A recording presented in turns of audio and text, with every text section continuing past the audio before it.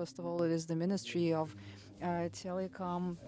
They have always been supporting us since 2010, when we held our very first Russian Internet Governance Forum. We also wanted to thank ICANN and RIPE NCC, and also our domestic partners, the Technical Center Internet and the Kaspersky Labs.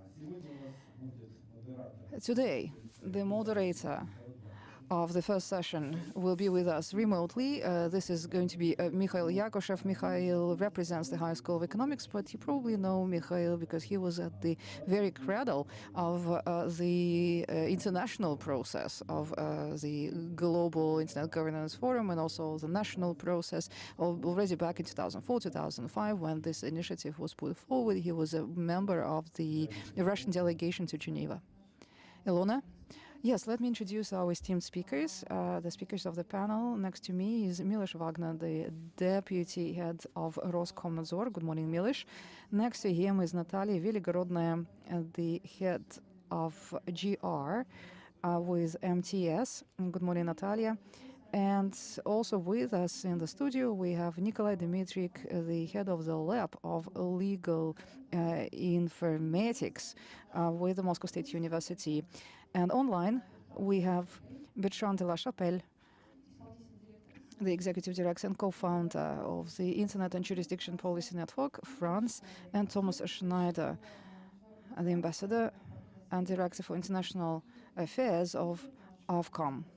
And also one other speaker, Alexandra Arvyakhovich, the Director for Legal Initiatives within the Internet Initiative Development Fund. Welcome all our online panelists. And before I pass the floor to Mikhail Yakushev, our moderator, let me just add that we, the hosts, will be accumulating the questions that are to be sent to our speakers via the Zoom chat or through the broadcast on YouTube and other channels wherever we are broadcasting. You can send the questions to the speakers. Mikhail, I know that you were online with us because we tested the connection right before we opened the day. Hello. Yes, I'm here. I'm online. I'm with you. I also wanted to welcome our panelists, all the speakers, all the participants, all the viewers. Thank you for joining us today. Thank you for joining the Russian Internet Governance Forum. This session is called Regulation Data Sovereignty. We all are users of the internet, so it applies to us directly. One way or another, we deal with personal data, private data. We exchange this private data with the internet service providers, and this data is handled somehow. And in this regard, in recent years, there has been a lot of discussion on data sovereignty. Data sovereignty is perceived as part of the digital sovereignty concept. We assembled a star panel today for the discussion. We have representatives from the academia, we have practitioners, we have people from the government authorities, we have people from the business, and I'm sure that our panelists today will be able to shed the light on every single facet of this problem, of this concept. Let's see what are the most optimal solutions. Let's talk about what our expectations of the future are and how these things actually work today. We would be very happy if during the discussion today people will be able to get answers to the following questions. Well, first, the data sovereignty concept. Is it a workable concept? Is it applicable to the internet, considering that internet is transboundary? In other words, we are all saying that it's important to for the governments to maintain sovereignty over certain types of data, but is this possible?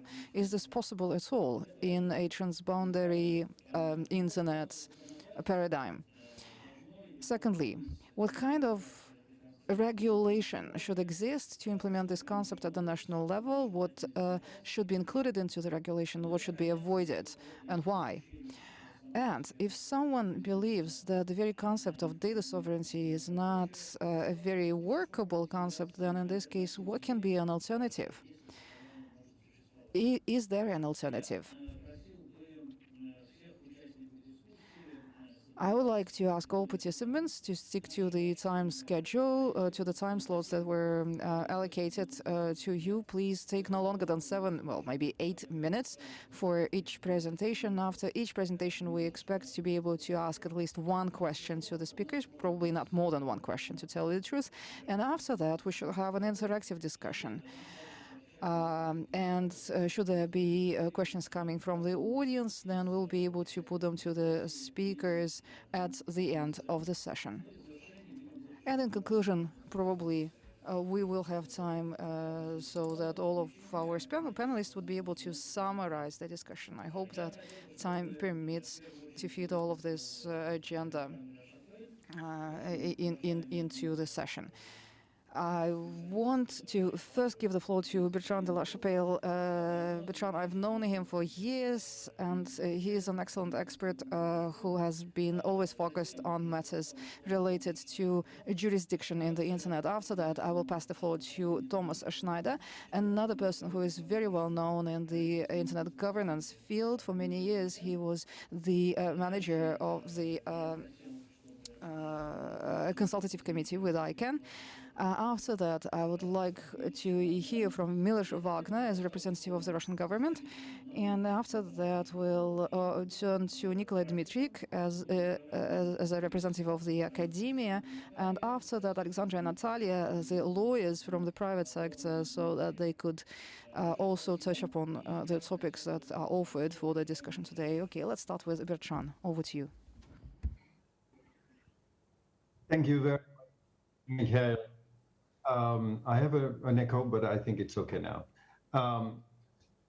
Thank you amazingly for this opportunity to speak today.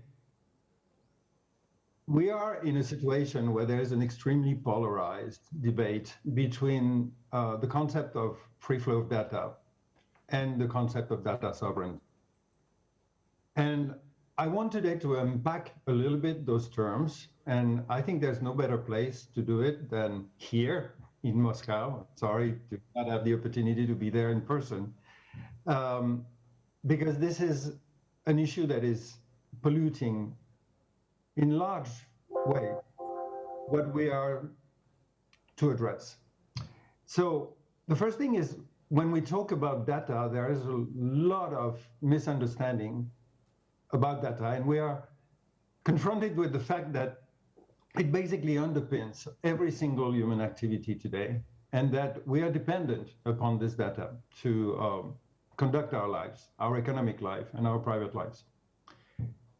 But we are not familiar with the particular nature of data, and we are resorting to analogies, and one of the famous ones that we're trying to debunk is the notion that data is the new oil. And analogies are wonderful to get us back to something that is familiar. But the reality is that if we try to use analogies and metaphors to drive policy, it usually brings consequences that are not necessarily applicable to what we are talking about. Data has unusual properties. It is a non-rivalrous asset. It is something that can be used and reused without being depleted.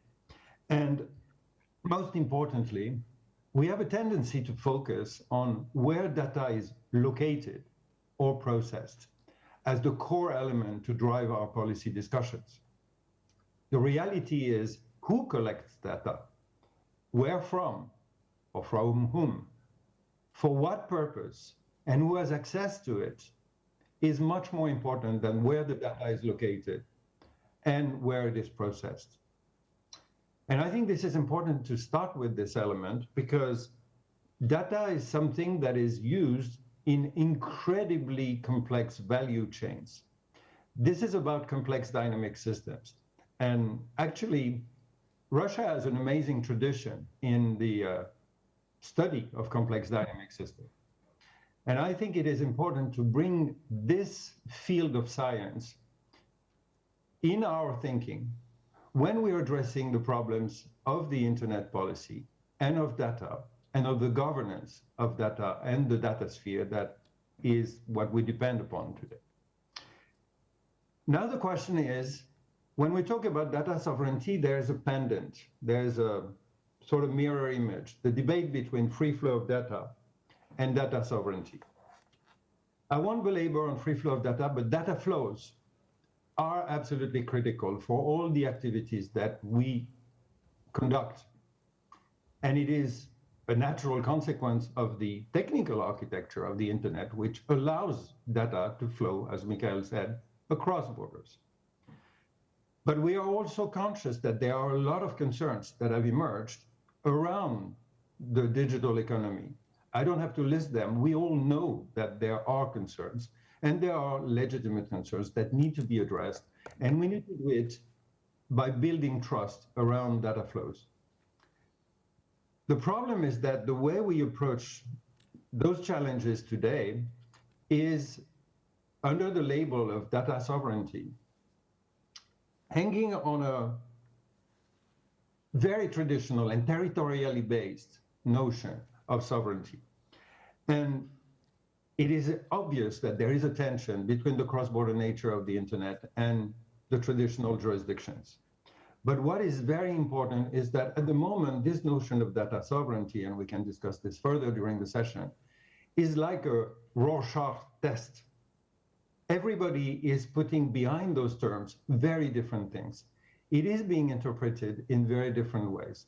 At the bottom, it is about the applicability of national laws over the internet and the data that is being used. But what is striking is that there are enormous implementation pitfalls in the way data sovereignty is being implemented in practice, and particularly around data localization, because there are boomerang effects and there are a lot of unintended consequences. It is one of the most important things to understand that the exercise of sovereignty in the digital age is slightly different from the traditional exercise of sovereignty. Nobody says, and nobody should say, that sovereignty as a concept, including the responsibility of a state to protect its citizens and ensure a framework and a legal framework that is predictable, is obsolete. Sovereignty is there, and it's an important concept. However, I strongly believe that in the context of the digital environment, the exercise of sovereignty needs to change, to evolve, because in as much as it remains more or less the same as long as the decisions affect only the territory of the country, whenever there is a cross-border impact of a national decision, there is a new responsibility for states in the exercise of extraterritorial jurisdiction, for instance, or any measure that has an impact on other actors. So to finish with this and keeping with the time that is allocated, we are in a situation where we have to deal with multiple jurisdictions that apply to data and the data sphere. Not only the governments set the rules, but the major platforms through their terms of service, and that includes Russian platforms, are setting rules for people who are outside of the country where they're incorporated. And this plurality of jurisdictional rules is one of the big challenges. It is particularly topical to address this issue for me today because we just released, as the Internet and Jurisdiction Policy Network, 2 days ago, actually, in an event with Japan, a new report that precisely addresses this in detail, this tension between free flow of data and data sovereignty, to unpack those terms. The report is called "We Need to Talk About Data," and one of the key messages is, for moving forward, we need to be as innovative as the people who invented the internet in the first place. We need governance innovation. And that's what Kofi Annan said already in 2004, and it is more true than ever. We need to find a new architecture and a new governance framework that allows for legal interoperability between the different actors and refrain from measures, unilateral measures, that actually are not coordinated and make the problems usually harder to solve. Thank you.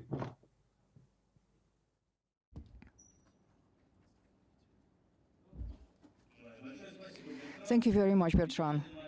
I have a quick question to follow your speech. So you have mentioned that sovereignty execution, the way sovereignty is executed, it means not only the rights but also the obligations of the state. Do you believe that now these obligations of the state should be recorded somewhere in an international and binding legal document? Thank you for the question. I think binding documents are only binding if people really want them to be binding. I think what is needed is first to agree on this principle. And you were mentioning that we know each other for quite some time, and many people probably in the audience, and Thomas and others, we've been together in this debate for 20 years. The World Summit on the Information Society was in 2003-2005. And since 2003-2005, more than 18 years ago, we are still arguing about the famous Article 35 of the Tunis Agenda.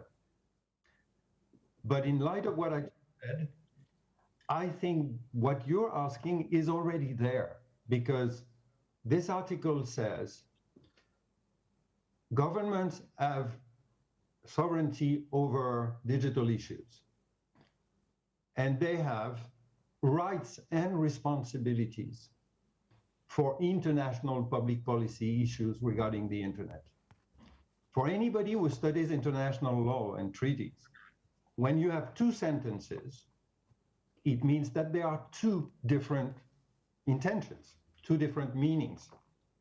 And the fact that there is national sovereignty in the traditional sense on the territory of the country, with all the constraints of international law and international human rights, etc., is one thing. But the second sentence says exactly what I was describing already 20 years ago. States have rights and responsibilities in international public policy regarding the internet.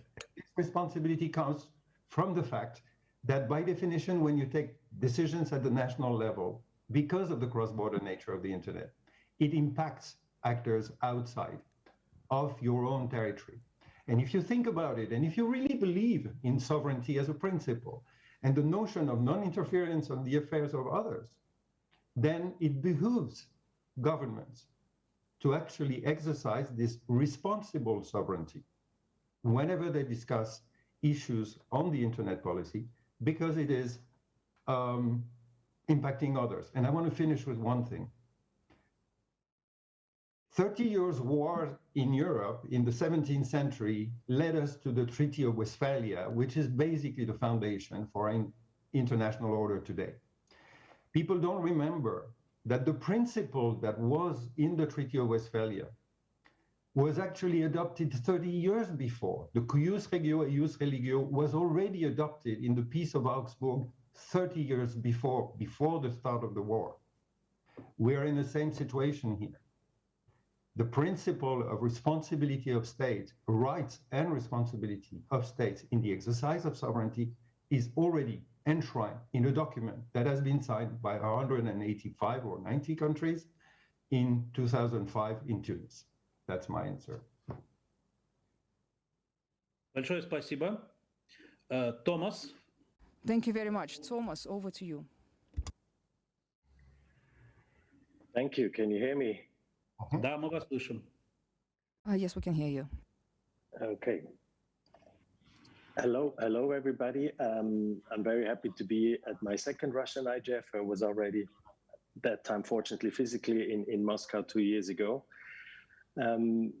Before I start with my own points, I would just like to say that I support what Petra is saying and with regard to digital sovereignty and the need to cooperate. I'll come back to this at the end of my intervention. I would like to give you maybe an alternative to the concept of digital sovereignty, which is of course based on our Swiss background. And you may say, yes, we are special people with a special political system, so that's useless for the rest of the world, but maybe it can nevertheless help you as an inspiration.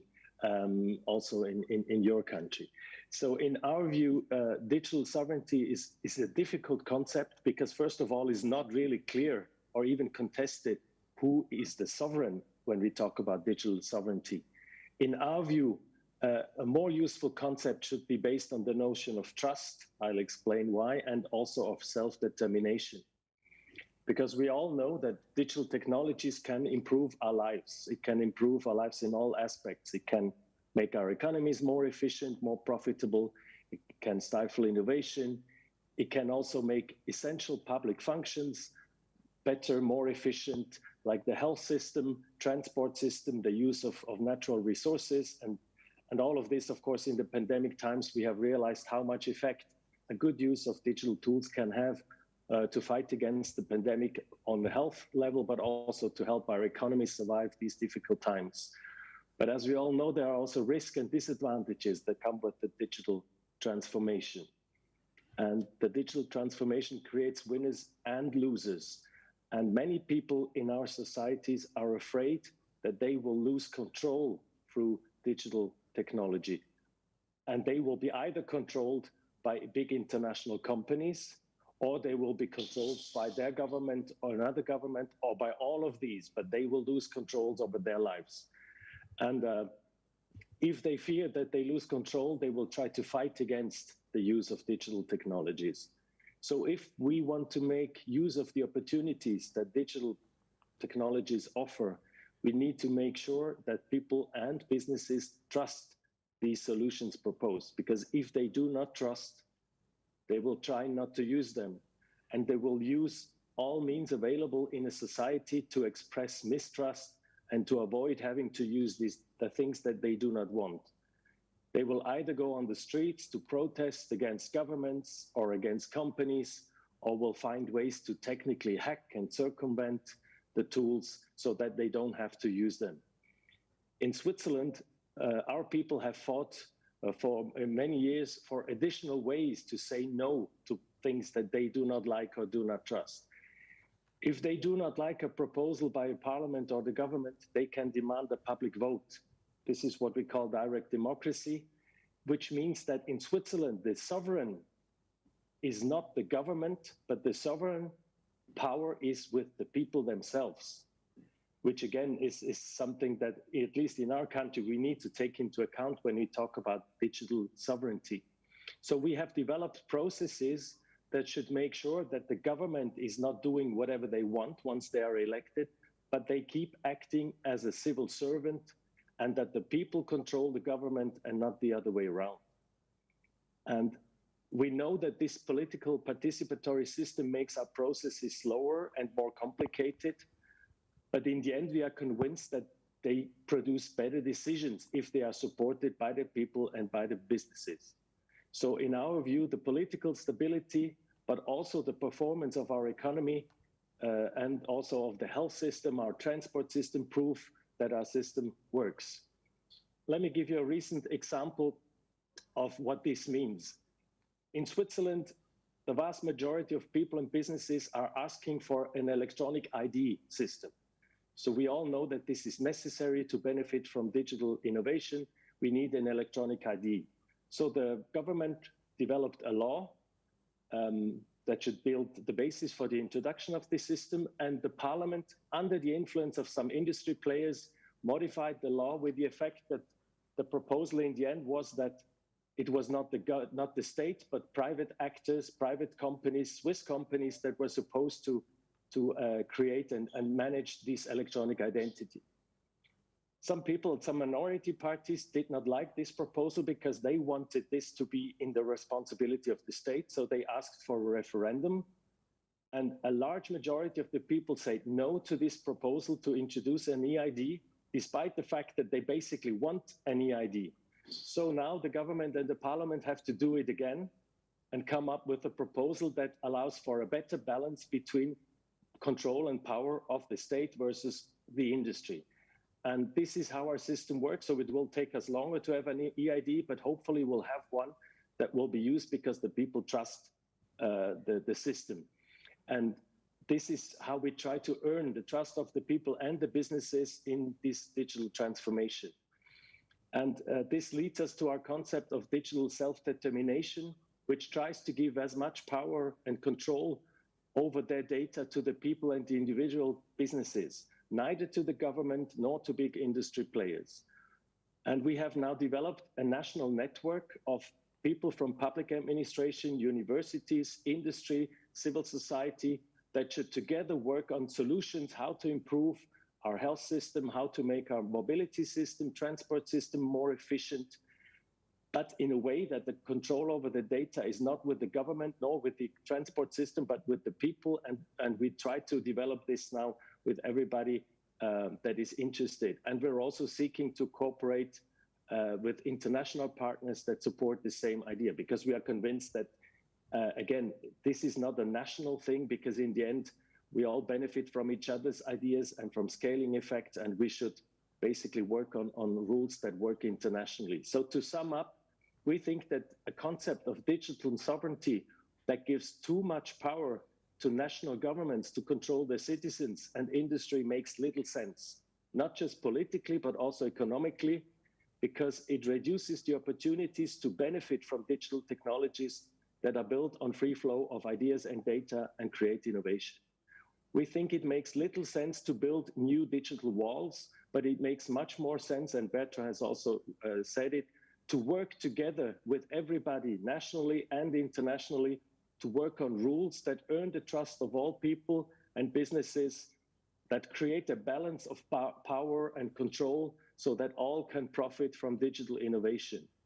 And this means hard work, that we need to work on these shared rules nationally, internationally, together with the government, with the industry players, but also with civil society in a participatory way, so that we all have a trustful, positive attitude towards new digital tools and are able and willing to use them in a way that, if possible, everybody can benefit from this. So we would like to seek also international cooperation to work on these rules together. Whether some aspects will be binding, some aspects should be non-binding, is something that needs to be discussed in detail. We're also working with our Russian colleagues in the Council of Europe on the legally binding elements of a legal framework for artificial intelligence, for instance, and we are very eager to also hear your views. Thank you. Большое спасибо. Thank you very much, Thomas. I'm pleased to hear what you had to say, because I did not know what you wanted to discuss, but everything that you said,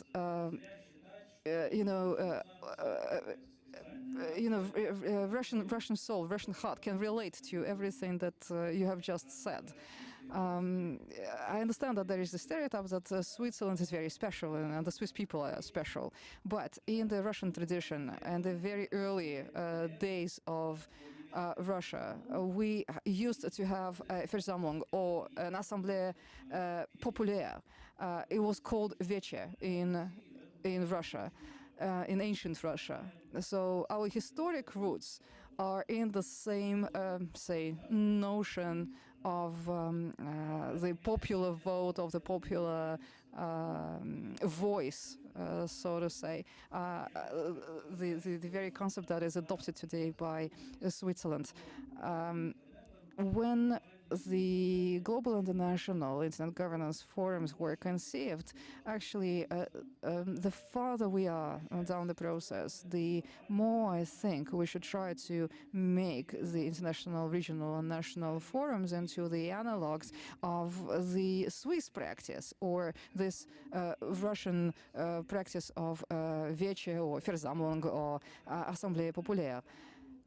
Very well. Now I'd like to pass the floor to the representative of the Russian Regulatory Authority. Milosh, over to you. Thank you very much. Thank you, Mikhail. Well, I've been listening to our first panelists, Bertrand and Thomas, and both were saying very important things. We are in a situation now when all countries, just like Russia, we are sharing pretty much the same experience. That is to say, the citizens are asking to be protected, but on the other hand, there is a lack of trust or insufficient trust. To go back to Bertrand's words,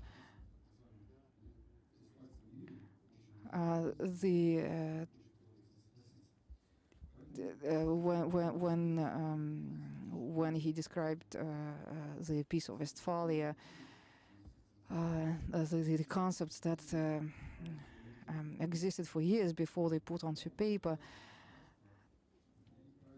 I believe that now we need to come to an agreement about the rules and put them to paper, so that the data works for the benefit of the country, so that on the basis of data, the infrastructure would be forged, the technologies would be designed, and also those rules, they must protect the citizens.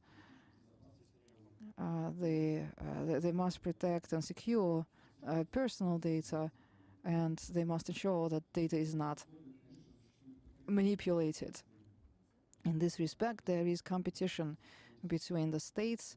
Every state intends to extend its sovereignty over the data that the state believes is necessary to achieve its goals. That's why the governments today are trying to cover the data with regulation. In Russia, we believe, and probably will continue to insist, that in our country, Russian regulation applies and should apply, and no international rules should apply in Russia. And also every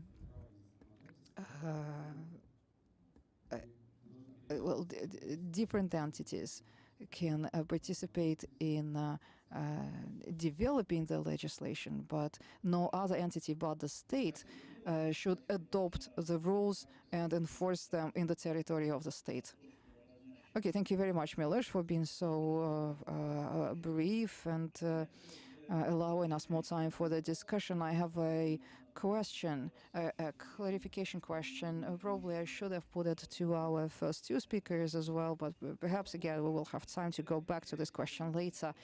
So here is the question. At Roskomnadzor, you are responsible for the protection of privacy, of private data.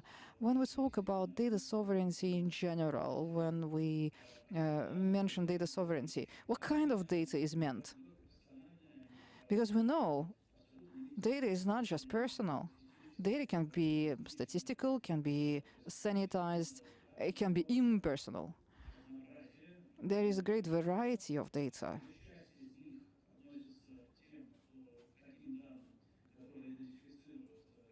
And only some of the data can be used to identify specific people. And then the citizens, the persons can recourse to the local law enforcement authorities in order to protect their data. But the data sovereignty, how broad is the notion? What kind of data is included into data sovereignty? One of the questions that I put at the start of the session, what kind of regulation should exist with respect to data sovereignty? How do you define data? Well, I believe that every government is responsible for the development of the national economy and also for the protection of the citizens. So we believe that data sovereignty should cover personal data primarily. As to other data that can be included into the data sovereignty concept for the sake of achieving the first goal, the development of the national economy, well, this is subject to a discussion depending on the economic and technological means and capabilities of the state. Okay, thank you very much. Well, I'm sure we'll continue this discussion after we have heard from all of our panelists.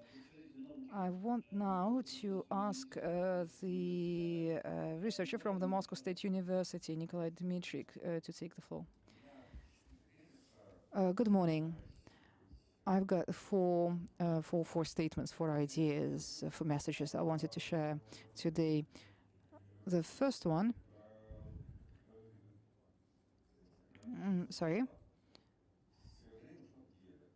the governments always share something. There is the Treaty of 1494, the Tordesillas Treaty, between Portugal and Spain. The two nations divided the world across a meridian in two parts, in two halves, period. So the first message is that the governments, the nations, tend to divide things all the time. My second statement is the Convention on the Law of the Sea, the United Nations Convention from 1982. I like the 1982 year because that was the year in which I was born. And this convention basically divides the open sea between the states. The convention says that there is the shoreline, then you count 12 nautical miles, which is territorial waters, then another 200 miles, the exclusive economic zone, then there is the shelf, and then the open seas. And in the open seas, there are four freedoms: the freedom of navigation, the freedom of fishing, the freedom of the open air, the freedom of flying over the open seas, and the fourth one, I do not remember which one it was. And it also says, the convention says, that the air above the landmass of the state and also the territorial waters belongs to the state. And this is how countries today divide the sovereignty. This is not just what they divide, this is how they divide. They are using these imaginary lines in the physical space to separate one state from another. And the same happens in the Arctic, in the Antarctic, in all these areas that belong to all of the humanity. My third message, well, to illustrate it, I will tell a joke.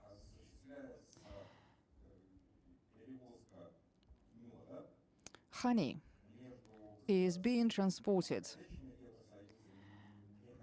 between the EU member states and non-EU member states. At the border between an EU member state and non-EU member state, there is a farmer, and the farmer brings I don't know, a gallon of honey to a field at the border between the states. The farmer from the EU member state brings a beehive on the other side of the border into the same field. And in a couple of hours, the honey is transferred from a non-EU member state into an EU member state without breaking any borders or violating any customs rules. So my third message is that the countries, the states, they tend to split or divide the wrong thing. For instance, the air is common, it's shared, it doesn't belong to anyone.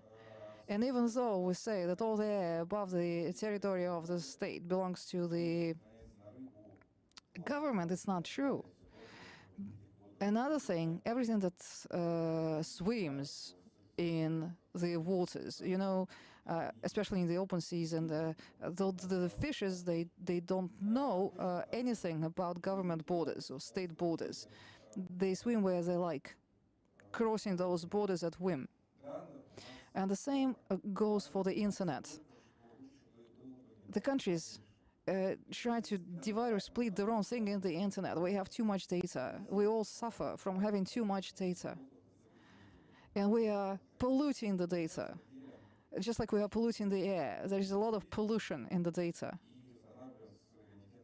And we are trying now to establish sovereignty over this resource.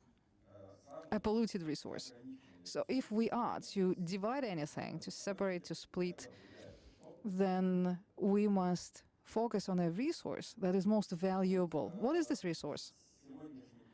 What's most valuable for the economy? Today, we're sitting in a room which is empty. We do not have people in the audience, just the panelists, basically. And it is a good illustration of what is the most valuable resource these days. We are here for the sake of this resource. The most limited resource of today's economy is attention. Attention sovereignty is not possible for the same reason that goes for the bees. You can't attract the attention of the bees in any other way but to offer them honey. In English, there is this new notion,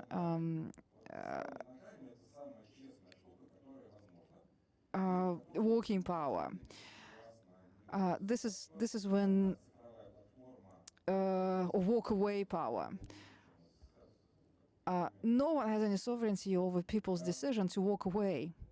No platform, no government. People always vote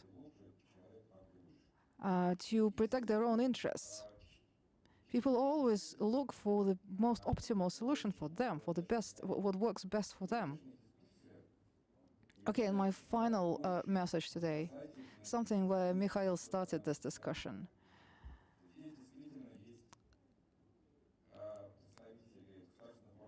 Today, in the panel, we have representatives of the international community, the practitioners, the business people, the authorities, but we do not have the civil society represented in the panel. We do not have citizens.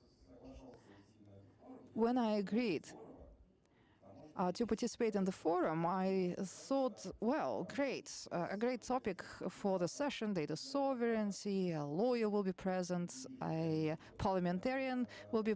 I do not see a lawyer. When I read lawyer, I thought there would be someone like a barrister, someone who appears in court, that kind of lawyer, not a corporate lawyer.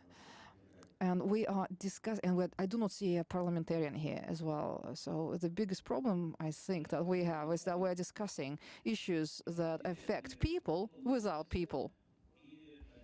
Okay, thank you very much, Nikolai. These are very interesting messages, and I cannot but agree with your last statement. The very principle of internet governance was always based on the multi-stakeholderism model. That means representation. That means interested persons. And of course, the civil society is one such party, an interested party.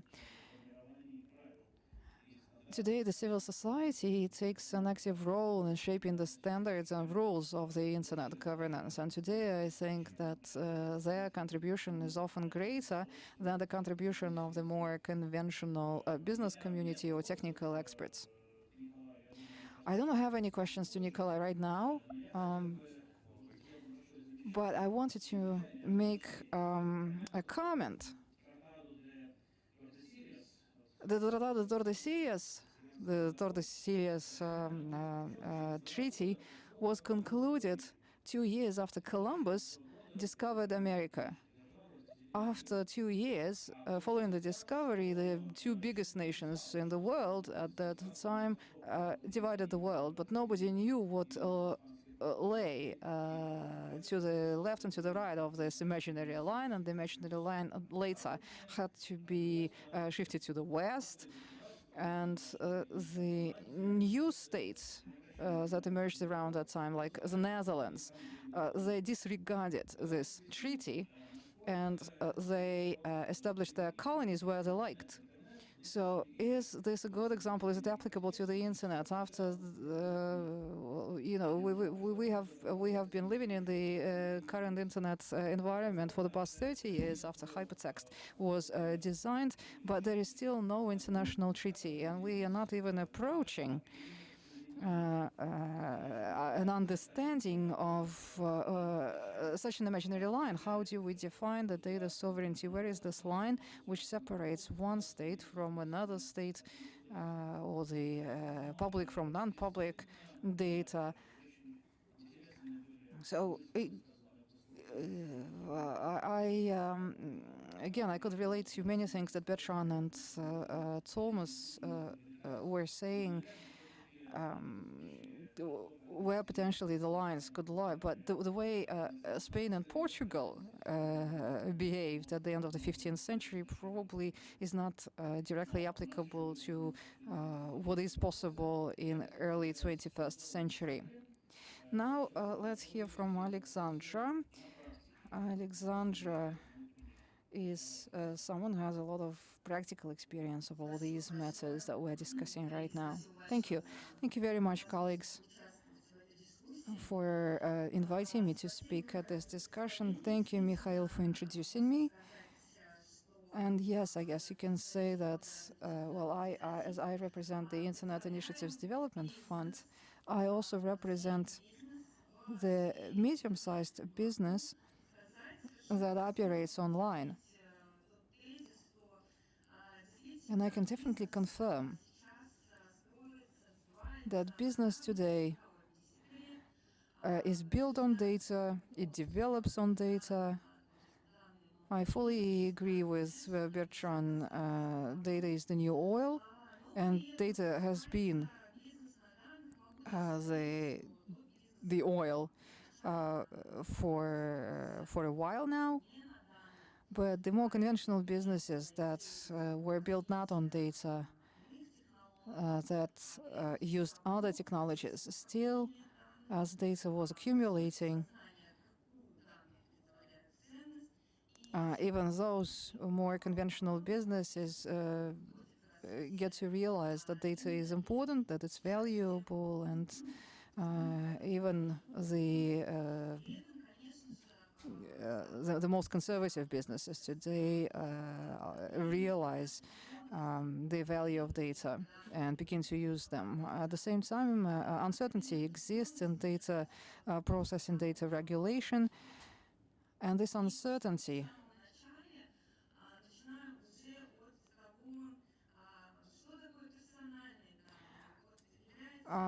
begins at the beginning. That is to say, there is still uncertainty about personal data. What is personal data? Because I often hear, well, maybe it's not personal data, maybe it's big data. If it's big data, you just process them, and you disregard the fact that part of this big data is actually personal data.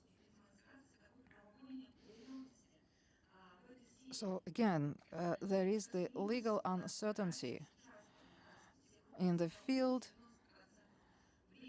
and probably Miloš will agree with me in all the round tables organized by Roskomnadzor. Like 90% of the time at the round tables, the one question that is being discussed is, am I dealing with personal data? If I'm processing this kind of data, is it personal? What kind of legislation applies to it? How is it regulated then? So the absence of certainty and poor definitions slow down businesses and create a kind of fear and legal uncertainty for citizens as well. You know, there is another concept. If you're not paying for a good, it means that you are the good yourself. You are the asset. If you're not paying for the asset, then you are the asset.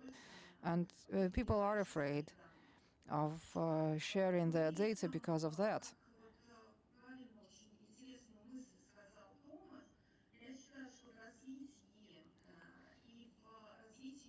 To go back to Thomas's words, as the concept of digital sovereignty evolves and as the regulation evolves, we must address the question, who is the sovereign? who owns the data. The concepts, the regulation,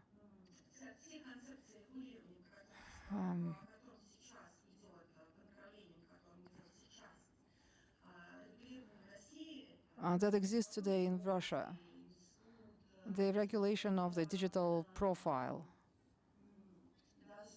the digital IDs, or the more recent provisions or draft laws on data regulation is based on the idea that the sovereign and the owner of the data is the state. I believe an international practice also tells us that if in regulation we take into account that the owner of the data is a citizen is not just a person who is in need of protection. A citizen is someone to whom the data belongs. And if we manage to build that citizen into data processing regulation in such a way that citizens control and manage their data, then we will be able to boost business development, and we'll be able to ensure the balance of interests between citizens and the state. Thank you. Thank you very much, Alexandra. Well, in addition to the very first three questions that I articulated in the beginning, who is the sovereign? This is another question that we should add to the original questions. Who is the sovereign? The question that Thomas postulated. It's worth considering. Even in the light of the Russian constitution, the Russian law on personal data, the answer may turn out to be quite paradoxical. It's not the state. Potentially it is a body of different entities, or according to the constitution, the power in the country belongs to the people. Maybe it's the people, but again, it's a matter of a discussion, I guess, or for a discussion. Another practitioner, the representative of one of the largest telecom corporations in Russia, Natalia Veligorodnaya, MTS, over to you. Well, thank you very much, colleagues. Thank you for giving me an opportunity to speak at this discussion. Frankly speaking, being a lawyer, for me, the title of this session, Data Sovereignty, sounded a bit doubtful. In the classical interpretation, sovereignty is independence of the state inside the borders and outside the borders, and the ability of the state to execute government policy independently, autonomously. What does it have to do with the data? Can a state be considered to be a sovereign over data? Well, I agree with the panelists who spoke before me. My personal position, and I think it is the position of the Russian business in general, is that the government, the state, cannot be sovereign over data. The main role of the state is that of a regulator. Citizens, owners of data, data sovereigns, should have some kind of a framework coming from the state that will protect the data. The data that is important to ensure economic or defense security. The government, the state, needs to establish the rules to protect the data for the purposes of economic, etc., security. For the business is looking for a regulatory environment that will enable it to own data, work with the data, create new platforms and services, and develop them, and along launch them in the international markets in order to develop itself and to promote the development of the state.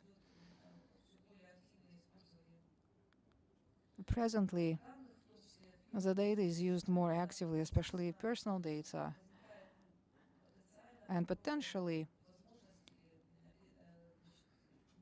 there is a chance that the data may be compromised, the data will not be held securely. So it is in our interest to have clear and easy to understand terms and conditions of data handling. What is personal data? What is private data? What is data inviolability? What are the rules of data processing? It's important for us. The business needs rules, the clear and accurate and precise rules of the game and the regulation. We need to make sure that we are conducting our operations in the legal, in the lawful manner. To turn now to the current Russian challenges, it would be great if we had a clear legislative definition of data anonymization. What are the rules of data anonymization? What is data sanitation or redacting, removing personal information out of the data? What is cookie files?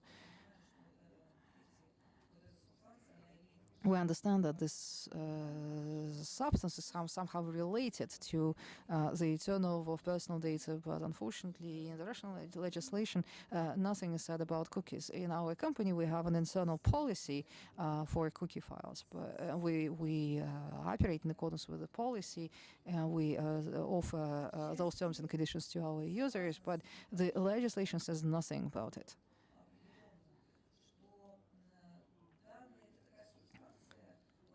I agree with others who said that data is a substance over which the state cannot have full and complete power or sovereignty. It's important for the business that the state produces and coordinates an internal policy which is aligned also with international best practices on transboundary data transfer. This is extremely important for us. Again, we are looking for clear and easy to understand rules, the rules of the game. If the rules are clear, then this provides businesses with stable grounds for development. Okay, Natalia, a question, if you don't mind. You've mentioned things that can be deemed to be problematic in the relations between the service providers, the subscribers, and the regulatory authorities, like cookies. In Russia, those matters are either not regulated at all or not sufficiently regulated. On the other hand, there is European experience, the experience of GDPR and other directives, other conventions that I'm sure you studied. So from your perspective, can we just adopt the European experience? Can we transplant those provisions into the Russian law? Well, of course, we researched the European legislation because our company provides services to foreign nationals as well, so we must understand how we can comply with some international provisions. In the European regulation, there is more clarity, there is more certainty. It's better defined. It would be wonderful if Russian legislation would follow suit, would follow some of the best practices of the European Union, for instance. Data processing, data anonymization is one important issue. We believe that, say, data anonymization can secure personal data and secure the rights of citizens when personal data is used by businesses or governments. So again, data anonymization must be discussed with data sovereigns, whoever they are, with the businesses. Of course, government interests should be taken into account, but we need to have regulation in the field, and also on the basis of international experience. Good, thank you. I have a question first to all panelists. We have heard from all the speakers. Maybe any of you would like to add something to your initial contribution, or you have questions perhaps, or comments to the other speakers. And I also want to ask the organizers to let us know whether we received any questions from the audience. Yes, we have questions, a lot of questions actually, and we have questions both to specific speakers and to the whole panel. Okay, good. Then okay, let's take the questions from the floor. And then the person who answers the question will also be able to ask other questions or give additional comments to what was already discussed here. I've got these two questions. First, a question to Thomas Schneider from Tatiana. The academia, you didn't mention academia as a partner to businesses, the civil society, the governments, and also the academia, according to the different documents of the United Nations, is an equal partner is part of the multi-stakeholder model. So, Thomas, did you mention academia in the list of the stakeholders? Thank you. Yes, thank you, now I hear myself double. Thank you to Tatiana and for that question. I think I said universities. I didn't use the word academia. And maybe this got lost in the translation, but I said universities. And of course, they are an important part of finding solutions. So they need to be part of it. We also see this in the pandemic, that scientists are important, but also there, it's not just in the pandemic issues, it's not just scientists about viruses and epidemiologists, but we also need economists and sociologists to find solutions that work. And if you allow me to a quick reaction to some of what the other panelists have said, I'd just like to add that the comparison with the law of the sea is something very interesting. It's not fully 100% compatible, but for instance, we do not build walls in the seas that separate territories from each other because it's not feasible, and because we want ships to cross the water, and we want animals to cross the water. So there's an analogy there. And also we have a mutual responsibility that we share the same ocean, despite the fact that maybe the territory is divided. But if one side pollutes the water, it also pollutes the water on the other side, and then the other side pollutes the water back, and in the end we both suffer. So also with the sea and with air, we are forced to work together, even if we on paper divide the seas into national territories. This is nice and it's useful, is necessary, but it's not enough. Just one other notion about Spain and Portugal. We don't want the big powers today to divide the digital world among them and leave the rest of the world out. We want opportunities for Swiss businesses, for Russian businesses, for Swiss people, Russian people, but also French and the Africans and everybody. So I think we should, if they want to go down in that direction, we should tell them that this may not be holding, because there will be new Dutch actors and others that will just ignore whatever they try to rule the world and divide it among them. And my last comment is what Natalia says. It is crucial for business, for innovation, that you have clear rules.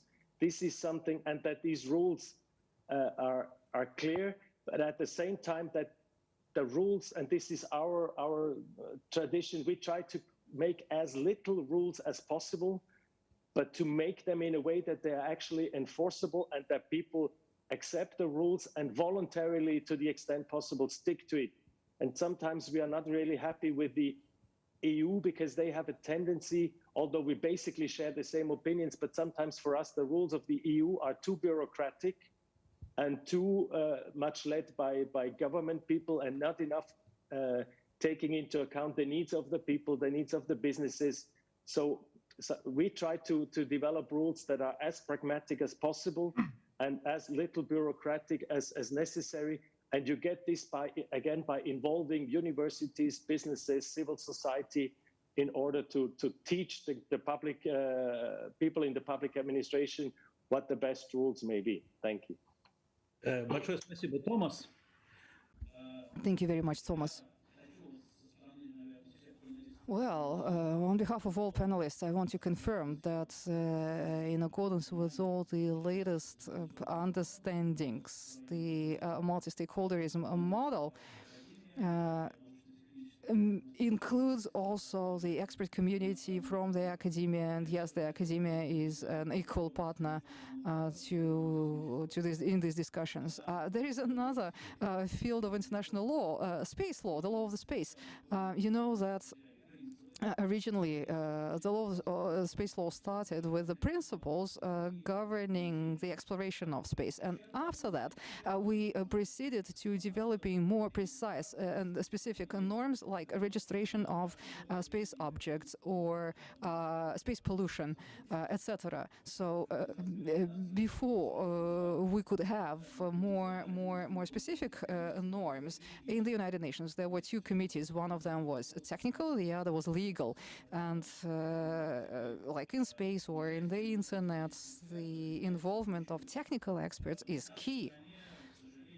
In our country, unfortunately, as we can see, the way the legislation develops, if very often the legislation doesn't take into account the interests of business, in even fewer cases, the interests of the technical community are taken into account. It would be great if things would change and change soon. Yeah, since Nikolai, I can see Nikolai also wanted to address this question. Yes, I will be brief. And as a representative of the academia, as a representative of the university, of a faculty, to be more precise, perhaps I recourse to a simple analogy or explanation of my messages. The problem is much more complex than probably what you heard from me today. So I will make an attempt of adding more dimensions to what I have just said. Tatiana and Thomas and other speakers here talked about certainty or definition. Legal certainty. The certainty of legal provisions. It's one of the fundamental principles of law. You cannot comply with the law or with a rule if you don't understand what the law is or what the rule is. What is the scientific aspect or academic aspect of sovereignty? What's the problem there from the scientific point of view? The concept of sovereignty appeared together with the Peace of Westphalia in order to introduce more certainty, because before that it wasn't clear which rules applied where. The 30-year war ended in the death of about 1/2 of the population of continental Europe, and an agreement was reached that in order to achieve more legal certainty and to stop people dying, every state should establish rules for its own territory. Before that, there was only private law, privilege, the private law. I will remind you of that, because before that we only had private law that was associated with the right of birth. To launch the discussion, Mikhail said that in cyberspace, when territorial laws are applied to cyberspace, which is transboundary, this creates uncertainty. So for 300 years, the legal certainty principle augmented legal certainty, but now the sovereignty reduces, as one of the legal principles actually is reducing the legal certainty. How is this related to what I was saying in the beginning? The biggest resource today of the modern economy, the most valuable resource, is attention. So when we are saying that every state is sovereign in its territory, every state establishes its rules, but if we say that we waste the attention of those people who are supposed to comply with those rules. Here, the representatives of business are already complaining that there are rules of the European Union and then there are rules of Russia, and it's not easy to understand how these two different sets of rules are related to each other. We incur transactional costs, etc. We have the Eurasian Economic Community here, the 5 states, Russia, Kazakhstan, Belarus. Well, Belarus, finally, in August last year, they adopted the law on personal data. I don't remember the exact name, but again, we have here 5 countries within a single economic community, and those 5 countries adopted 5 different rules, and there are many companies that operate in those 5 countries inside a single economic space, and they have to comply with 5 different rules that exist in those states. So once again, we need to look now for an alternative, for a replacement for the concept of sovereignty in cyberspace to increase legal certainty. It looks like the principle of sovereignty in cyberspace does not work because it runs against the principle of legal certainty. Sovereignty in cyberspace runs against the principle of legal certainty. That's one of the main ideas that I wanted to deliver today. Yes, we have another question from Anna Karachanyan, and it's addressed to all panelists. Do we need to define the borders of sovereignty? Maybe we should define common principles that would be acceptable to everyone. Birshan, what do you think? Common principles, is that a possibility?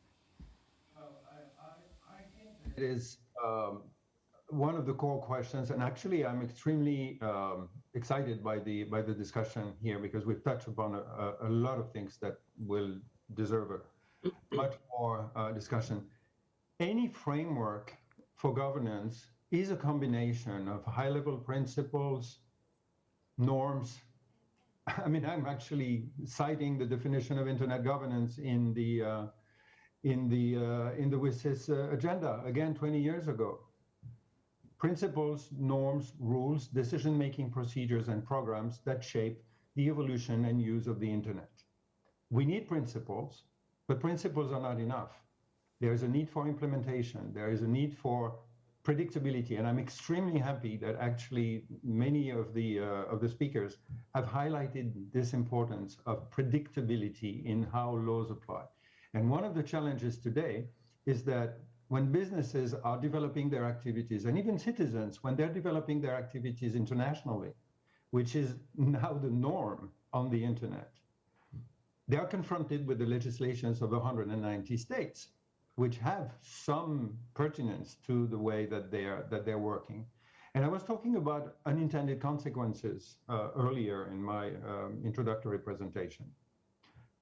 The GDPR has been mentioned. Nobody expected that one of the consequences of the very legitimate insistence on the importance of privacy protection would lead to the fact that now a certain number of American news sites are not accessible in Europe because those news sites don't want to have to handle the privacy protections of GDPR, and their audience is not in Europe, and their advertisement market is not in Europe. And so the unintended consequence of something that is extremely positive is actually a diminution of the right to access information. And this is what I meant by complex dynamic systems. And what we are confronted with is that we have to deal with a patchwork of international norms, and we do not have the rules of how they can coexist. Vint Cerf, who is the co-inventor of the internet, said it in one of the conferences that we organized. Organizing the coexistence of all those jurisdictions online is more complex than inventing the internet itself. And this is the challenge that we have. And I want to make just a few comments because many of the contributions were extremely interesting. For Milos, there is an element that is extremely important is how do we understand the words that each other are using? How can we frame the common problems? And for instance, regarding the responsibility, the term responsibility, as it came in the translation, I don't know how it sounds in Russian, but there are two dimensions of responsibility. One is the authority. I'm responsible for doing something. And in this case, the expression was the government is responsible for the economy and the protection of its citizens. But behind the term responsibility, in English, there is also a term which is accountability. And this doesn't mean that neither the government is the only entity responsible for the economy and the citizens, but that it has responsibilities of not harming or not doing negative impacts on those actors. So discussing with nuance the terms, the question of legal predictability, the question of data sovereignty, many other people beyond me have said that one of the big challenges that we have is that we do not understand the same thing behind data sovereignty. And even the question of what is sovereignty in the digital age is the question that we have to face. I try to insert the notion that the exercise of sovereignty in the digital age is slightly different from the exercise of sovereignty in the traditional international system of separated countries. I want to highlight two other things because there are many. I'm extremely happy that we are talking about history, precedents. We're talking about also analogies, and I just want to make a caveat or a note of caution. Alexandra was speaking on my mention of the expression data is the new oil. If you have the curiosity to look at the report, I put the link in the chat for people to download it. One of the main messages is we need to be very careful with analogies because they are right to a certain extent. But if we take them too literally, we actually draw conclusions in terms of policy that are actually excessive. And when we say data is the new oil, in many regards, data is very different from oil. It has some elements, but it is very different from oil because it is not wasted as we refine it. It can be shared. And the trend is that if we say too much data is the new oil, we have a tendency to associate this with what was the regulation of the big oil companies in the past, or there's a tendency to have a Malthusian approach to hoarding data and keeping it instead of sharing it. I'm also very happy with the references to the atmosphere and the hydrosphere. And the reason is that, as I mentioned, I strongly believe, and this is something that has emerged in the preparation of this We Need to Talk About Data report, that we have to address those issues with a new concept that is the notion of the data sphere. We are all producing, it goes beyond the internet or even cyberspace. It is this vast amount of data that is now floating around and represents and maps and reflects all the human activities. And discussing the governance of the data sphere is going to be the major issue moving forward, because depending on how we organize the rules, the extent of sovereignty, the role of companies, the role of individuals, as Thomas mentioned, in terms of self-determination, over this data sphere is going to determine the digital society we live in. And I think it is one of the concepts that we need to find and we need to discuss to organize this discussion. And I'm really happy about the content of the exchanges, because having the historic perspective, questioning the fundamental issues of what is democracy in the digital age, what is the relationship between the state and the citizens, what are the rights of the companies, and who sets, implements, and enforces the rights and responsibilities over the data sphere is going to be the most exciting discussion that we have. And I think of it as to finish, it is a positive aspiration. We have today a tendency to focus exclusively on what is going wrong. We had tech euphoria at one point, and now we have a tech backlash or a hangover, thinking that everything is going to go wrong. It's not true. It's not a Garden of Eden, but it is actually an amazing evolution for society.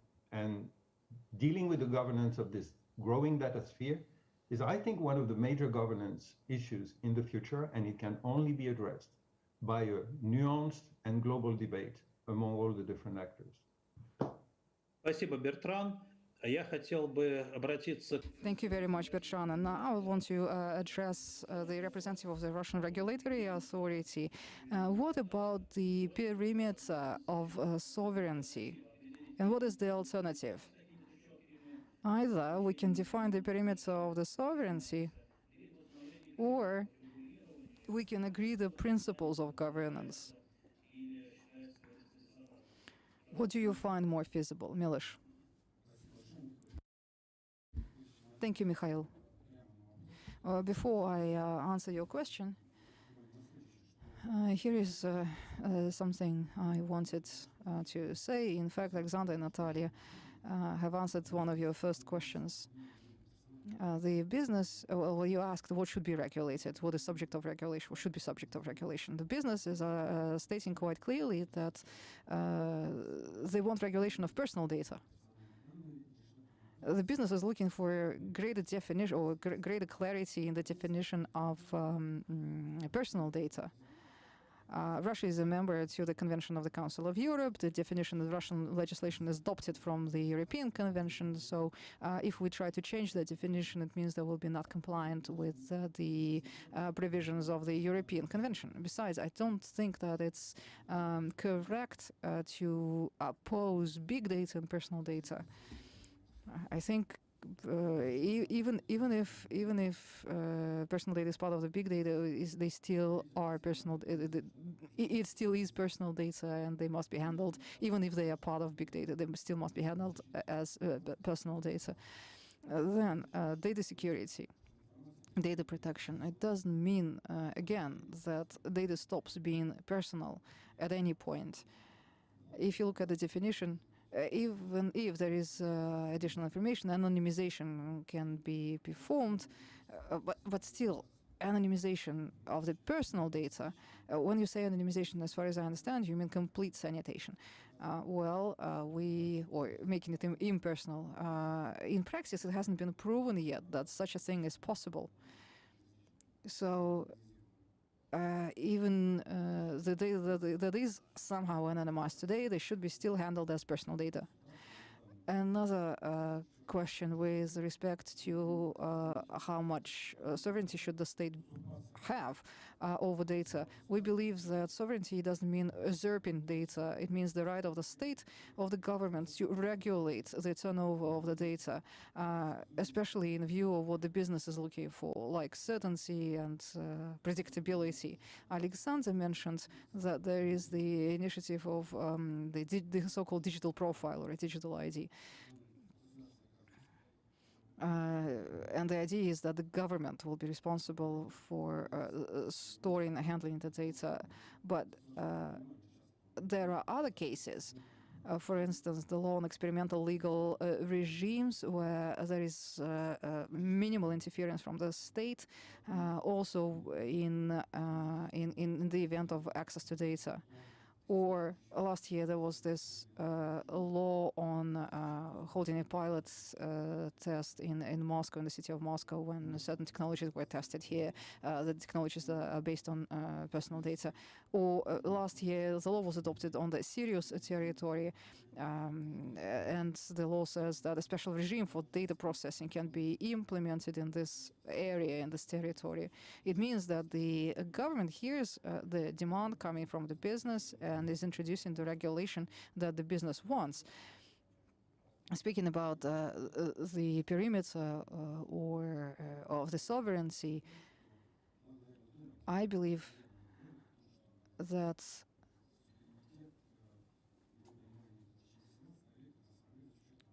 yes, the concept of sovereignty from the 17th century is no longer valid. It must be transformed. But probably it would be wrong of Russia to transform the concept unilaterally. I think it should be a common agreement of the world. Otherwise, it will be a very one-sided move. Thank you. Andrei, Ilona, do we have other questions? Yes, we have another curious question. I think it's addressed to everyone. So whoever wants to take it, please do. How will Russia respond if the United States or the European countries will demand that the Russian user data, like the data from Yandex or Kontakte, to be stored in their territories? The services will stop working, or are we going to concede to these requirements of foreign regulators in order to safeguard the interests of our compatriots living in other countries? Well, I think the question should go to Miloš. Well, the way I interpret the question is, okay, if foreign states adopt regulations similar to the regulation that exists today in Russia for localization of data storage. Well, yes, that's how I interpret the question too. Well, I think that this regulation is not unique to Russia. It was adopted, or something similar was adopted in a dozen other countries. And then, well, it depends. We will have to see what the actual requirements are. You can't discuss this in general. You have to look at specific requirements. If they say that the personal data of their nationals are stored within national borders, then that's logical, that's reasonable. If they want the data of Russian citizens to be stored in their country as well, we'll have to discuss that. Ilona, Andrei, do we have more time for questions? Well, maybe 2 minutes. There is another interesting question. We're not sure if it's a very correct question. We keep saying that definitions are very important. Bakhtiberg Bakhtikhanov is asking. Mikhail Yakushev mentioned that internet is transboundary, and we know that there is no internet space. But how can you ensure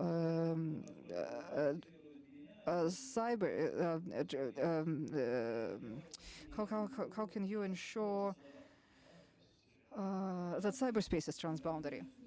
Well, I hate when people talk about words, when we do not discuss the essence, the meaning of the phenomenon, and instead we stick to words and try to argue with words. You call it whatever you like. You can call it cyberspace, you can call it the internet, call it whatever you like. We all understand what we mean by this notion. You use your own name, whatever.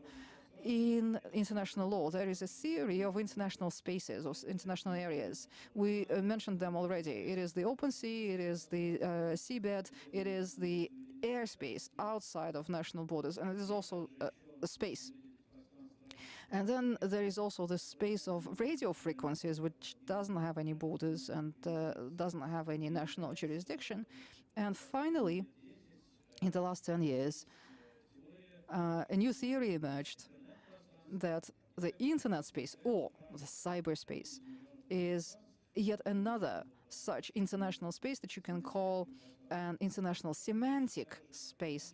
And just like in the outer space, actual space, or around seabed, there aren't any national borders, and physically it's just not possible to establish them. You can't demarcate. In terms of international law, you can't demarcate the space. That space. You can't build a wall. You can't erect barbed wire fences, just like you do on your own along your onshore border. So I don't think that this question deserves an answer, to tell you the truth, because we should not be arguing about words, about the names. We should be arguing or talking about the essence, the meaning of the phenomenon. Okay, Mikhail, what about the summary? We've exhausted the time for the panel. Well, colleagues, I think that everybody enjoyed participating in the panel. I wanted to express my gratitude to all the panelists from Russia, from Switzerland, and from France.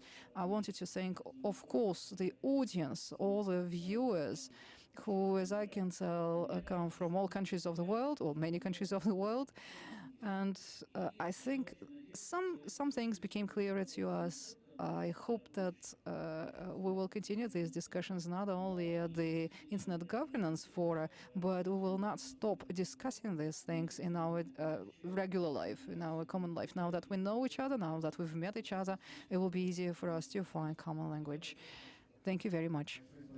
Thank you, Mikhail, for excellent moderation of this discussion. We've got souvenir pins for the speakers. These are the pins celebrating the 10-year anniversary of .rf. It's a logo of .rf. The panelists who are not in the room will receive the pins by mail later. And we are going to have a quick break now. At 11:40, we will announce the winner of the Virtuti Internet Award. And the winner is one of the panelists of the first session. So we will see again one of our panelists in 10 minutes' time. So once again, a huge thank you to the speakers, to the moderator.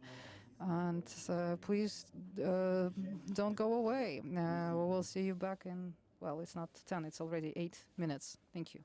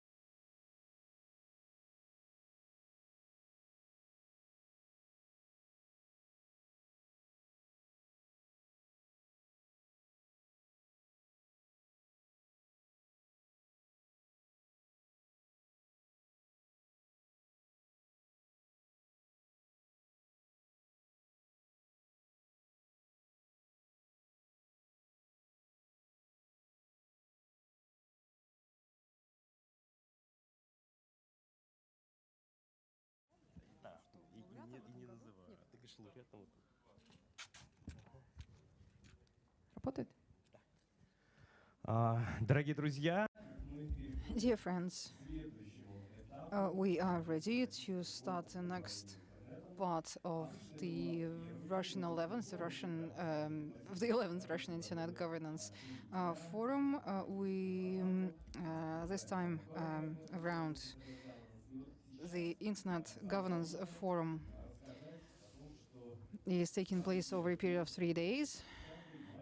But the first time we met was in May 2010, and we met just for 1 day, and we also established a special program, a special award called Virtuti Interneti.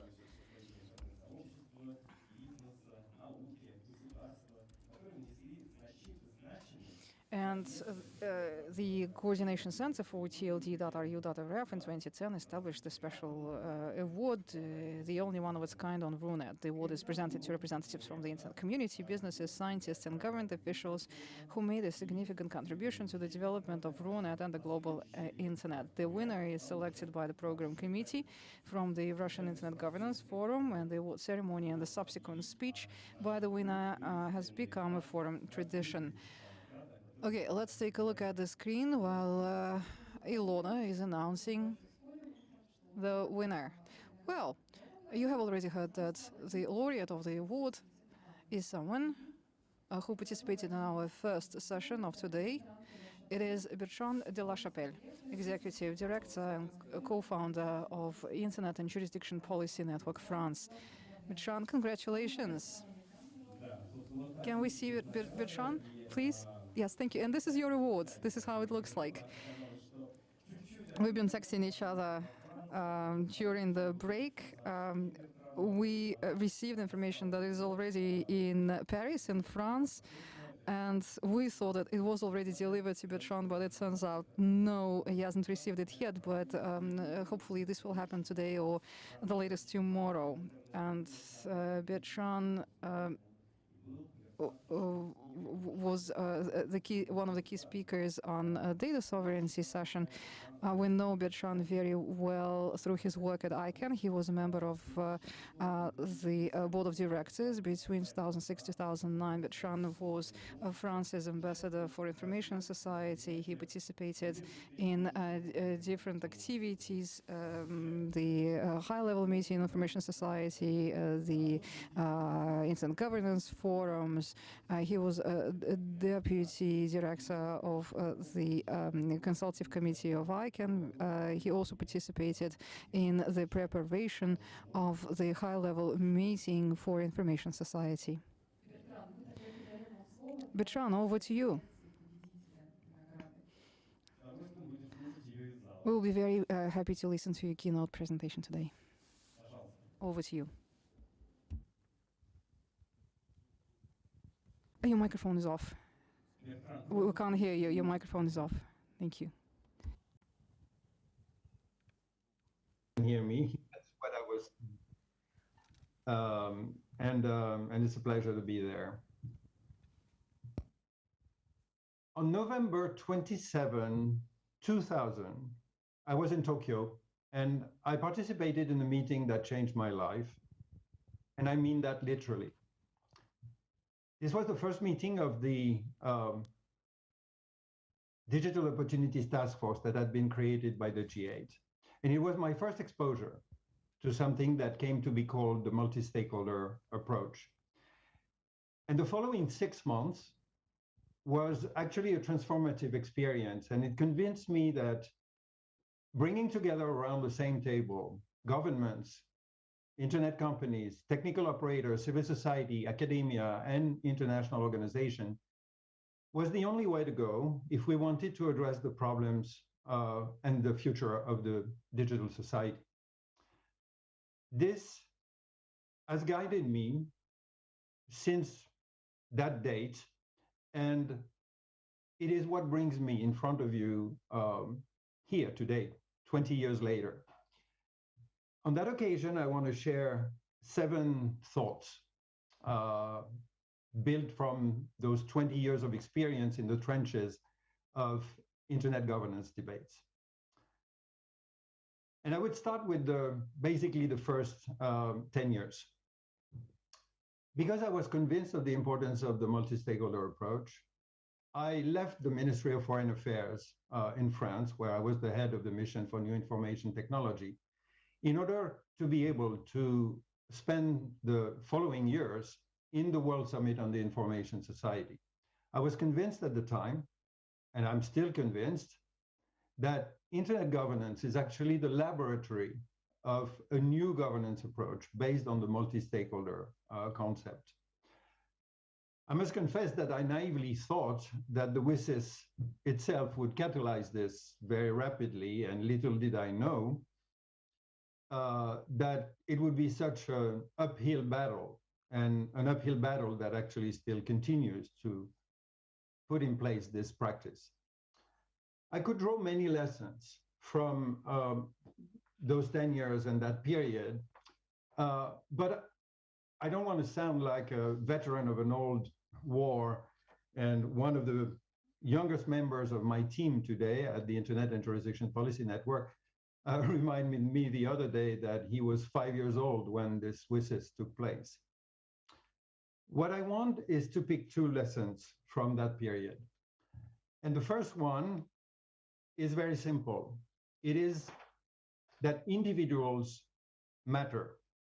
Because in a process that actually involves more than 20,000 people in the end, it is not the 50 heads of state that are now long forgotten, nor the representatives of governments or companies or so that really mattered in the end. It was rather a very small group of individuals who, in the context of something that was called the Working Group on Internet Governance, actually developed the definition of Internet governance that we are still basing our work on today.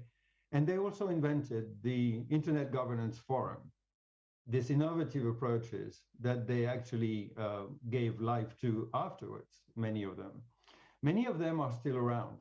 And I'm actually happy that some of them, including Wolfgang Klein-Wächter and Markus Kummer, are also were in the past awardees of this particular award. Individuals matter, and as the saying goes, never doubt that a small group of people can actually change the world, because this is actually the way it has always functioned.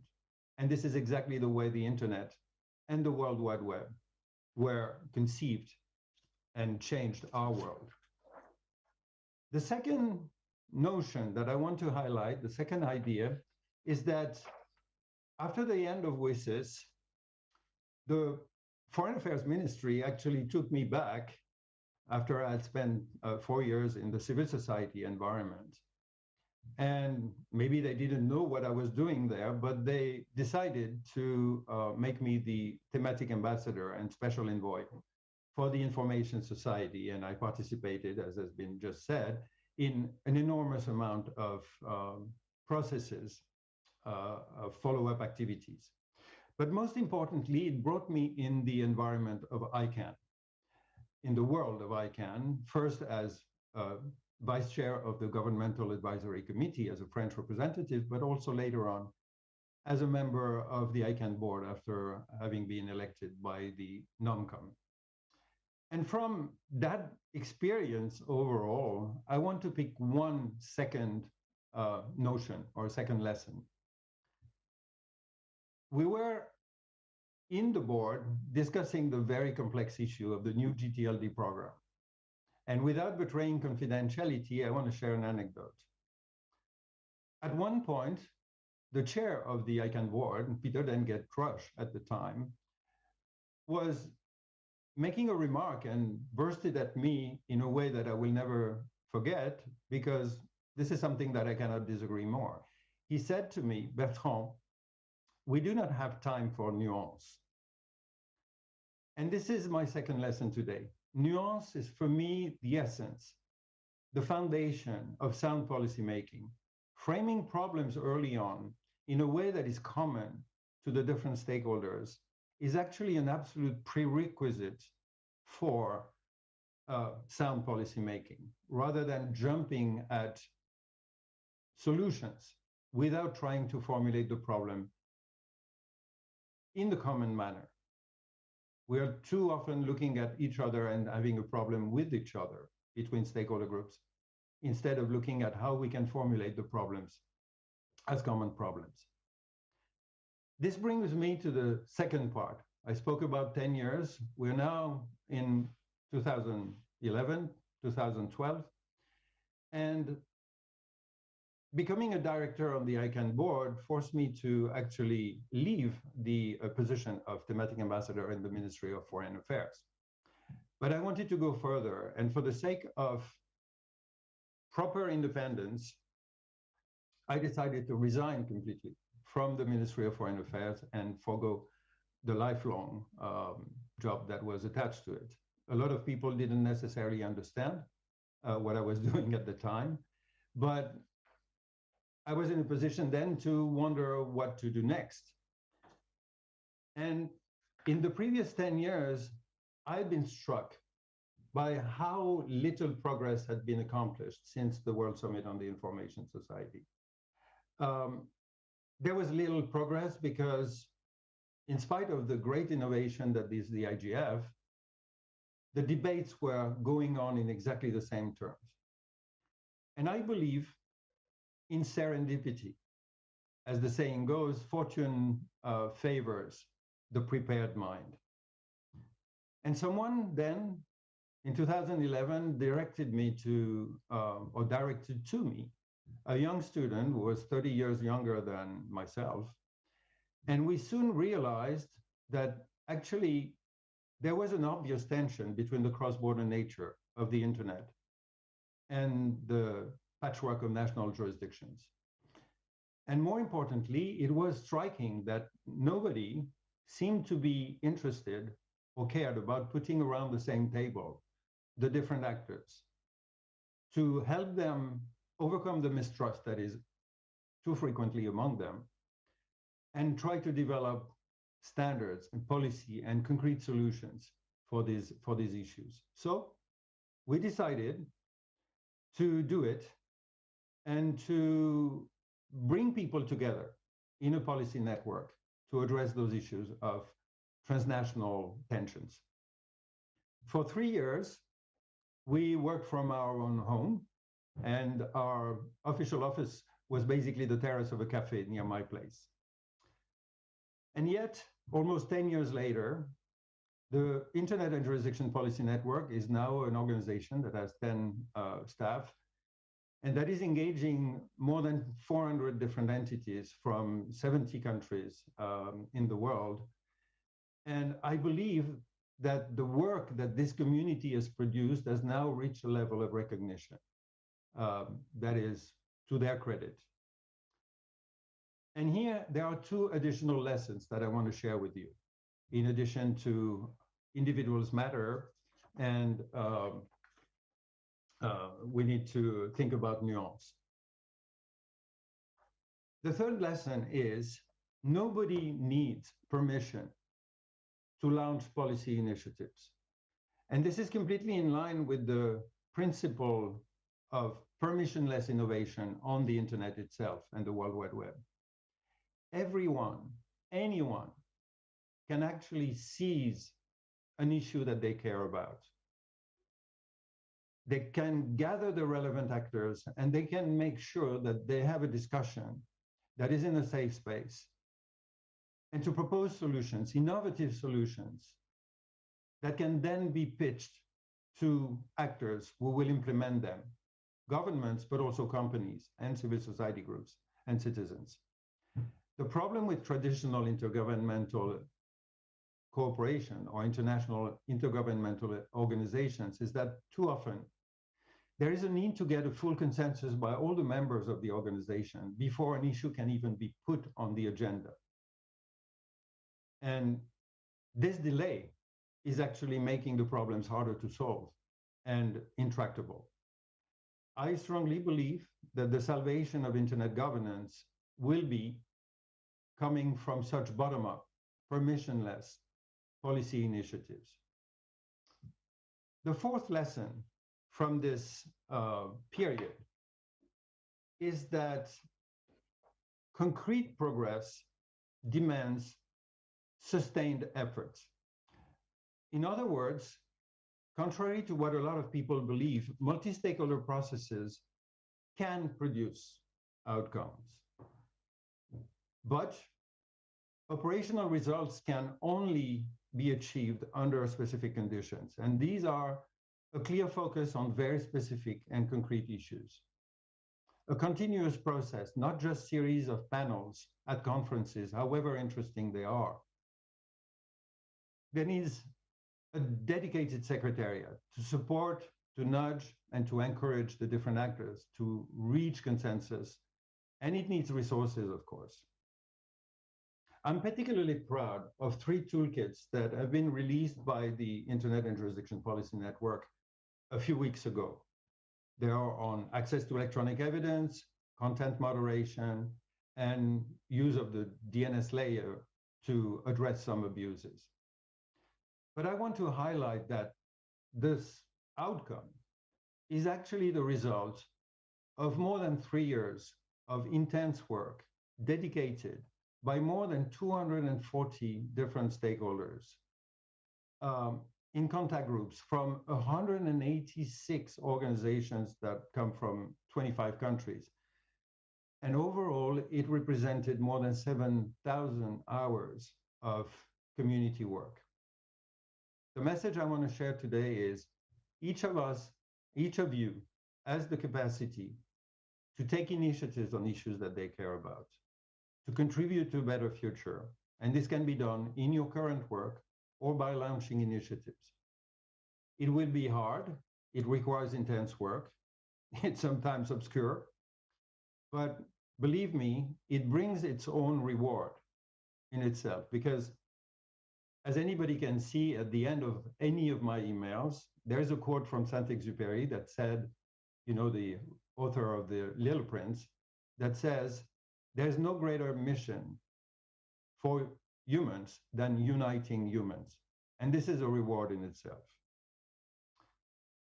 Now, I announced at the beginning that I would share 7 lessons for a period of 20 years, and I am almost at the end of those 20 years with the release of the toolkits a couple of weeks ago. So what's the catch? Where are the other lessons? What I want to say is that I am extremely honored by this award, but I do not see it as the reward for a completed task, for something that is achieved, that is finished. I see this more as an encouragement to continue to work forward and to continue to help build the governance architecture and the new tools for governance that I deeply believe that the world needs. And in that regard, that's the third part of my presentation today. I think it is extremely easy in the current environment, for many reasons, to be pessimistic. Tensions seem to be rising everywhere, inside countries, between countries and companies or civil society. International cooperation is today almost a dirty word. We are bombarded in the media with comments about terrorism, hate speech, disinformation, hacking, leaks, and this techno-euphoria of the past decades has changed into a tech backlash, as if all the bad things that humanity produces were the result of the internet.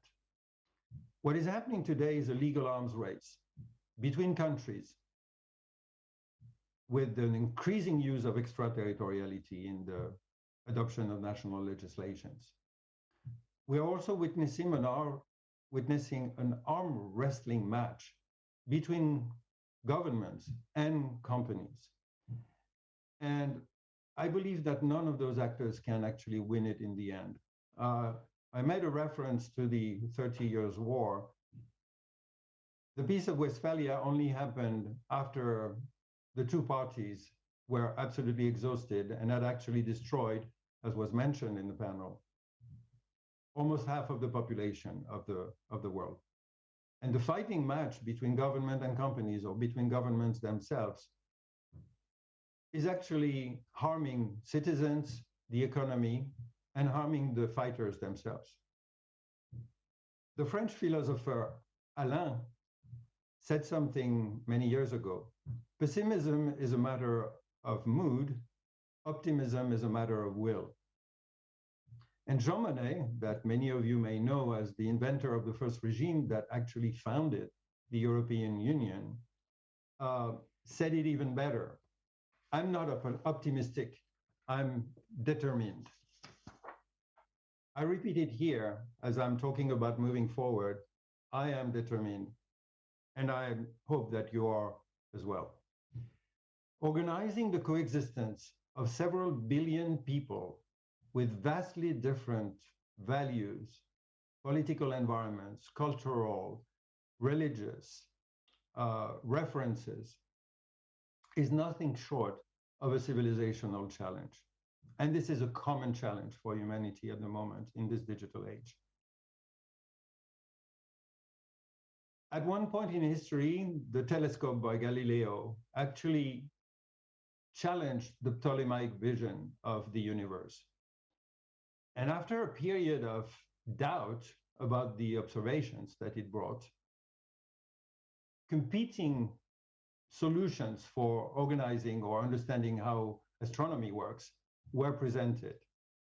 And it's only in the end that Copernic, Newton, and Kepler provided the solution that actually is the one that we continue to work with today. What happened there is what Thomas Kuhn, in his famous book, The Structure of Scientific Revolutions, calls a paradigm crisis. There's an existing paradigm, there's a crisis because it doesn't function as well as people expect, and then there's a competition for new paradigms to replace it. I strongly believe that the same is true for political environments, and in this particular case, for the international architecture that we live by. The internet is like Galileo's telescope. It actually challenges the Westphalian architecture of international system and the architecture based on separate, territorially based national sovereignties. This system was definitely adapted and appropriate in a world of few countries, clear separating borders, and few cross-border interactions. But it is really challenged in our complex societies that are interconnected by transnational online services, and when cooperation is actually required to address our common spaces and to organize our common spaces. We need a new governance architecture to deal with transnational issues. And the digital environment is not the only issue that we have. There are 3 transnational issues at the moment, as we are fully aware: climate change, the pandemic, and the digital space. Unfortunately, humans accept change only under the pressure of necessity, and they recognize necessity only in crisis. The Peace of Westphalia only came after 30 years' war. The Congress of Vienna only came after the Napoleonic Wars.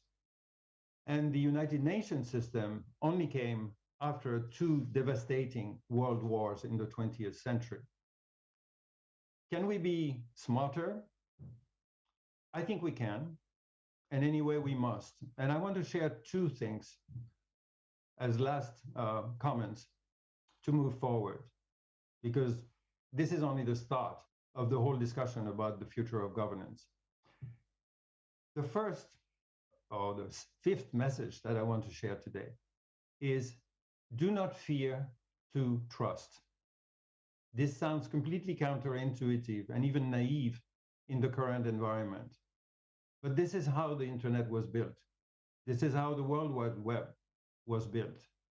And the people, the Vint Cerf and the other people in the same team, or Tim Berners-Lee, they didn't start an architecture on the basis of mistrust. They started it on the basis of trust and recognition and mutual respect between heterogeneous systems. And I want to encourage all of us to start interactions with people that we do not agree with, that we may have very different interests from, but to start those relations by a modicum of trust that of course has to be revisited if it is betrayed, but nothing significant can be built as architecture or as institutions if the starting point is mistrust. Again, it may sound naive, but I strongly personally believe that it is the starting point that we need to be building things upon. But there is a sixth element that I want to share. I mentioned the internet and the creation of the internet and the World Wide Web. Back in 2004, Kofi Annan, then Secretary General of the United Nations, said in designing the governance for the internet, we need to be as creative as the people who invented it. And actually, the report that we just released on data in the data sphere says exactly that we need innovation to address the challenges of the digital age, and that the governance of the data sphere is going to be what determines how we live in the future and the digital society we build. But what is important here is that, and this is the sixth point that I wanted to make, the TCP/IP and HTML, HTTP protocols basically enable the interoperability between heterogeneous networks and heterogeneous databases. And it created a single interoperable entity, the internet, or the World Wide Web. I deeply believe that in the future, we need to develop an equivalent for governance. We need a governance protocol to basically organize the legal interoperability, not only the technical interoperability, but the legal interoperability between heterogeneous governance frameworks, between companies, governments, civil society actors, and actually every single human grouping that sets in a self-determining and self-managing mode its own rules. We need to manage the interactions between all those different structures. And for those of you who are familiar with mathematics, the structure of humanity is not just a patchwork of 190 nice territories and states. It is actually a hypergraph with myriads of connections between humans and between groups that actually are being mapped at the moment by the social media platforms that we have. And the way we will discuss this governance framework, the architecture that we want to build, is actually as important as the architecture that comes out of it. Because to come full circle with what I said at the beginning, more than ever, bringing the different actors together around the same table is the only way that we can go forward. In conclusion, I've told you that I believe in serendipity, and in June 2019, we were organizing as the Internet and Jurisdiction Policy Network our third global conference in Berlin in partnership with the German government, which was the host partner. The facilities were amazing, and to my surprise, in one of the rooms where we had our meetings, on the wall was a quote from Elinor Ostrom, that some of you may know as the Nobel Prize winner in economics. And this quote said, "The goal of public policy is to create institutions that bring out the best in humans." This is the promised 7 message that I wanted to share. Because we need to overcome mistrust, as I've said, and this starts with each one of us. You've noted that I've shared a lot of quotes with you today because they actually inspire me every day in my work and my personal life. And I hope that it will inspire you, or they will inspire you as well. I'm extremely happy today to receive this award for the reason I mentioned earlier, as an encouragement to move forward and to continue. But I'm also extremely honored and happy because I've looked at the list of the previous recipients, and many of them I know personally and I deeply respect. I'm therefore honored to join this fraternity of people that I would describe as having been distinguished because they care about serving others more than serving themselves. You know, my personal heroes are not the people who are striving for power or that are recognized because of the size of their wealth or the number of their followers on social media. Rather, I care about those who day after day try to contribute to the well-being of their fellow humans. And you know the person of John Postel, and he was to receive, and unfortunately died just before receiving the award that is now bearing his name. And his wife, I've been told that his wife, who basically came to receive the award in his name, was asked the question, why did John do all this? And her answer was, well, because it was the right thing to do. And I want to leave you with this. I'm grateful for the Coordination Center of .ru, which is doing the kind of work for others, to have organized this Russian IGF. I'm honored by this award, and I hope that because it was the right thing to do, is something that you will carry with you in everyday work, and that we all live by this motto. Thank you. Огромное спасибо. Thank you very much, Bertrand. That was an amazing speech. Thank you so much.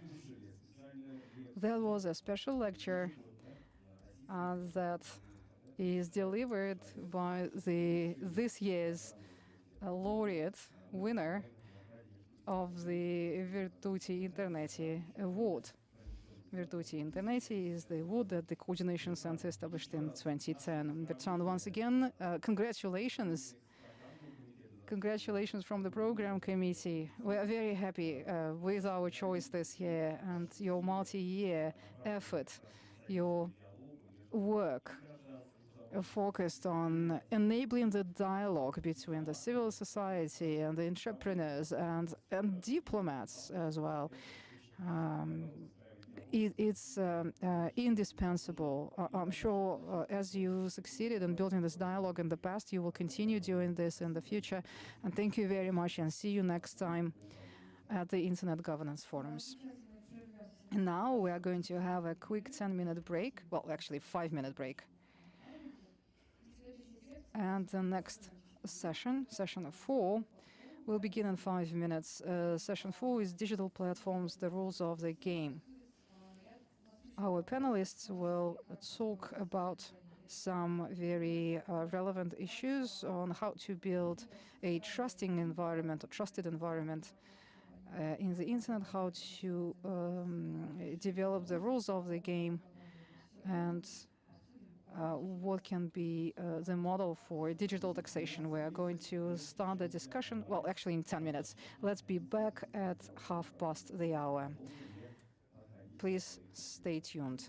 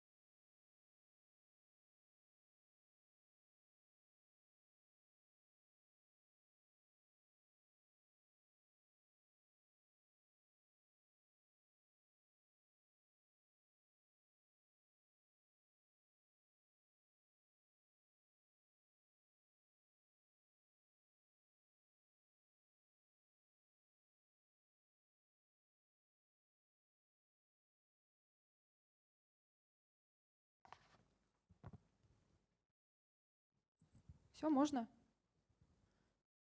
Итак, друзья, мы продолжаем работу. Dear friends, we continue the work of our forum, our session. Next session is session 4, Digital Platforms, the Rules of the Game.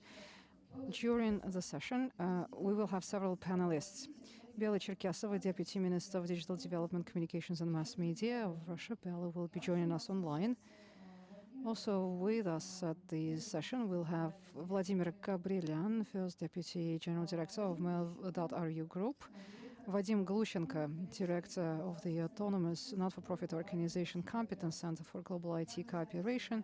And also with us, we have Vladimir Tabak, Deputy General Director of the autonomous not-for-profit organization Dialogue, and one international panelist, Lucien Castex, with AFNIC. The moderator is Vadim Vinogradov, Professor, Dean of the Faculty of Law of the High School of Economics.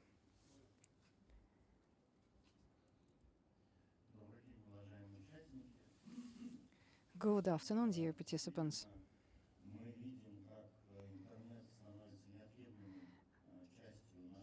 Right in front of our eyes, the internet is becoming an indispensable part of our life, and together with the internet, the digital platforms, of course, they provide varied opportunities for users, for the businesses, for the governments, and they are an important driver for the development of economies.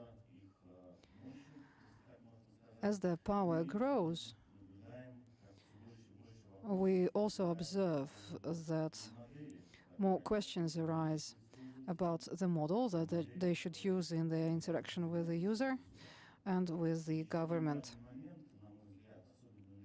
Another important feature, especially in the context of Russia, is that the domestic IT companies, of course, are under a greater regulatory and taxation burden compared to their foreign counterparts. Of course, it is easier for international corporations to bypass national legislation, since their economic resources are often greater than the resources of any local company. And I want to go around our panelists right now. Let's bring back the initial meaning to the words, as Confucius used to say. What, in your opinion, is a digital platform? How do you define digital platforms? Let's start with our online speakers first. And I would like to ask the Deputy Minister of Digital Development, Bela Cherkesova, to be the first to answer the question. Good afternoon, colleagues. Do you hear me? Yes, loud and clear. Yeah, good. Good afternoon, colleagues. Digital platforms today are an integral part of every person's life. Considering the penetration of the internet, goes without saying that platforms are ubiquitous, and they are integrated into the very pattern of our life everywhere in the world. So it's the digital platform is everybody's challenge. That's how I would put it. Okay, then, Lucien, over to you. Thank you for giving me the floor, and thank you for inviting me to this great event to your national IGF.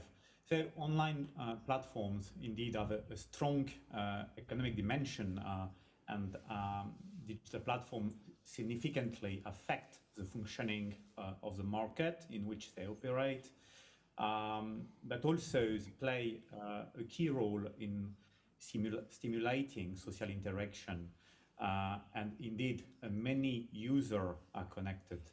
There is a number of definitions of online platform. Indeed, was thinking about reading you the one from French Consumer Code, which was introduced the new provisions under a law in 2016,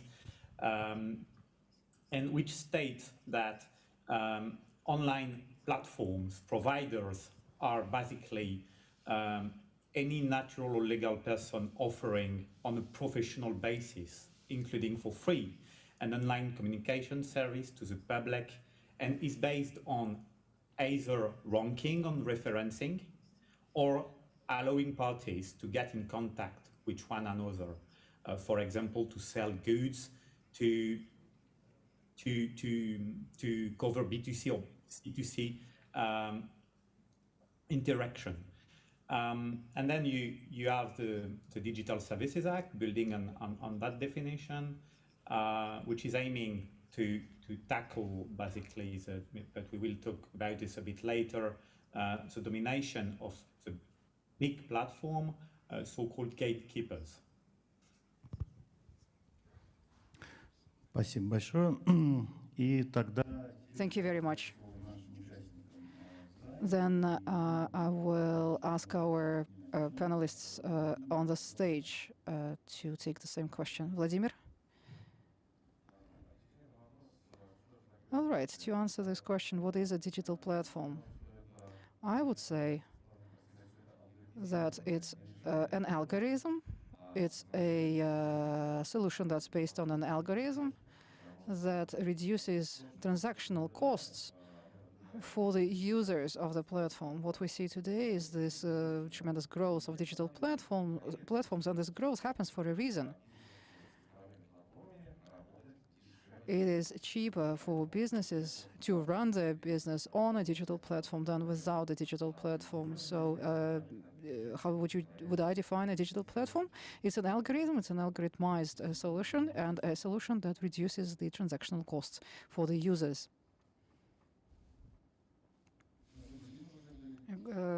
Hello, good afternoon, colleagues.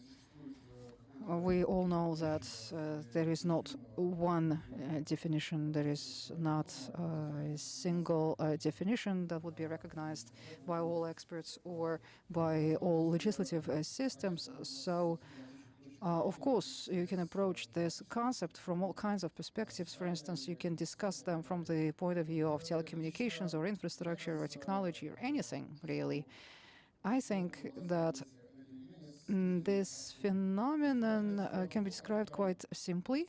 A digital platform is a software, it's a product which is actually a site where content, information, goods and services are exchanged between the provider and the consumer.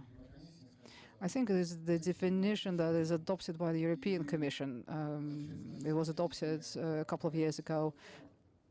The simpler it is, I find, the better. I think that as we are discussing digital platforms today, we'll be mainly talking about the companies that own them. Vladimir? Yes. At our not-for-profit organization, Dialogue, we think of digital platforms as of practical tools, something practical.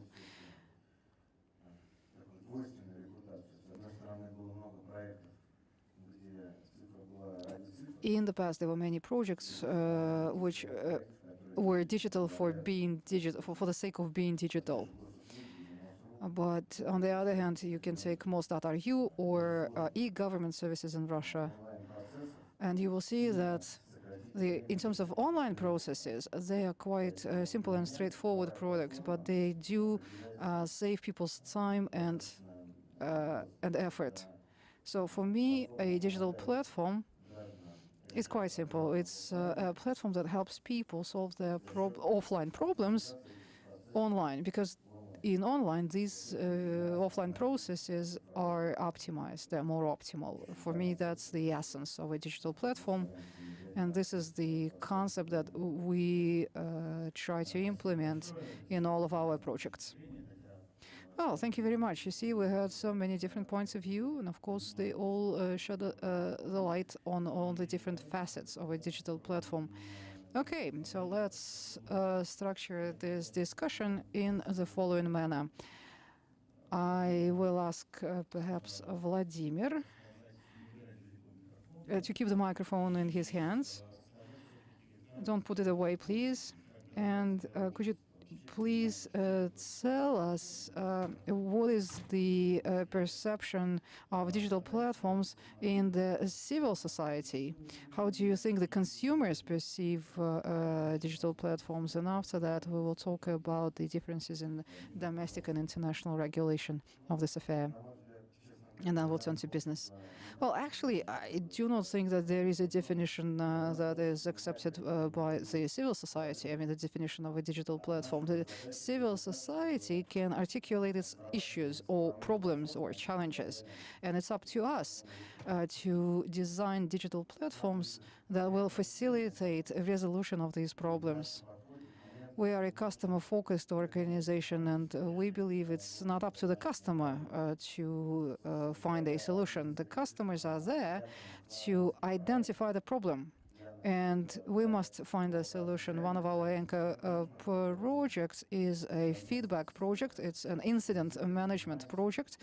We are running it together with the Ministry of Telecom, the Ministry of Digital Development. We have been working on it for the past 3 years. The concept is that a technological digital platform is a derivative of the problem. And the problem is always, or the task is always the derivative of a problem or a challenge that the society faces. Several years ago, we found a problem that was quite complex, and that people didn't want to solve in the way that the government intended them to solve. Instead, they found other easier ways. According to Mediology data, about 150,000 companies preferred not to use a single feedback platform that the government designed to collect complaints and other kinds of feedback from the companies. Instead, the companies preferred to talk directly to different departments and authorities in the company. So we launched a product that still collected the complaints in one region, and then it would be parsing them, and it would be channeling them to different authorities on the basis of an algorithm. Any technology or platform is a technical tool, and not more than that. But this tool must be governed by the correct methodology and ideology of the process. When we started implementing the same system in other regions outside of Moscow region, we realized that the process had to be changed. It had to be reworked, because there the local bureaucrats, they are used to the idea that according to the law, they have 30 days to respond to a complaint. But this applies to the complaints that are filed by mail, for instance. But according to the other law and to our SLA, by which we are guided, there is a 4-hour response time if the complaint is filed through the digital platform. So in the past, if a complaint was published in the social media, for instance, the complaint in the social media is not an official complaint, and often the bureaucrats would just ignore and disregard those complaints. But now more than 80 Russian regions have already adopted laws that enable the government officials to collect complaints from the social media as well and treat them as if they were posted in an official manner. We had to also organize trainings for the government officials and administration officials. There is now a new profession, really, a feedback expert or a feedback professional in the regions. It is very much required out there in the provinces, and this person needs a certain set of skills and competencies. And for instance, we have a sense of regional governance, and we have many feedback experts working in this center. So in addition to routing the complaints, in addition to distributing the complaints inside the system, it is very important also to build correct communication with the local residents. The residents do not understand what happens in the background. They only see an opportunity to file a complaint and to receive an answer, a response from the local authorities. They see the text of the response. We had to train regions. We are still training them actually to be more customer focused, if you will. We are teaching the local bureaucrats how to communicate with the local residents. We also taught the regions how to cover this activity in the mass media. It's important not only to do the job, but you have to also advertise it, really. Any digital victory of the state is a reason to be proud of the state. It's a reason, it's a motive to raise the awareness and to explain the efforts of the government to get closer to the local residents. So once again, there is the process that is purely technical, the digitalization process, but then also you have to take this digital process and adapt it to real life and make it real. And you have to understand that even if your technology is perfect, still you have to manage a lot of adjacent processes, like communication. Digitalization means that you will be able to take decisions faster. But in order to take the decisions faster offline, you also have to change the quality of the governance itself, the quality of your government system. So it's a two-way street. And we are walking along this road gradually, steadily. As part of our platform for feedback, we understand that the next step for the citizens is not only to receive a response from a particular government office. Instead, people are looking not for a response, they're looking for a solution to their problem. So one of our current KPIs is to reduce the time it takes to offer a practical solution, not just a written response to a complaint. So once again, the process of digitalization and the implementation of some platforms that optimize the activity of the government offices should be going hand in hand with upgrading the quality of communication of these government authorities. There is now a communication center at the Russian government. We see that an effort is being made. But technology, even if it's a perfect technology, it doesn't make any sense if no one is using it, if people don't see the value in it. Something that I said in the very beginning, any digital platform is just a technical tool. And on top of this technical tool, you should have a methodology, the KPIs, you have to understand what is the output that you expect to get offline by using this online platform. That's why I think it's very important to tie a particular digital platform to specific indicators by which you will be able to measure how better lives become of people offline. We talk a lot about the role of the internet and how the role of the internet in people's lives is growing every day, but people do not live online, they live offline. And the problems that they encounter in their daily routines, the problems they're quite real. They're not virtual; they are real. And we are driving digitalization, but we understand that people should get tangible results, not virtual, tangible results out of this digitalization. For us, this is the main KPI. It is the main measurement. And that's my main message today. This is how I view the operation and the benefit of online services. Okay, let's hear now again from the Russian regulator.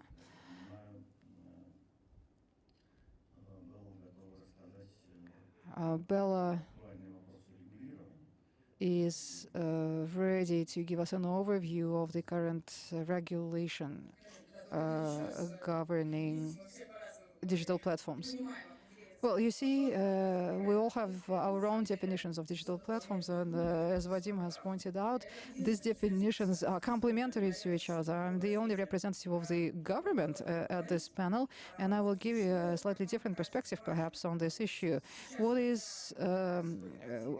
do we find important today? Today, the internet and the digital platforms are being closely integrated with all aspects of people's lives. It is very important that we establish at least some rules of the game. As far as I know, at the Davos World Economic Forum, many experts were saying that regulation was the biggest event in the IT industry in 2020. So I would like to start by answering the question, who is designing the rules of game in the digital space, and what are the principles on which these rules are and should be based? I think no one doubts that human rights and security and the balance of interests between of the state and of the civil society are the ultimate goals of regulation. I also believe that the rules are required in order to identify every actor's role. Therefore, since there are many actors, all actors should be involved in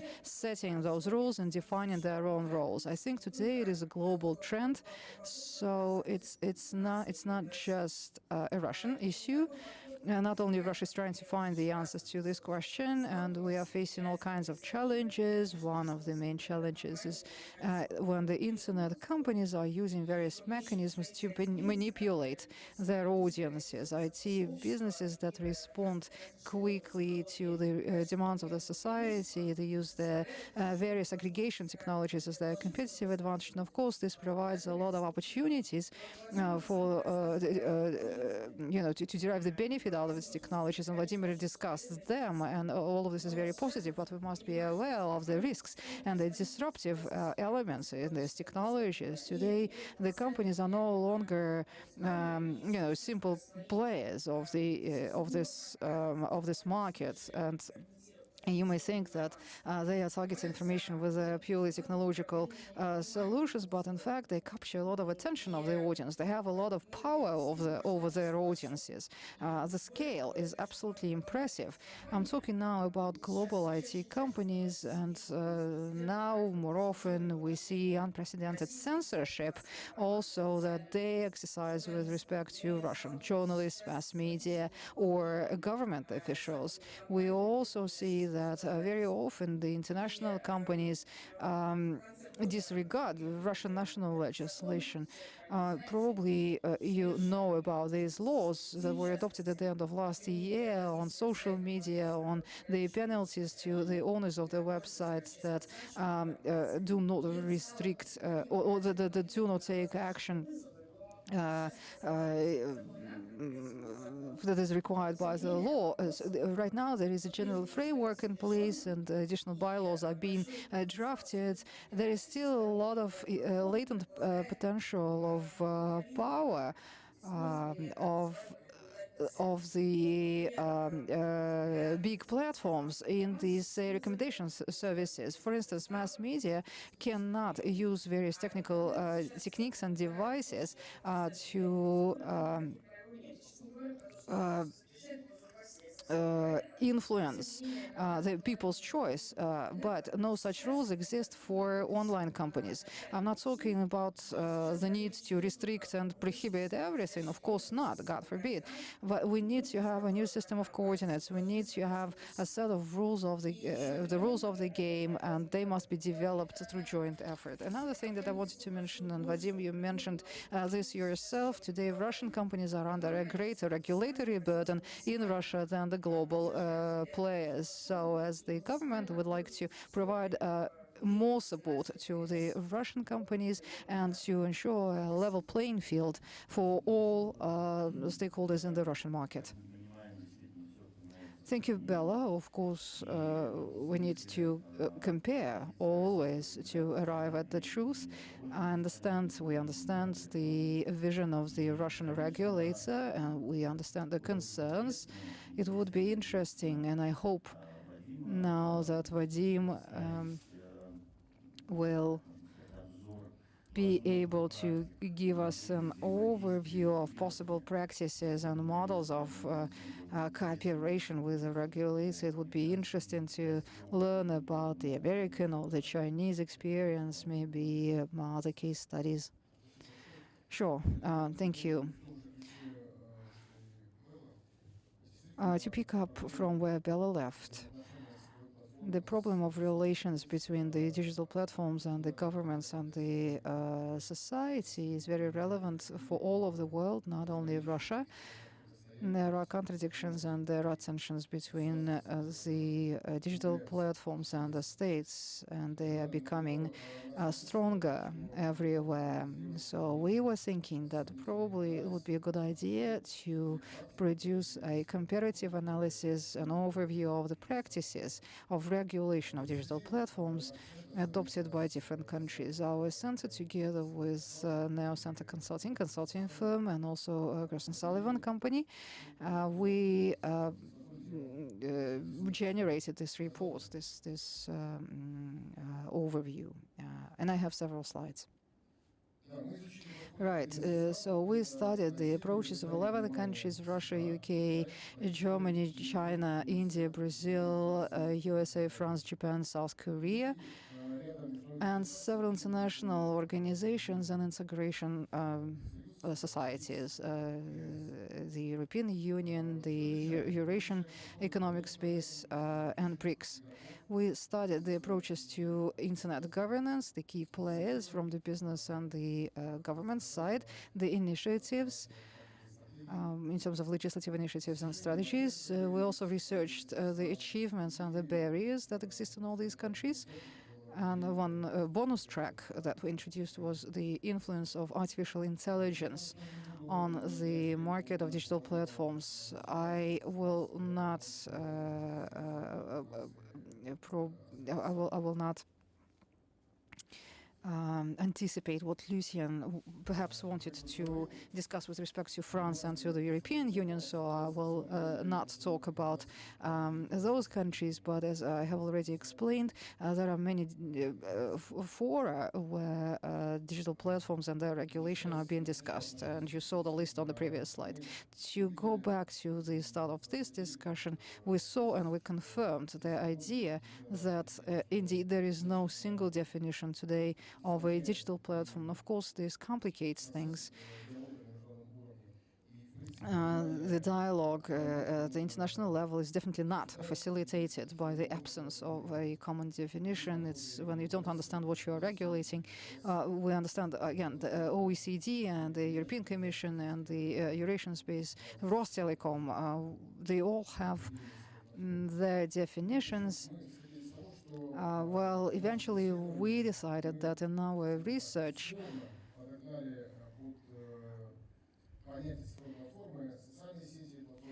we decided to take digital platforms to mean social media platforms of e-commerce, mail services, and several other types of digital platforms. I think you're all familiar with the leaders, so we don't need to say much on this subject, but what are the main challenges? Imperfect taxation systems, the need to protect digital sovereignty, no mechanism of efficient dispute resolution between digital platforms and the states. It's difficult for digital platforms to communicate with the residents, and the absence of talent, competent talent. Common trends or initiatives that we detected during our study included the changes in the taxation and anti-monopoly policies in order to create a level playing field. The improvement of the legislative landscape, developing measures to protect digital sovereignty and the market, supporting the development of national digital platforms, and intensification of the international dialogue. Once again, no common definition and no single interpretation as to which measures should be taken and which initiatives will produce the best results. As to the countries that we studied. Maybe we can go back to this information later if time permits, but at this moment I would like to go directly to our conclusions. You don't have to be Captain Obvious to understand that digital platforms are an important tool of economics and politics and social transformation. Digital platforms regulation has an impact on the regulation of ICT and the development of information space and the improvement of infrastructure and the development of software and regulation of digital platforms also necessitates new approaches to software development. The countries that we studied are all concerned about regulation of digital platforms. It's in the agenda of everyone. And of course, digital platforms are so diverse that regulation is rather complicated. We also noticed that all the countries today are holding these internal discussions. Who can be the better regulator for digital platforms? Should they be regulated primarily from the taxation point of view, or should they be regulated by the anti-monopoly services? And the main tracks of the governments, they are aligned with the main market trends, the protection of national markets and development of national markets, ensuring digital sovereignty and technological independence, ensuring rights and freedoms of people, including the right to privacy. And as a summary, and I understand I'm repeating myself, there is a need for a constant dialogue at the international level to produce a common regulatory policy, or at least the principles. As to the countries, at the country level, we found many exciting cases and interesting approaches that the governments exercise in their relations with the digital platforms. We can start with Turkey, perhaps. Maybe you heard that in 2020 the Turkish parliament adopted an amendment to the law on internet broadcasting, which reinforces control over social media. In accordance with the law, social media that have more than 1 million users a day in Turkey should open a local office and appoint a Turkish resident as a representative. This is how you can make global platforms local. This is a discussion that goes on in our country and in many other countries as well. How do you make digital platforms? Okay, let's rephrase it. How can you make this communication between the digital platforms, the governments, and the societies more efficient? How can you shorten the distance between them? And the solution that Turkey found was the one that I have just described.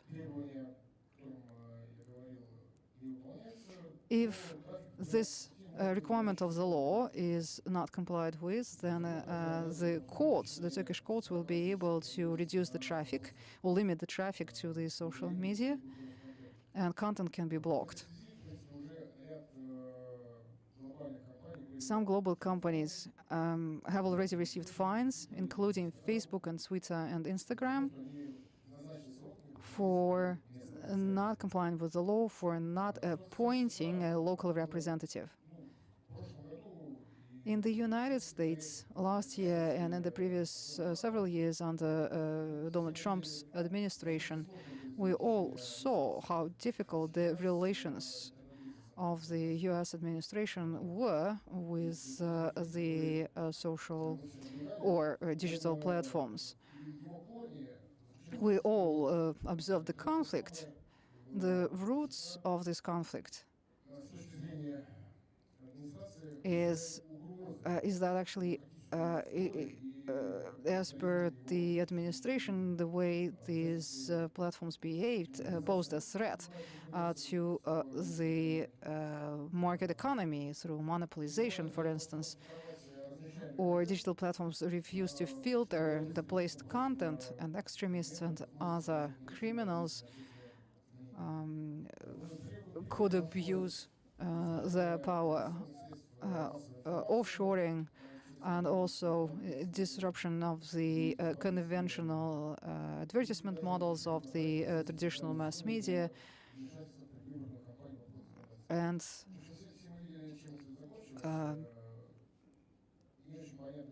we know how that stage of the conflict ended. It's still not clear what the relations will be between the American digital platforms and the current administration, but that was the trend of the past several years. In Japan, we noticed that overall the market of digital platforms in Japan is one of the more advanced globally. The government stimulates the development of this market. They are unleashing the potential of the digital platforms. Recently, Japan adopted the law on improving transparency and fairness in e-commerce. But in Japan, there is no single definition of a digital platform yet. Interestingly, one aspect of this industry in Japan is Oriental culture. As a result, some Western digital platforms could not penetrate the Japanese market because their traditional business model had to face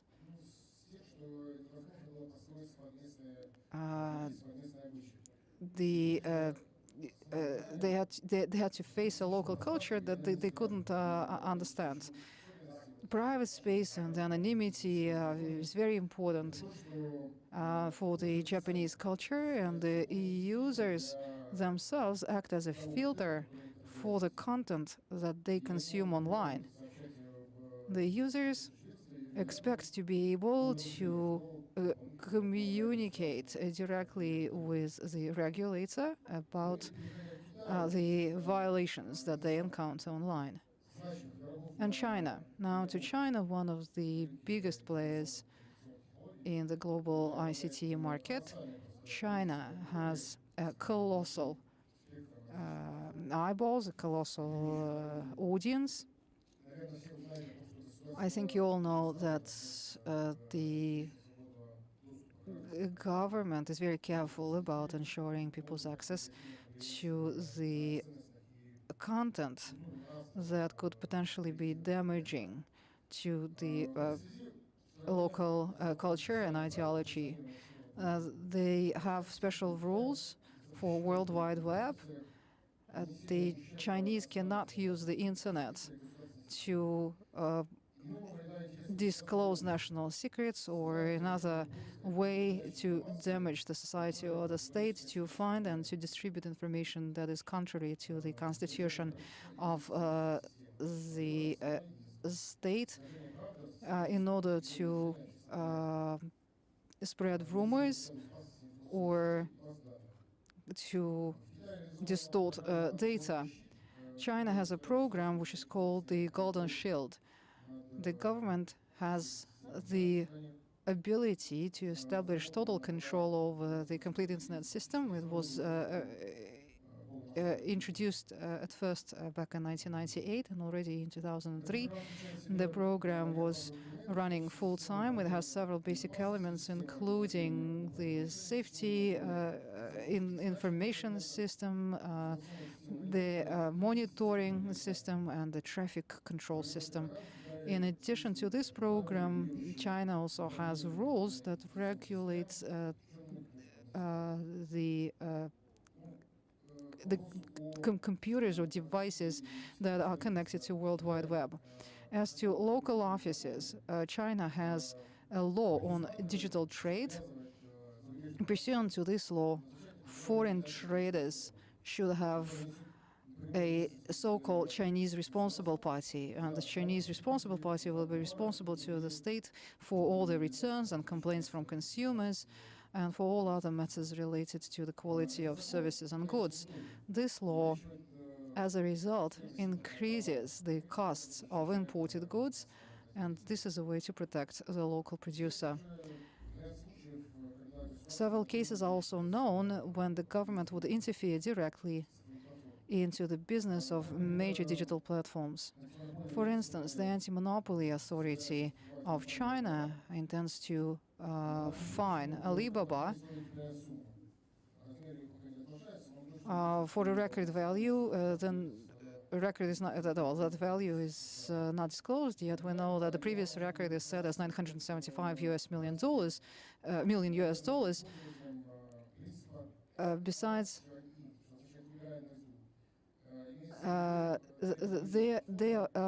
they follow the principle of choose one out of two. There are two main e-commerce platforms, Alibaba and the other one, and China is also forcing Alibaba to sell some non-core assets. The current national policy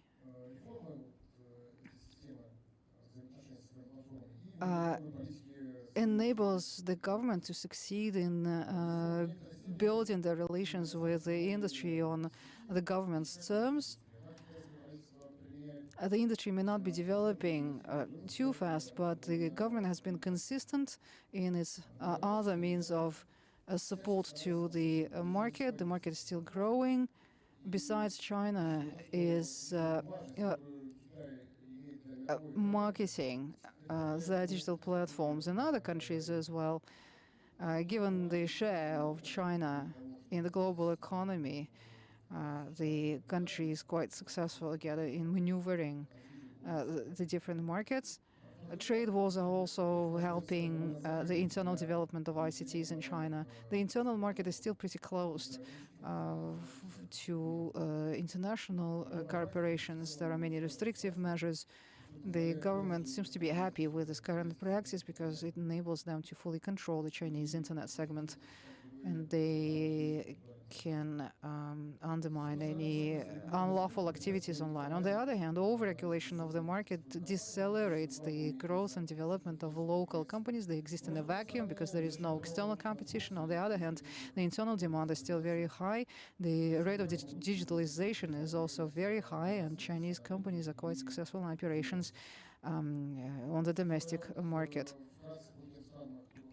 So that was a brief overview of the countries.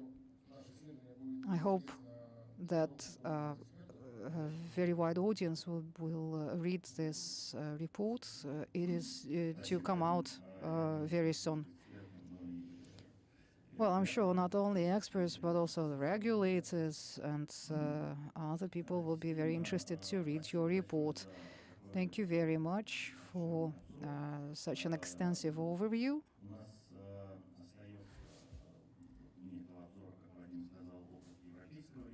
And we have not yet talked about the experience of European regulation. That's why now I'd like to turn to Lucien and ask him to describe not just the experience of the European Union, but perhaps if you could focus on the position of France. In February, France fined a Google subsidiary, Google office, and France wanted to have more capabilities inside what is inside the European regulation in order to have more impact on the activity of the digital platforms. So, Lucien, over to you. Thank you. Thank you for giving me the floor. Well, that was quite an interesting study. Thank you for sharing it and presenting it. And well, I'll start by saying that clearly not having a single definition makes it harder to regulate or to tackle the problem of online platforms. And there is a number of challenges with regard to platform regulation. Clearly one is the spread of illegal content. Another one is basically the definition of online intermediaries, which is quite an important point also. Just to open on the topic for the European Union and use cases from France. As you know, there is a number a number of legal instruments in Europe, including the GDPR on data protection, the Network and Information Security Directive, the NIS Directive on cybersecurity, and but we'll cut it short, also a number of legislation being discussed as we speak, including a second iteration of the NIS Directive, NIS 2, which is so called, and obviously also the Digital Markets Act and the Digital Services Act, which is a single legislative package, which is quite interesting from a regulatory point of view. Basically, in the context of, well, it was clearly described, the fast-changing digital world, the package, the DMA and DSA package aims at trying to be the new backbone of the European Union internet regulation. It's part, obviously, of the European digital strategy, and it aims at improving and reinforcing the single market within the European Union. Also, it's updating the legal framework, which is unchanged since the e-commerce directive, which was adopted in the year 2000, so it's quite old, clearly. And the drafts for the DMA and the DSA have been published in mid-December 2020. So it's quite recent. It's raising a lot of issues and debate within Europe and abroad, obviously. It's a big overhaul of European internet regulation, and it aims at setting international standards also for the digital economy, and to try to propose clear rules and redefine responsibility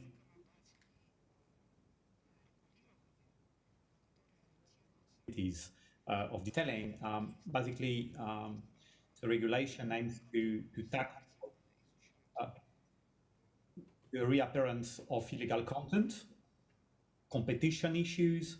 So there is an important point on the definition of illegal content. And a second point, which is quite important also, on defining explicit liability exemption for technical actors, including obviously technical auxiliary. At the national level, there is a number of legislation. It's quite interesting, clearly. As you know, within Europe, you have a number of pieces of legislation. For example, in Germany, and I'm talking about the NetzDG regulation.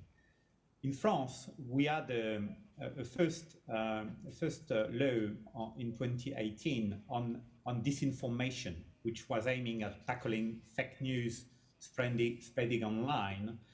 And the law was empowering judges to order immediate removal of so-called fake news during election campaigns, and imposing new transparency obligation for digital platforms, not speaking about the difficulty of defining what is fake news indeed. The new transparency obligation includes, for example, a duty of cooperation for online platforms, basically force them to introduce measures to eliminate fake news and make these measures public. And you have the French audiovisual regulator, CSA, Conseil supérieur de l'audiovisuel, which is in charge of checking for compliance. Also, within this law, you have a new legal injunction, which is aiming at stopping the spread of fake news. Basically, you ask an interim judge, which will try to qualify under the law what is fake news, and if it's manifest and disseminated deliberately on a massive scale, it could order the filtering or the removal of the content. Also, we have a second piece of legislation which is being discussed in Parliament, which is called the Bill on Consolidating the Principle of the Republic. Well, it's a bill, so it's being discussed by the French Senate, so the text may evolve as the bill has to be reviewed and discussed between both chambers of the French Parliament before a final text is enacted. Well, under the law, one of the interesting points is that an amendment from the French government adopted in first reading by the National Assembly aims at anticipating the Digital Services Act ahead of time and is modifying the French law for trust in the digital economy, which was implementing the e-commerce directive I was mentioning earlier. And the aim of the provision is basically to create new obligation for digital platforms, whether established in France or abroad. It's kind of GDPR-like, if I may say. And in this context, online platform which list, rank, or share content uploaded by third parties, so it could be social media platforms, it could be search engines, or obviously platforms which activities exceeding a certain threshold will be obligated to comply. As for the new obligation, quite quickly, the first one is cooperating with national authorities in France. So platforms should implement proportionate technological and human mechanisms to cooperate with French authorities in fighting against the dissemination of online content, which is illegal. Also, the platform should implement reporting tools and notice actions, which means that a user could report content and the platform should act quickly, and obviously the notifier should be informed of the outcome of the notice, as well as if as a result the provider make some content inaccessible or block it, the one of which the content is blocked, we inform also and have grant on remedies which are available. Another point which was mentioned earlier is about appointing a single point of contact to facilitate and streamline the communication with the regulator, in this case, the French audiovisual regulator CSA. And also, you have obligation as it concerns transparency reporting, publishing a report with detailed mechanisms on implementation of measures to fight against harmful content. And quite quickly, a few additional requirements for very large online platforms. The last point I could shed some light on is clearly you need a strong regulator to be able to do that. In France, the idea is to have the French audiovisual regulator have more power over online content, and all these new accountability mechanisms should be monitored by this regulator. A quick note also, in 2019, we had a draft bill proposed on fighting against the spread of hate speech, but the law was stripped of most of its provision after having been declared unconstitutional by the French Constitutional Court on 18 June last year. But as a result of the law, it raised quite a debate in France about tackling the spread of online content in France. And also, as a result of the law, basically the remaining provision has been enacted. And one of the provision was the creation of an online hate speech observatory, which is linked to the French audiovisual your regulator. And well, basically, the observatory just began its work. And one of the aim of the observatory is basically actually to define illegal content, to try to find a common ground to understand the phenomena and to tackle it. So that was a quick overview. Thank you. Спасибо большое, Люсьен, за... Thank you very much, Lucien, for giving us an overview of the European tools and also giving us an idea of the current French agenda. We see that there is, in fact, much in common between our countries in terms of the supervisory agendas, which is yet another evidence that these problems are indeed universal. Now we have an opportunity to listen to a representative of business, especially considering that this business carries out its activities in several jurisdictions, many jurisdictions. Vladimir, was there anything interesting in this earlier discussion? Would you like to respond to any of the comments that you heard here? Well, whenever business is invited to a discussion about regulation of digital platforms, for businesses it's a big challenge. And we understand that one national regulation cannot resolve all issues. Most digital platforms are global. They have users in different countries. So I believe that eventually if a business has a global digital platform, today businesses have to comply with 190 or so different local regulations, which is an enormous burden on any business. So that's one thing. Secondly, is it possible not to regulate the internet? Is it possible not to regulate digital platforms? The business's answer is, of course not. We all understand that sooner or later there will be regulation, one way or another. You see, everything that becomes part of our life, the various phenomenal concepts on which we learn to depend, they will be regulated.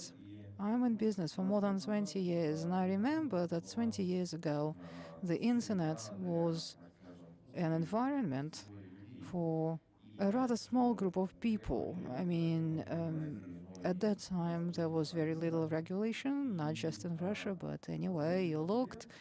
But at the same time, there were very few people online. But in the last 20 years, almost everyone has an online component in their lives.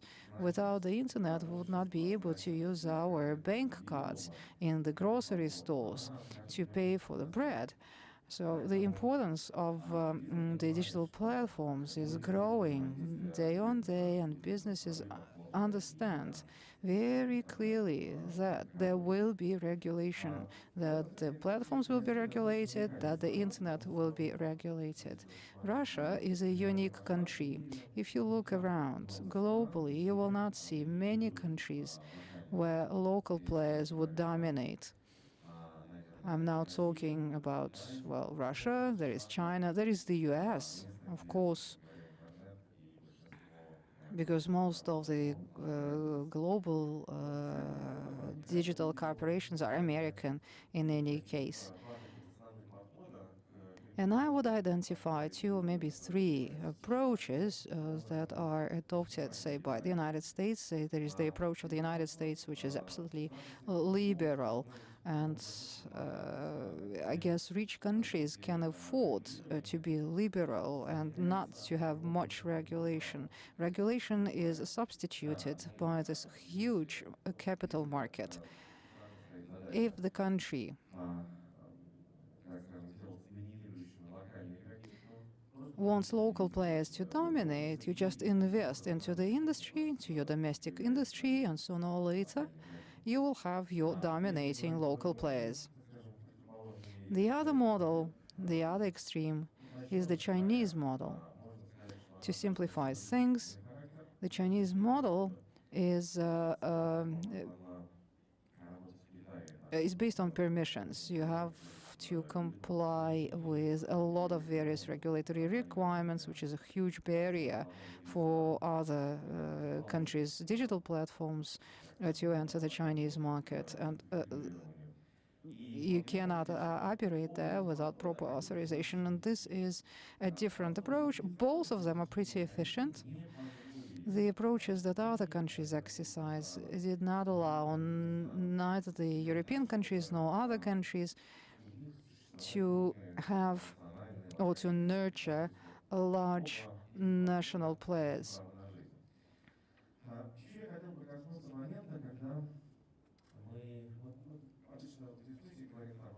Usually in our discussions, we tend to discuss to regulate or not to regulate, but I think that the bigger question is how to regulate.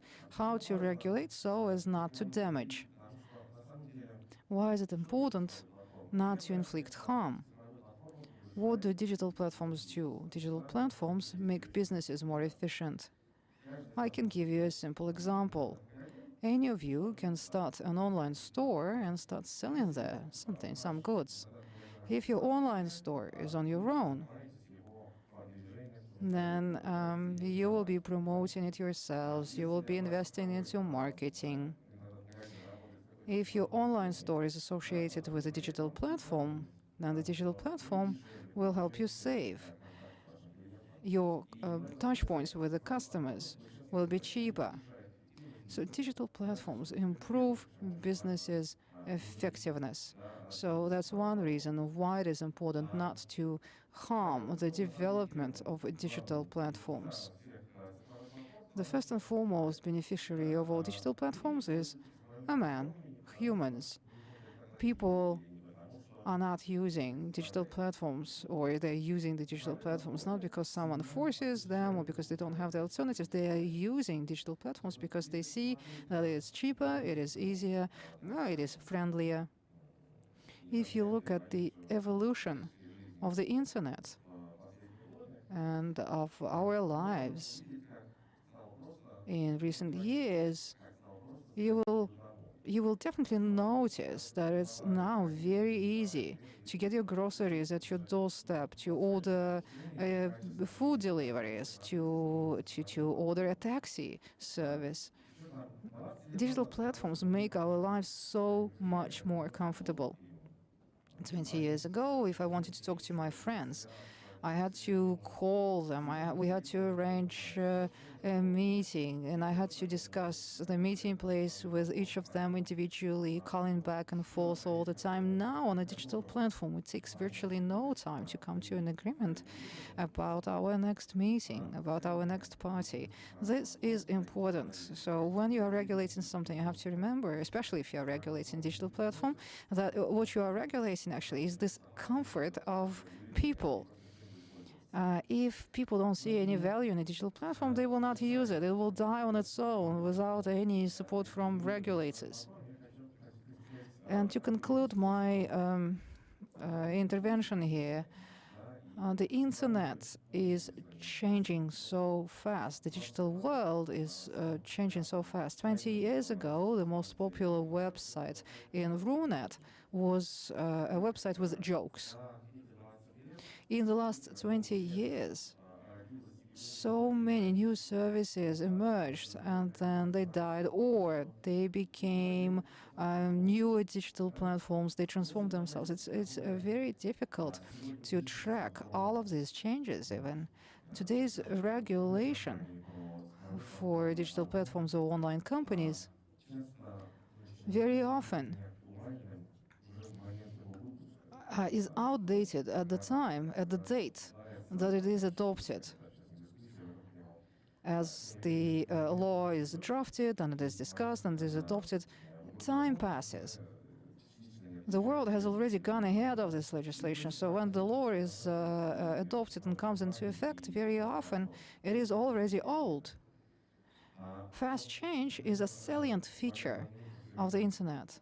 Today, the Deputy Minister has been telling us that there are these recommendations that different digital services are offering to their customers, and we need to regulate those recommendations to make sure that no one is forcing anyone to take any actions or spend any money that shouldn't be spent. There are algorithms, you know, that no one knows, even the developer doesn't know why a certain recommendation is originated or generated for a particular customer. This is artificial intelligence. They are neural networks. So legally, in legal terms, in the legal language, those processes are very hard to capture. So when I say that there is certain danger in over-regulation of digital platforms, this is exactly what I mean. As to what businesses want out of regulation, well, what's important for business are actually two things. Businesses want to have an equal playing field, a level playing field, equal and fair terms and conditions. Businesses require competition. If businesses do not have competition, if they don't compete, they stop in their development. They stop developing technically, technologically, and intellectually. So businesses need competition. But the competition must be fair, competition must be on equal terms. So if you're asking what kind of regulation we require, we need a legislative framework in which all digital platforms, regardless of where they come from, how big they are, all digital platforms should have equal opportunities to compete on equal terms. And the end beneficiary of every competition will be the user, will be the consumer, will be people. The stronger the competition between digital platforms, the more benefit end users derive. Thank you very much. Indeed, do not harm, which is a principle from healthcare, from medicine. I think it's one of the primary principles of regulation.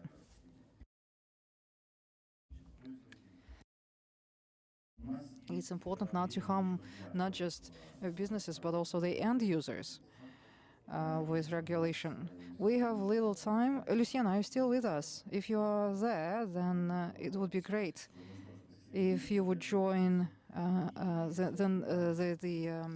round of the next question, because there is a question that I want to put at the end of the session to all of the panelists. And I understand that this is one question that is easier to ask than to find an answer for. But in any case, dear participants, what is the way out? Should we have some global regulation? Should we have some global rules? Lucian, let's start with you. Thank you for giving me the floor. Quite a hard question indeed. Well, I'll say that we clearly need to foster trust in the online world. To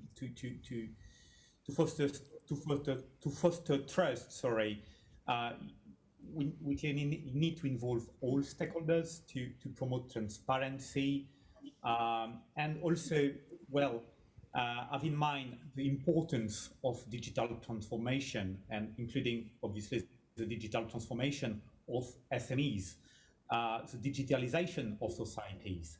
So in my opinion, it's clearly a need for raising awareness, and mostly having people understanding what they are doing online. It means education also. That's my take.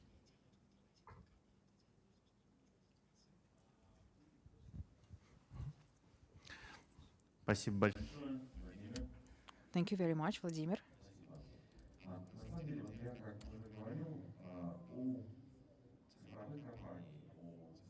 Well, as I have already said, I believe online companies and digital platforms are transboundary by nature. And this is one feature which makes them different from all other conventional industries. Online platforms They are usually accessible from any country, and many of them have operations in virtually every country of the world.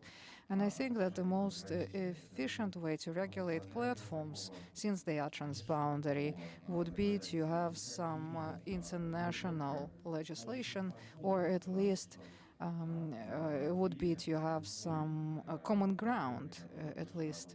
Any platform that would like to operate in different countries, well, the more countries it enters, the more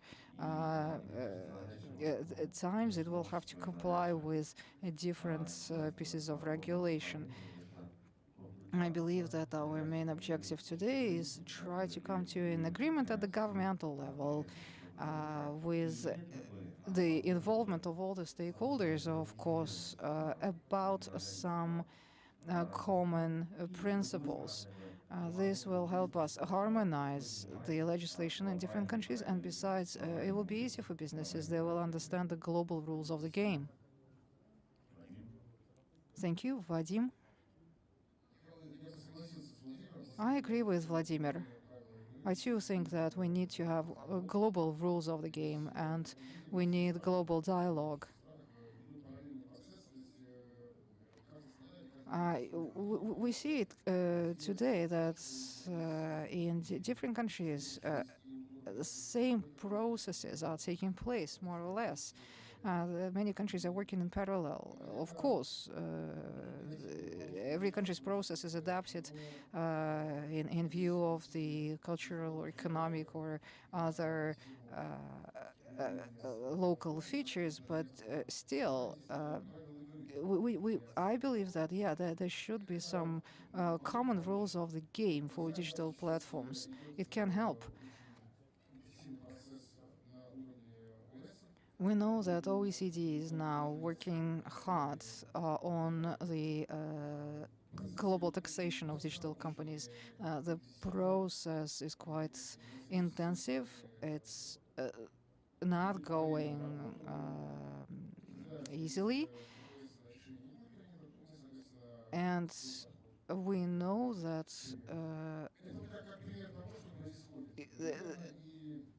different countries are looking at this process, and they're saying that if nothing comes out of this process, we'll have to think of something else. So I believe that, again, there should be a dialogue, and probably more stakeholders should be involved than the ones that are working on this process at the OECD right now.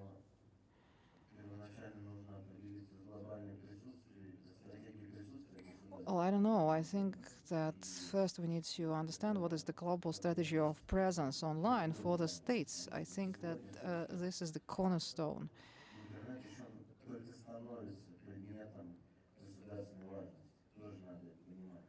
The internet is not fully regulated yet. It's not, well, in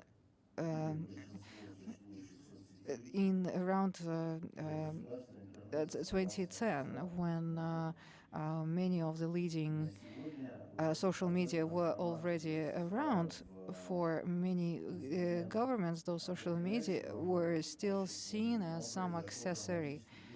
But now, those social media, they are no longer some, I don't know, toys. They are they are having a lot of influence over people. So I believe that before we decide on common rules, first we need to understand what the strategy is for the states. And after the governments have decided on their strategy online, then we will be able to start discussing common rules. We still see that different conflicts have been resolved on a case-by-case basis. Or take TikTok, for instance. TikTok has always claimed that it was outside of politics. And according to their moderation rules, there was no politics admitted to the site, to that platform. And then in Russia, we see one of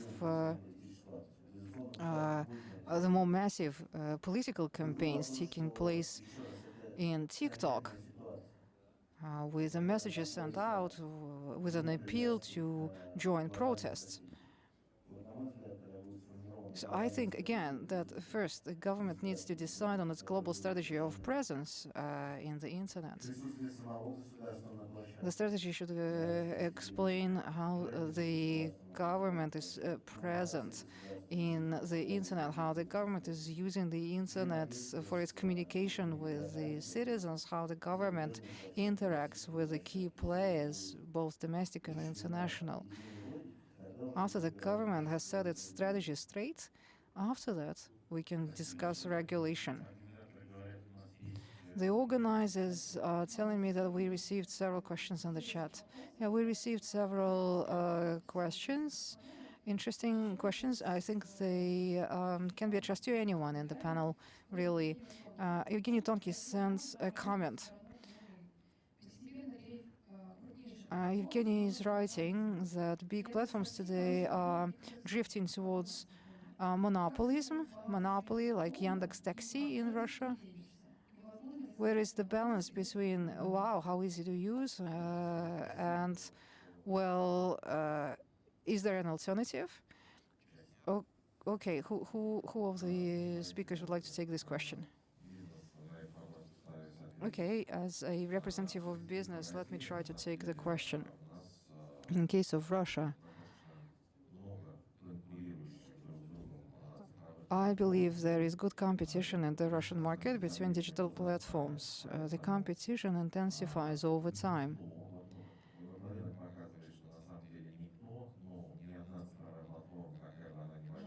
Judging by what we see in the market, there is not a single digital platform that can rest on its laurels and be a complete and utter monopoly. Sooner or later, it will be attacked by one of the competitors, and sooner or later, better terms and services will be offered to the consumers, be they businesses or natural persons.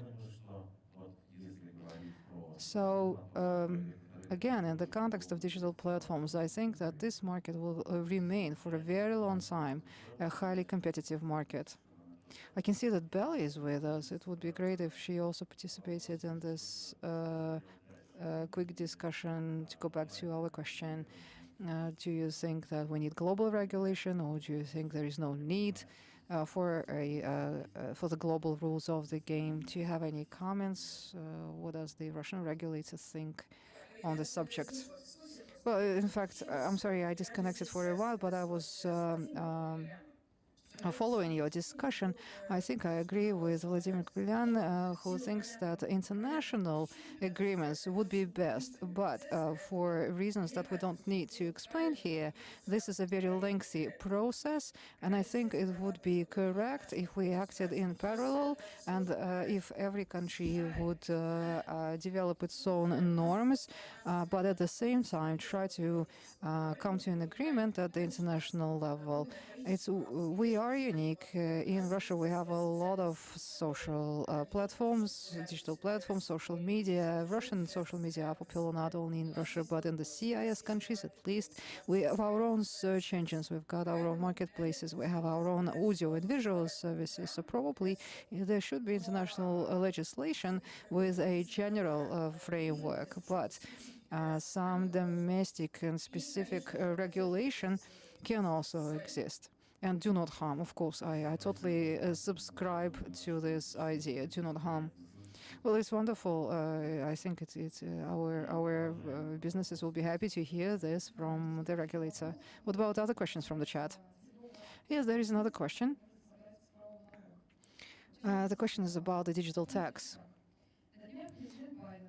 President Biden recently presented a plan for the development of American infrastructure to the value of $2 trillion. Most of the money will go into upgrading the transport network and improving the quality of life. Corporate taxes will be increased from 21 to 28% to fill in this program. What do you think about this initiative, and which industries in Russia can be further taxed for the benefit of the residents? Well, obviously businesses will pay, and businesses will have to answer this question. Okay, well, if you say so.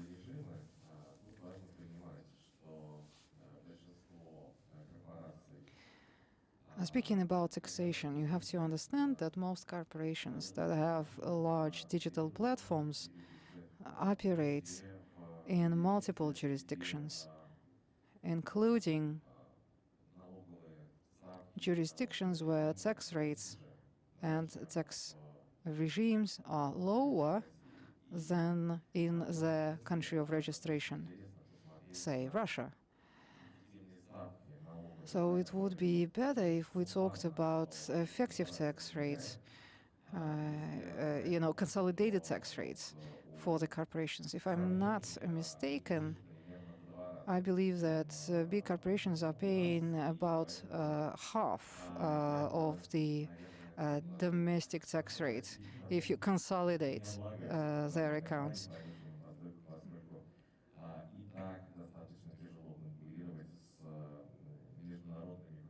So it's very difficult for Russian companies to compete with international digital platforms, and I suggest that the Russian regulator doesn't tax further the Russian digital industry.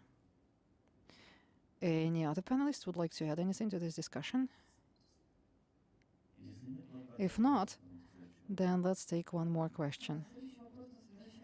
Our next question brings us back to the start of this discussion, to the definitions. Sergei Sibyakhin notes that Vadim Gushenko in his presentation spoke at large about the need to regulate digital platforms, the need for the international dialogue, but there is still no universal definition of digital platforms.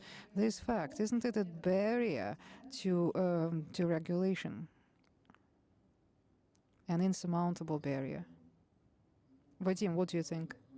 Well, as we have already said in the beginning, the absence of a common terminology is one of the obstacles to the development of anything. We have the same situation with other topics such as artificial intelligence, for instance. There is no single definition of artificial intelligence. Different organizations, different countries adopted their own definitions and they follow them. So, yeah, it would be wonderful if somewhere at a very high international level, we would have at least some general definition of a digital platform. The ITU can be the originator of such a definition. Well, I think that they are quite competent to deliver one. A question about this research, the report that you presented today. Where is it going to be published and how can we get it? Well, I think it's supposed to come out in April. It's due to come out very soon, and you can find it, you will be able to find it at the website of our center. All right, then there is only time to summarize the discussion. The moderator? Yes, dear panelists, I would like to thank all of you for participation. Special thank you to our online speakers. You are the perfect illustration of the modern capabilities of technology. I started this session with a quote from Confucius, but in this discussion we mentioned taxes several times. And business, Vladimir mentioned yet another issue, but it happened only once. And he said regulation, if it's not precise, it can kill and it shouldn't harm. Remember, Franklin said that only death and taxes are inevitable. I am confident for our regulator, that is to say, the deputy minister confirmed that one of the principles by which they guide their activities do not harm, which is wonderful. So let's remember about this principle, do not harm. Yeah, we also wanted to thank all our speakers. Ilona is distributing those souvenir pins that we produced to celebrate the 10 years of .rf, the Russian IDN. The online panelists will try to send you those pins later. Please look for them in your post, and in about 10 minutes time we will conclude the day with our last session. Please stay with us.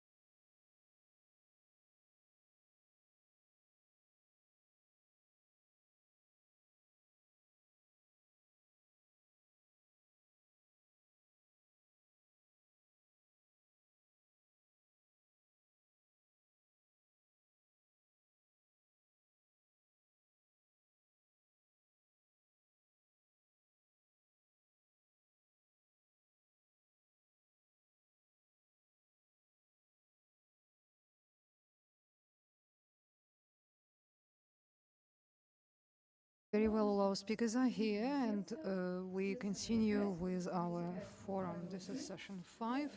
We will be discussing again the rules of the game, but as applied to a specific industry. We will be talking about building a system of trust and supply chains. Today with us in the studio we have Elena Bucherova, Acronis Infosecurity, Artyom Kungurtsev, the head of Department of Information Security with the Moscow Department of Information Technology. Hello, Artyom. Alexey Sedov, Director for Development of Cybersecurity of Rostelecom Solar. Stanislav Fisenko, Head of Departments of Systemic Solutions with Group IB. Andrei Yernych, Head of Strategic Projects with Kaspersky Labs. And we have one online panelist, Ghislain Desalin, analyst of the Department of Policy and Digital Economy with OECD. The moderator of the session is Nikolai Zubarev, Director for Information Security with the Digital Economy Company. Hello, colleagues, and thank you very much for enabling this discussion. We will be talking about building a system of trust and supply chains. Well, first of all, I want to start with the following question. What is trust? What is trust in the digital world? Can you articulate that in a couple of sentences? Yes, thank you very much. It's a pleasure to be with you today. I believe that trust is a rather universal notion, and I am sure that we'll be talking about it at length today. Trust in the digital world, trust in supply chain. Trust is the ability to joint or common or shared action. If there is no trust, if we do not trust each other, then there will be big problems between the government. If the government doesn't trust the society or the markets, then the government can overregulate. If the developers of software do not trust the government or the governments, they will have to shop for other jurisdictions. Or if they don't trust the users or consumers, then the problem will be for the business and its financial standing. If the society is not trusting the government or the companies, of course, nothing good will come out of it. And in this triangle between the business, the government, and the society, trust should exist. Trust is the key principle for efficient communication. You have a mic. Good. All right. Thank you for the question. Trust. Trust. Because I'm a security person, for me, trust is a feeling of safety. It's when one feels secure. Confidentiality, transparency, accessibility.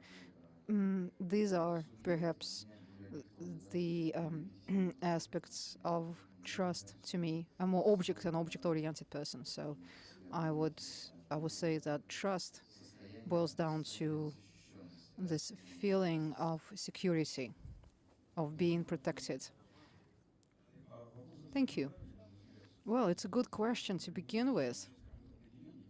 Every discussion should start with a definition and with a positioning to understand what it is that we are talking about. But I think that we all share the same understanding, because people on the stage, we all have something to do with information security. Information security without trust doesn't make any sense. There is another factor, trust, not just in our environment, but in economic terms. It's no longer a category of morals. It is an economic notion. You can measure trust in money, and it is something that we would like to discuss today as well. Yes, thank you, Oleg. Stanislav? Thank you for the question. It is indeed an interesting and a profound question. You can look at it from all kinds of angles. In supply chains, for me, trust is trusted providers of different products or services, like software or appliances. And I agree with Oleg. Among other things, trust ensures stability, and it can be and it should be evaluated in monetary terms. In economic terms, it's very important to build trusted delivery or supply chains, especially in those areas on which the stability of the national economy depends. Yes, thank you. It's an interesting question. I agree. If you think about it, really, trust to me is like water. Water is a curious substance. It flows between your fingers, and it's like water in a desert. Without trust, without water in the desert, there is no oasis. Without trust, there is no business. But under too much sun, water evaporates. So trust is a valuable substance, which is the essence of life and of business. Well, thank you very much, Andrei. That was a rather poetic and a philosophical answer to the question. Ghislain should have joined us. And if we have Ghislain online, can we hear the answer, please? Yeah. Yes.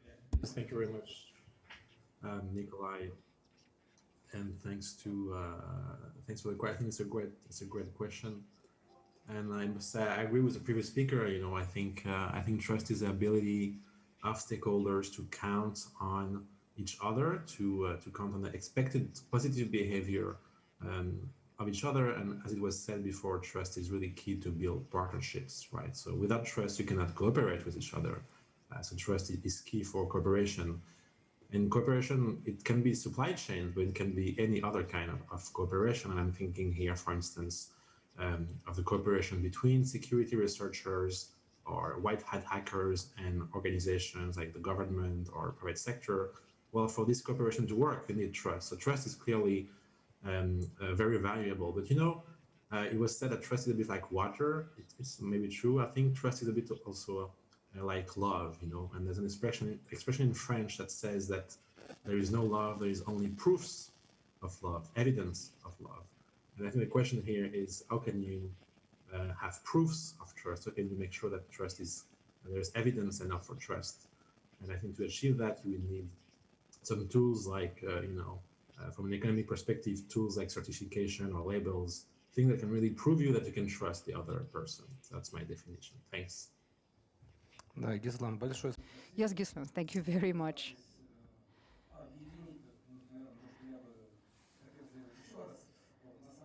In fact, I cannot agree more with you. I believe that trust is ever present. It penetrates every aspect of our life. We cannot imagine our lives today without any, without some gadgets. We can't leave home without gadgets. We've just been discussing that Zoom made an announcement that it will not be allowing Russian government authorities or government-associated institutions to use its products sold via intermediaries. So it's very important to build a trusted supply chain so that at the output of the chain we can have a high quality and efficient and a trusted product. Let's discuss several issues. I suggest that we think about basic principles and how to improve the security of digital products, responsible management, and how to improve public policies, and how can public policies and other programs help. What are responsibilities of business when addressing digital threats? And another important issue is experience exchange in information protection means. I suggest that this time around we begin with Ghislain. What are the basic principles of security in supply chains? How is this problem perceived by the OECD? Ghislain, you are welcome. Can you hear me? Okay, great. Well, I think No, I think what's important is that we realize that trust in supply chain is very much an economic issue. Too much we tend to think about cybersecurity as a technical issue, calling for technical solutions. But what we've discovered at the OECD is that very much so, it's also an economic challenge. So if you take the IoT, for instance, the Internet of Things, the reason why so many IoT products are not secure enough is because of economic factors. So for instance, it can be misaligned market incentives. So if you take the manufacturer of the IoT product, for instance, they are driven mostly by time to market or by cost effectiveness rather than security, right? So for them, security is not really a priority. You mentioned Zoom. Well, Zoom is a great example to show that there are many information asymmetries, which means that you as a customer, it's very hard for you to assess the level of security of a product because you have no tools to do that, right? So if you compare Zoom or Teams or other video conferencing tools, it's very hard to know which one is more or less secure. So with this problem in mind, I think what's key is, as you said, to wonder what kind of big high principles can help us address these economic problems. And at the OECD, we think there are many principles that are very important. One of them is transparency, for instance, information sharing. It is key that supply-side actors share more information about how their products are made. Right now, if you buy a product, a smart product, usually you don't know what's in it. It's a black box, right? So there is a need to open the black box to see what's in the product. And to do that, you have some initiatives that could increase the traceability of the products. There is one called the S-BOM, for instance, the software bill of materials, that could help us have a list of ingredients, if you will, for each product for us to know what's actually in the product. So transparency is a very important principle. Another one is responsibility. And the issue right now is that there is not a lot of responsibility for the manufacturers, for the supply side actors. And at the OECD, we think that this responsibility should be increased through a principle that we call the duty of care. And the idea here is that if you're a manufacturer and you put a product on the market, you have a responsibility to ensure a sufficient level of security throughout the product life cycle. So it would take into account security by design, but also address the issue of the end of life gap, which is very important. And I think another last important principle would be the principle of cooperation. We need to cooperate with each other within the value chain, but also outside the value chain. And I mentioned the role of security researchers, white hat hackers. I think it's very important that we build more relationship between stakeholders that sometimes don't talk to each other because they don't trust each other. So yeah, my main principle would be transparency, responsibility, and cooperation. I think it's very important. Thanks. Да, Гислен, спасибо большое. Yes, thank you very much, Ghislain. It is clear that there are three basic principles that you have just identified. Supply chain security depends on transparency, responsibility, and cooperation. And I believe colleagues here support that point of view. Of course, we can have a discussion later.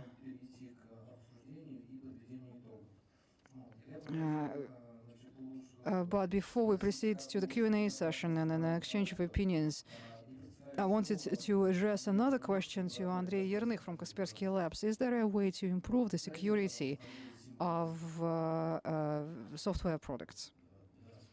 Andrei? Yeah, I have the clicker now. Can we have the slides on the screen, please?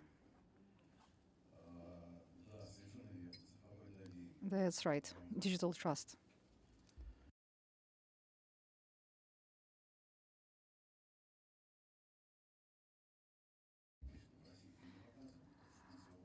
I want to start with a slide that we usually do not include into our presentations that we make in Russia. Kaspersky Labs is very well known in the country, but probably since we are talking about trust, I need to display some figures and facts about us because information is the basis of trust. We have more than 400 million users around the world. More than 400 users are trusting the company and they choose our products.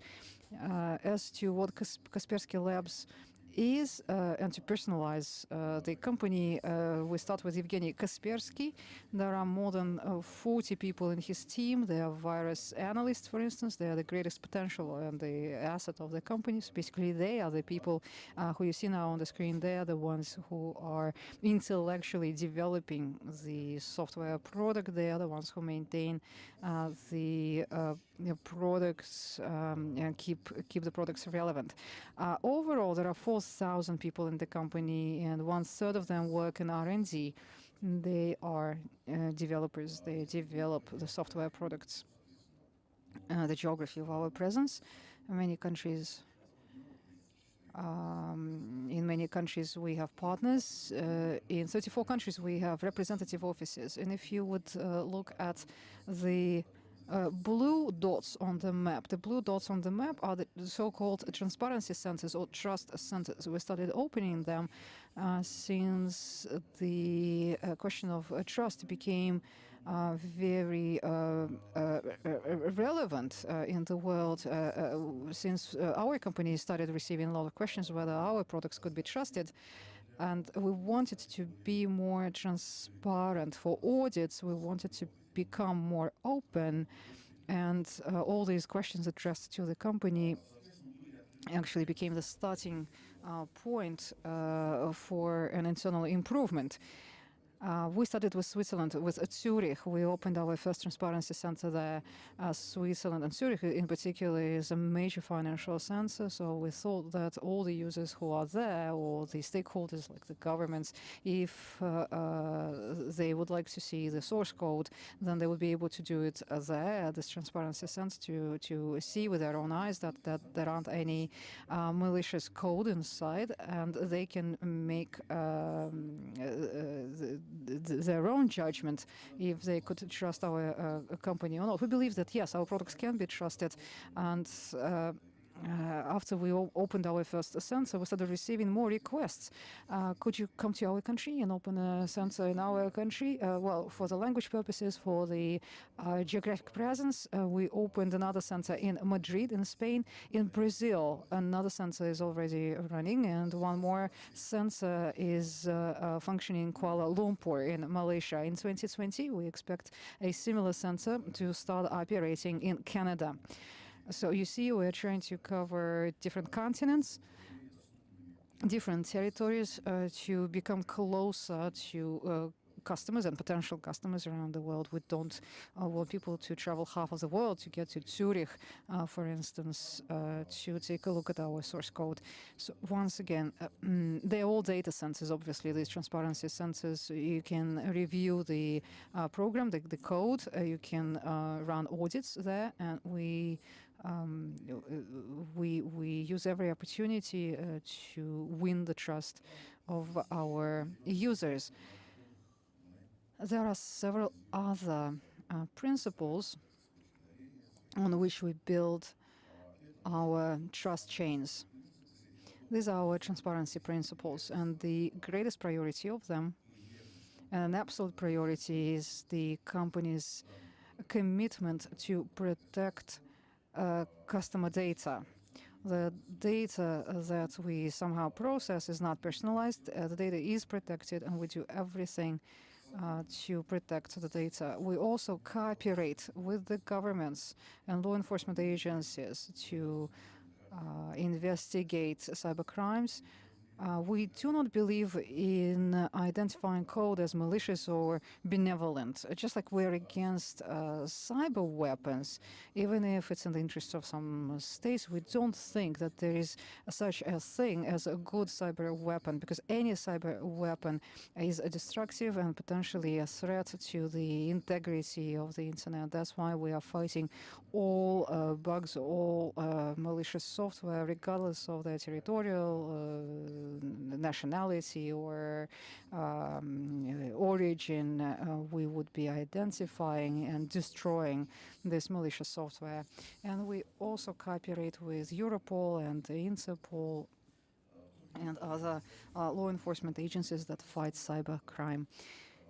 Kaspersky Labs is also fighting stalking software. The stalkerware is yet another, Stop Stalkerware is another initiative that protects users against stalking and domestic violence. Then there is the Paris Call and the consortium of the industrial IoT. We're also associated with these initiatives. Bug Bounty, an important program. This is positive practice for any company, I think.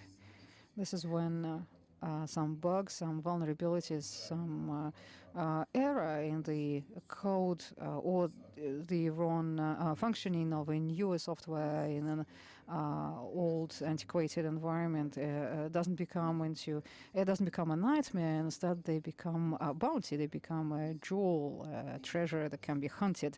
We have this practice. We have a bug bounty program, and we call upon all software developing companies to introduce a bug bounty into their practice. It's another way, yet another way to improve your code. Of course, no employees of Kaspersky Labs can participate. It's an external program. This is a voluntary program. It's open to anyone who wants to participate, and there is a bounty, and we pay up to $100,000 in reward for discoveries of vulnerabilities. We had payouts of well, not of 100,000, but there are always errors in the code because people write code and humans make errors. Again, there are some modes of operation that can cause errors or misfunctioning of the software, of which I mean the environments of the modes of which the developers just didn't think. And the last slide of this presentation. Digital trust is probably the most valuable currency. It is the biggest treasure in information security.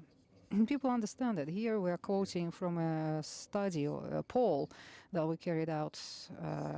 We asked respondents whether they trust their providers and how certain they are that their data is safe.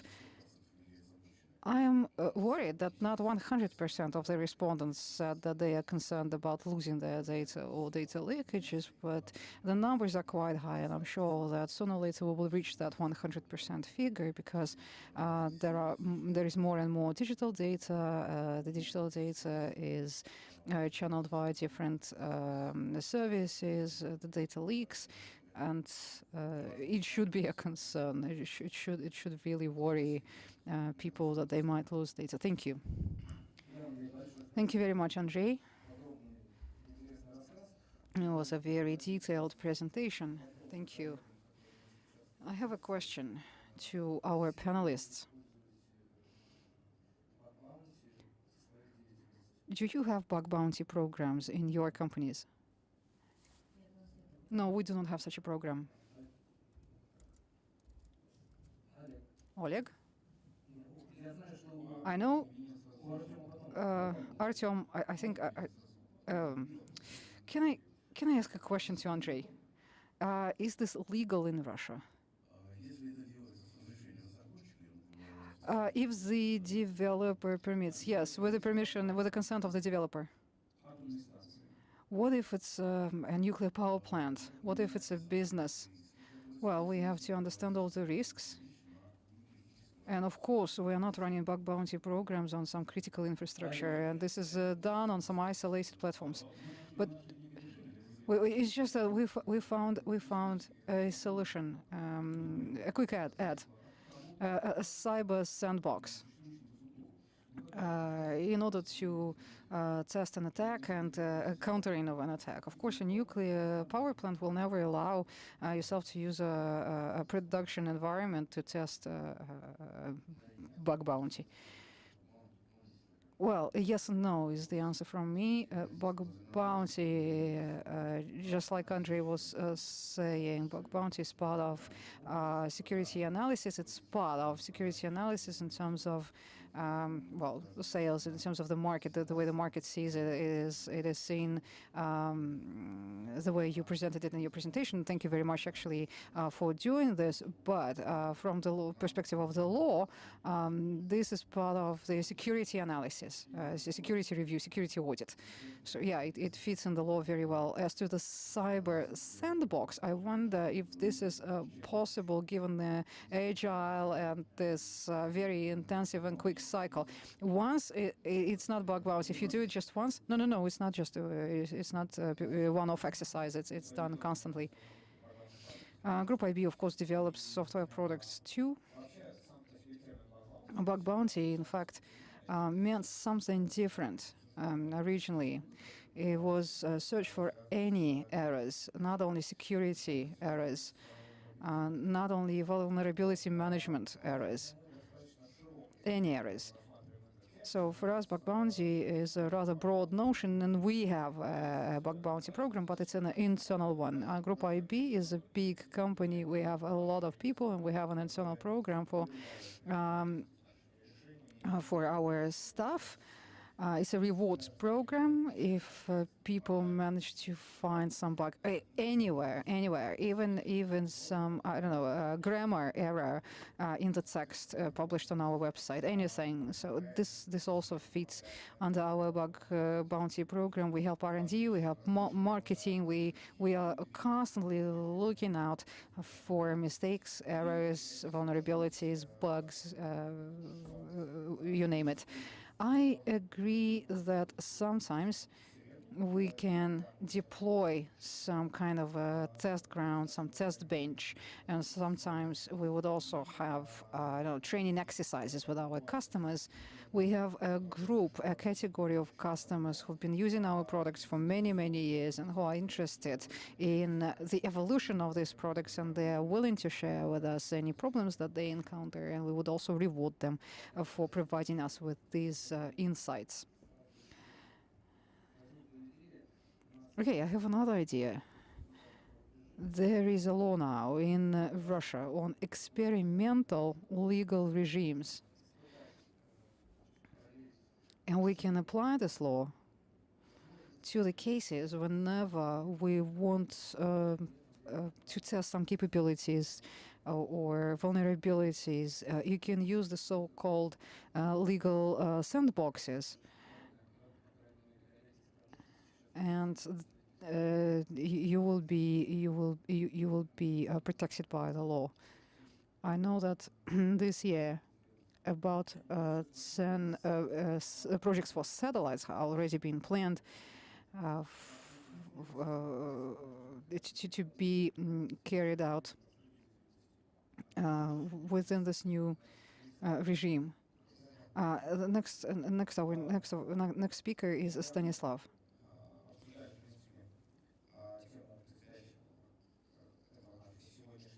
Well, as we were preparing for the session, as we were discussing potential topics, I thought vulnerability management was an interesting subject matter.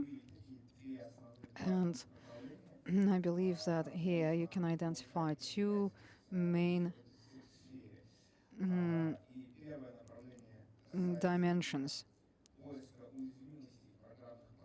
You can make vulnerability management more attractive by asking people to find zero-day vulnerabilities. And the second part of your work is to identify infrastructures where vulnerable software is used just because there is no full-fledged patch management. The software products are not updated, and vulnerabilities that have already been identified are still not removed. A bug bounty is the first technique that comes to mind Bug bounty is within the competence of the developer of the software product, the vendor, because it's the vendor who's mostly interested in making sure that the product is vulnerability free and the product does not undermine the user experience in any way. The second component of this process is community. The more we develop the interest to vulnerability management, the more we make this movement popular, the more experts around the world will join it. About 3 months ago, I published an article. I wrote an article, and it was published. And the article was dedicated to the following question: which products do you prefer? Is it better to design your own product based on an open source solution, or is it better to buy something off the shelf? I was considering this issue from the perspective of patch management and vulnerability management.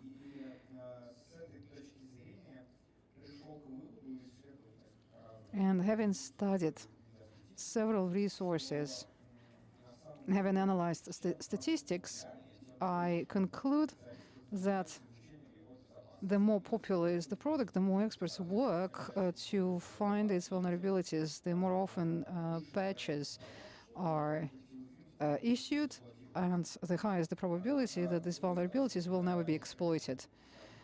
But if it's an in-house solution, usually experts are not interested in it, and very few people know how to exploit it. But still, there are other risks, and it's a more dangerous approach associated with this approach.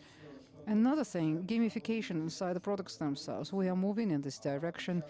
It's interesting for us if the users take an active part in the product development, both in terms of vulnerability management and also in terms of achievements inside the products. We are trying to incorporate bonuses and achievements and other rewards inside the product. We're using various gaming mechanics to provoke the users. Mostly our users are in the information security business, so we want them to start looking on their own for the vulnerabilities in our own products and the other products that they're using in their infrastructures. Another way to raise the awareness and to make vulnerability management more attractive is various PR activities and publications from the experts of the market. And we are here for this reason, I think, at least in part. And this is a very important move.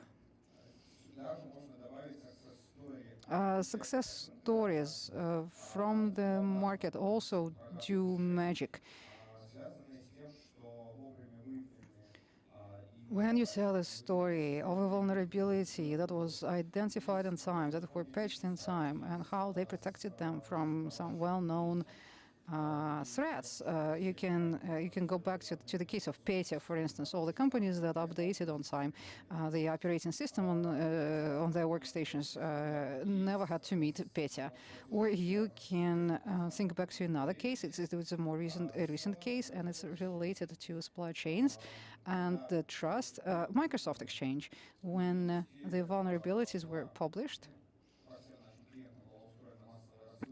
and we did a massive mailing to all our clients, asking them to patch up those vulnerabilities in their mail service. Most of our clients have reported to us that they had done it before. Other clients said, thank you for the alert. We are going to do it right now. We are doing it already.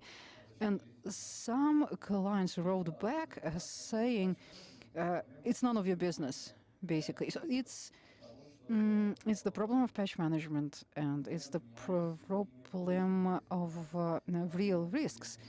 Probably we are not paying enough attention to threat detection, threat identification.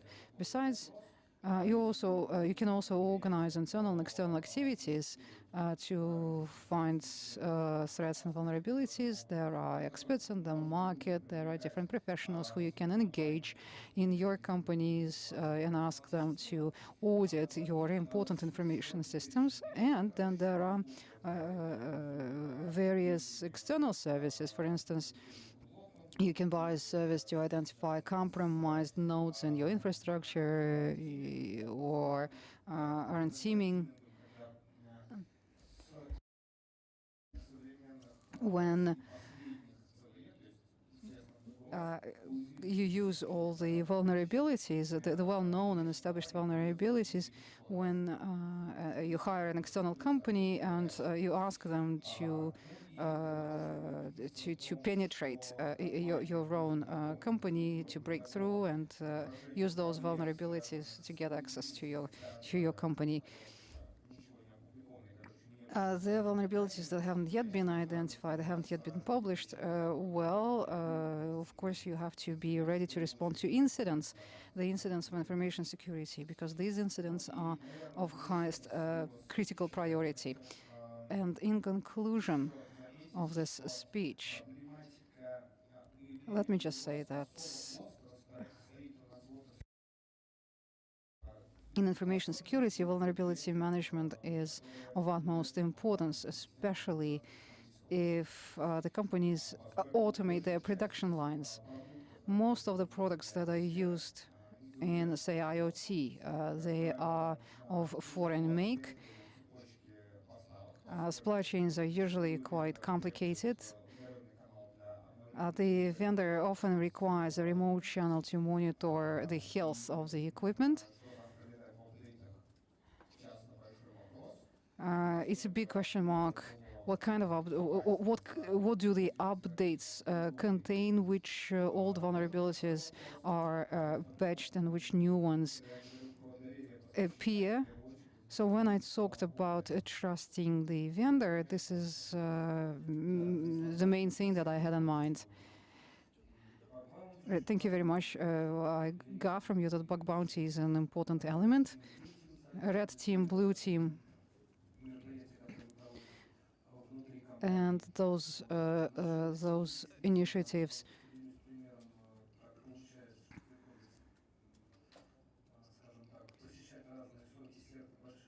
and sometimes you go to big sets of, I don't know, big companies, especially in the financial center.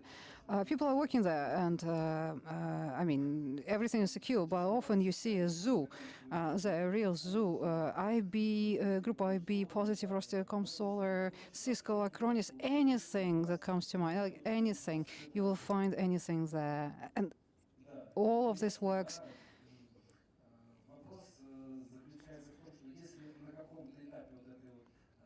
My question is, if at some point in the updates a Trojan or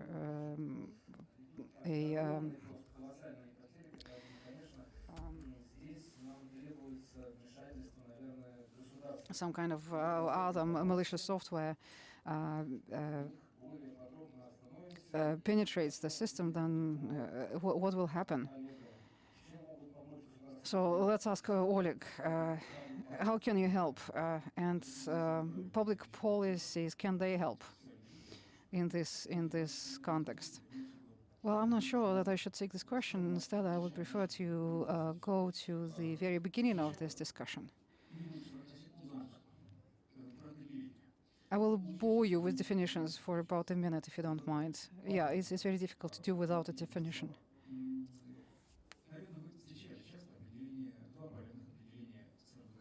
I'm sure you saw two definitions of digital economy. One definition would list government priorities and programs, and that would be the definition of the government. And the other definition of digital economy comes from the technical people. But then I found a special website in the internet that collects the definitions of digital economy, and they have thousands.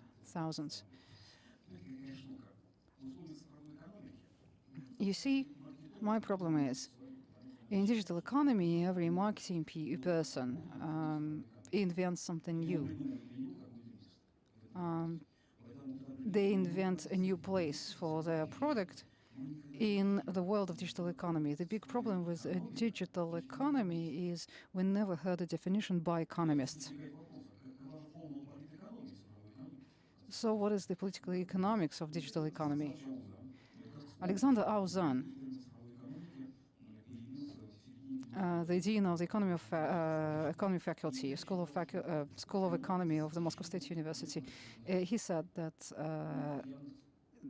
digital economy is the economy that reduces transactional costs. Yandex, Uberization, cutting down the transactional costs. But now to go back to the title of this session, trust. Does trust have any place in this definition? Artyom, you have already said that trust is confidentiality, transparency, security. Well, I think that we need to have that kind of definition of trust.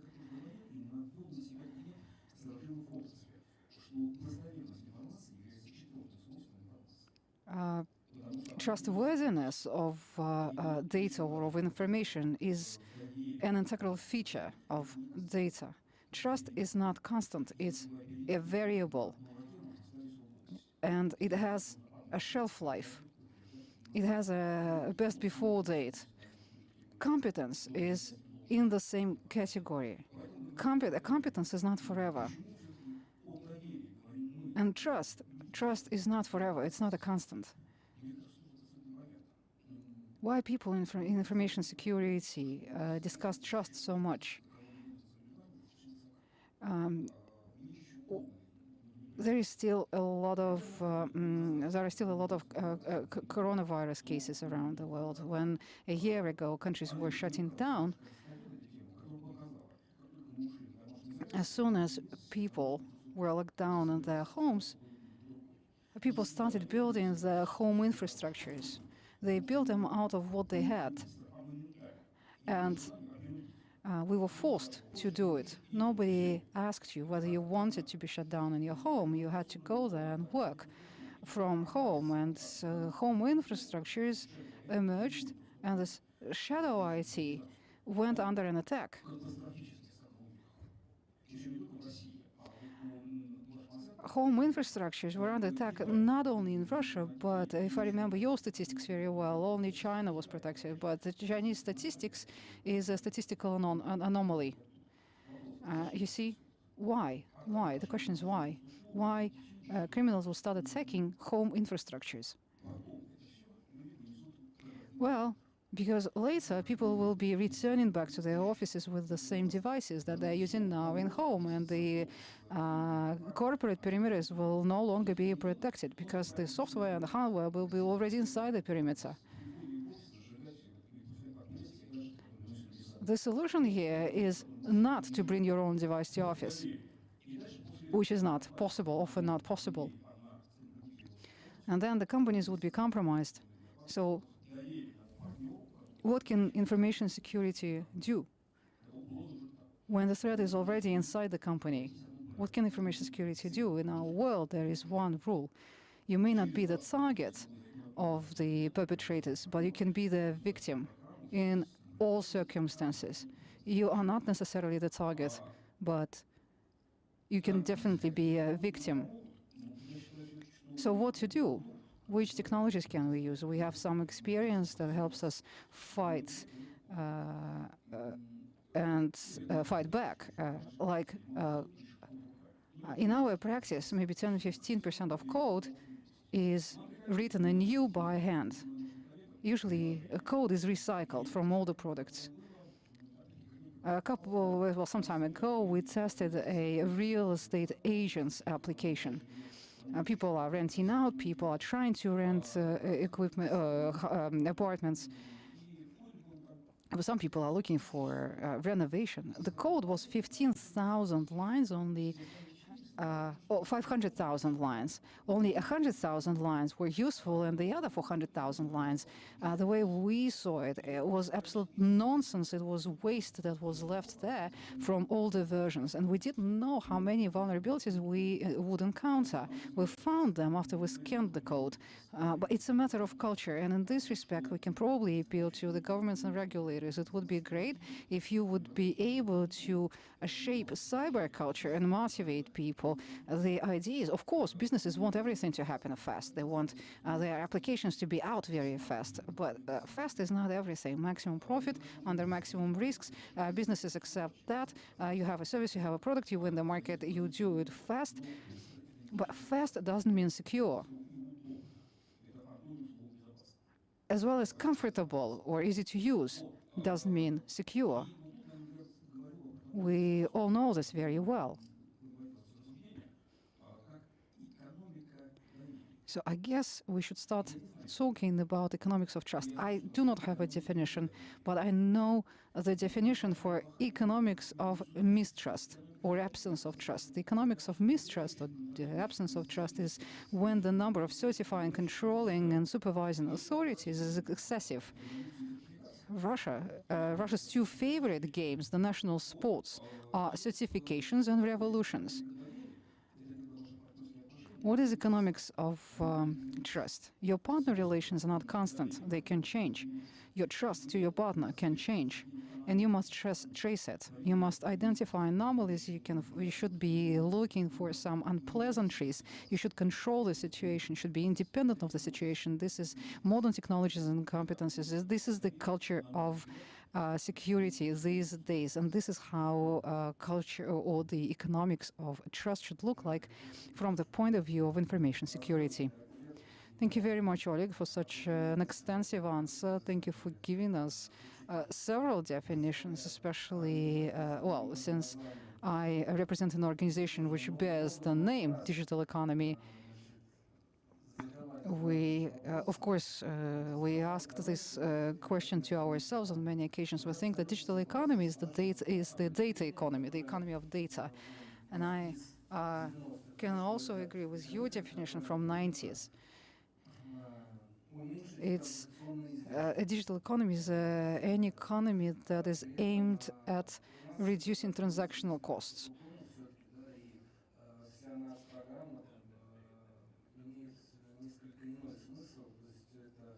In Russia, this is interpreted slightly differently. I think that in Russia, this should be reformulated as the implementation of best business ideas, but with mandatory involvement of the state. Rostelecom Solar, that's why they have this cyber sandbox. It's one of the activities of the national program, which is called National Economy. Well, okay, I got your point of view. I'm left with more questions than answers, to tell you the truth. Hopefully we'll have time for a discussion, but before we do, I want to ask Elena Bocharova. When businesses are answering to digital threats, what are the borders of the business's responsibility? Who's responsible for what? Where do you draw the line? Okay, thank you very much. It would be easier for me if you could upload the slides. It's not a must, though, but it could be useful. Well, I think I'm lucky that I'm speaking towards the end of this discussion when my colleagues have already presented. We all work in information companies, and I think very often we hear that please do something, just produce some software that will protect us 100%.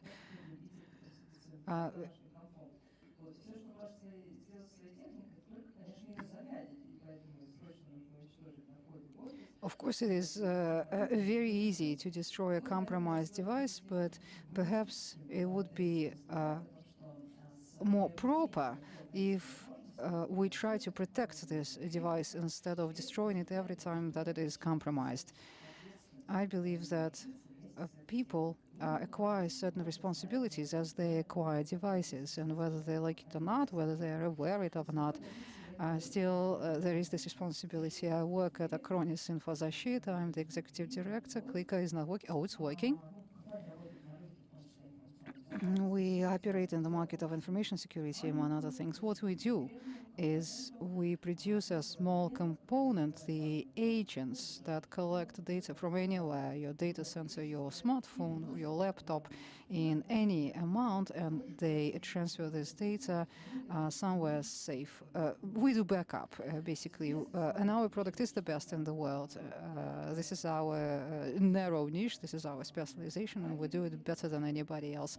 If you're under an attack, if there are some threats, if there are some terrible events taking place that we read about in the news, why does this happen? Because there is more data, because there are more gadgets. All people have now not only 2 cars per head, but per capita, but there are 5 gadgets per capita. We are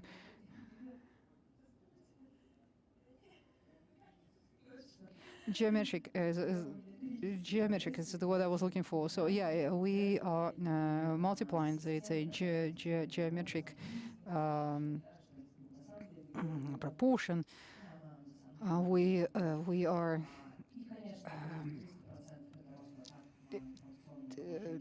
producing and using more and more data, and the number of attacks during fraudulent attacks grew 300% during the pandemic. Big companies, if they have automation, for instance, of course, companies do not try to save on security, but in small and medium businesses, very often data is not even an object to be managed. For them, data is like dirt or dust that just accumulates there all by itself.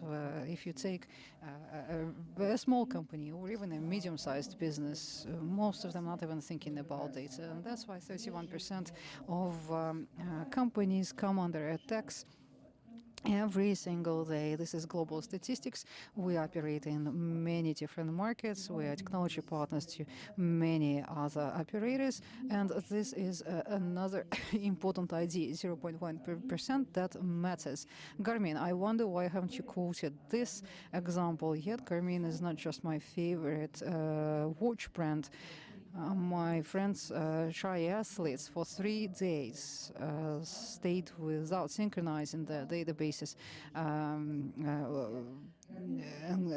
Garmin is also all navigation in the United States, civil navigation. Do you understand what it means? For 3 days, there is no civil navigation in the country. It's a catastrophe. Why does it happen? Is it because Garmin doesn't have the money to update the software? Doesn't it have the finances to hire people who are capable of installing a secure perimeter? 0.1%. Where do these headlines come from? Well, I think the reason is quite natural. As we're sitting here and talking about bug bounty, people in other rooms are writing code to break, to hack, to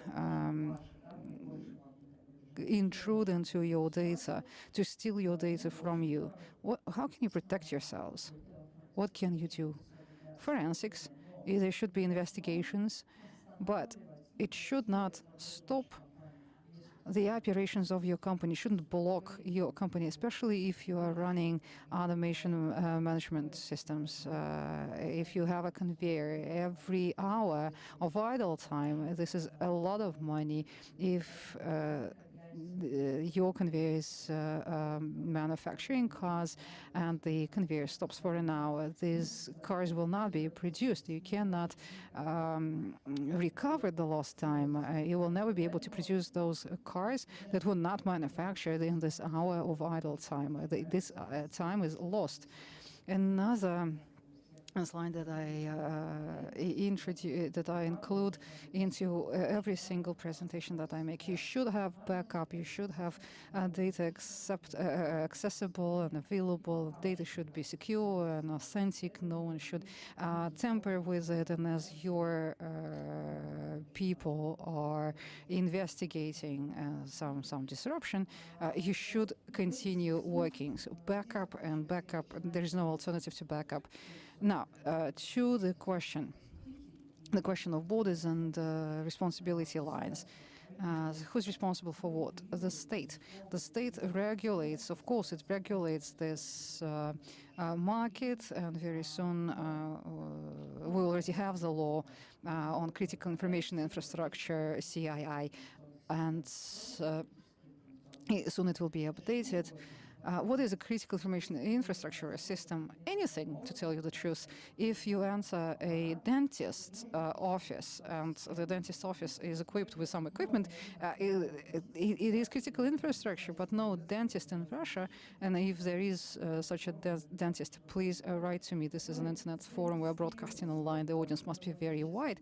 Maybe there are dentists among you who registered your device, your database in your dentist's office as a critical information infrastructure. The problem is that all the taxi services that work with certain databases, all the dentists, all the doctors, anyone who is operating some complex devices, virtually none of them are thinking of registering that equipment as critical information infrastructure. Obviously, big companies do it, but small and medium businesses, again,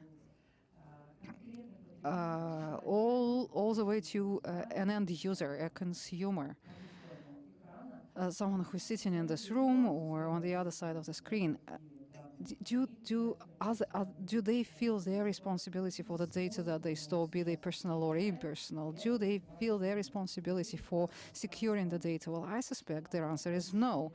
And here we see the space in the market not just for the software vendors. Of course, we're doing something. We had this N+1. It's a N+1 website. It's a platform, a resource that popularizes science. So they would produce those comics for us that we used to educate the consumers, to make them aware as to what happens to their data. Well, in any case, education probably is not our core business, and probably it's not the core business of the government.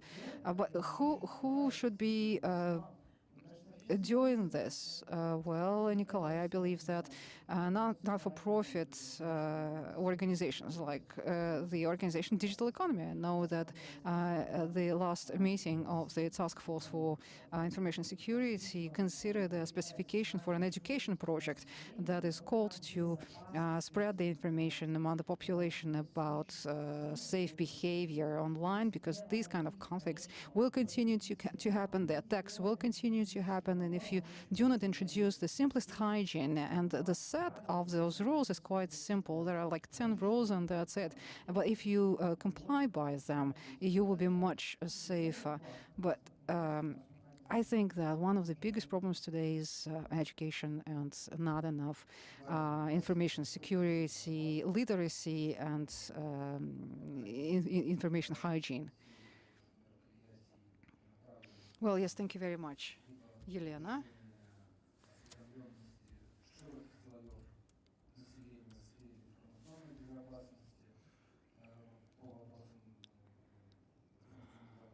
In matters of information security, education and training for the general public, for the educators themselves, also for the diplomats and other representatives of Russia who make the delegations of the Russian Federation to the international organizations. We organize all of that. That is true. With the help of the company, some of them are present here. We organize various awareness campaigns. Last year, we even collected a RUNET award for the best awareness campaigns. Some of these activities receive considerable government support, financial support. If you take, for instance, the campaign to raise data, how shall I put it, data literacy skills.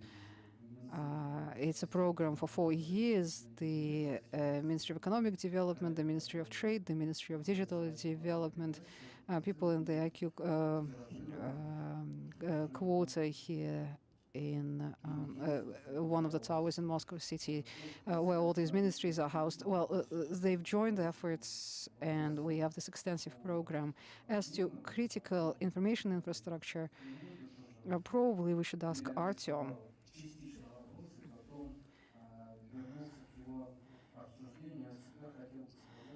What he thinks and what the Moscow Department of Information Technology thinks about that. I believe that the law itself needs the amendments. If not the law, then probably the bylaws, like the Decree 127. Maybe we should introduce the fourth category of the objects of critical infrastructure. You say that small and medium businesses are not covered by this regulation at all, although they too are connected, they are online. Many of them have not just one, but several automated workstations.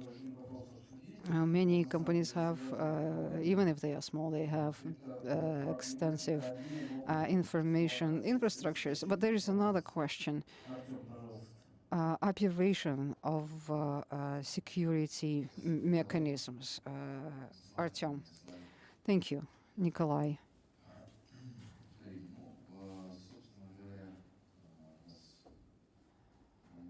Well, if I am the last speaker at this session, what I intend to do is perhaps state some questions. Moscow City government runs multiple services, and we would like to have feedback. We would like to have a discussion with you, with other stakeholders. Well, I will try to be brief. Can we have the slides, please? May I have the clicker?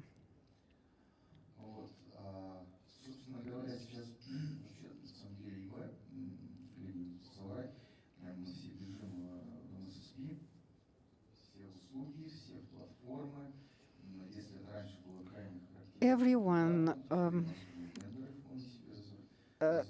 today is deploying platforms, multi-component systems, integrated systems, all of this multiplied by the wild agile. We are all running very fast.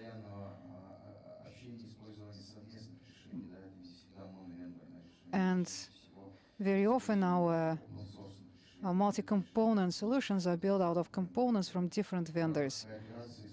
Open source, not open source.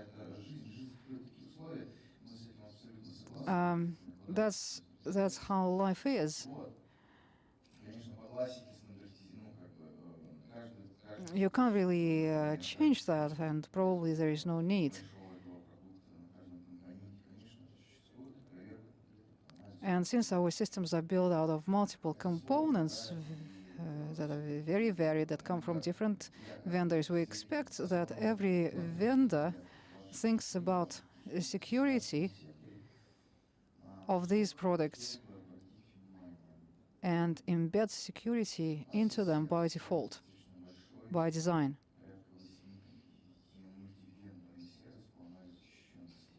We have a service. It's a multi-vendor service to audit security. We audit codes, we test social engineering. We constantly test our resources and services. We receive a lot of information about ourselves through these tests, about our own vulnerabilities.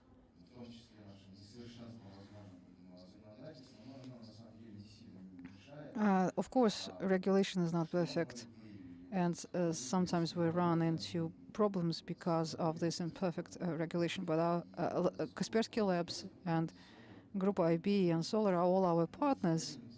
Colleagues will confirm that what I'm saying is true. When we run security audits or penetration tests, we get to learn about related or adjacent information systems, not just about the tested resource. And we build a vulnerabilities database. And I'm now talking about vulnerabilities of different government resources, not vendor resources, vulnerabilities.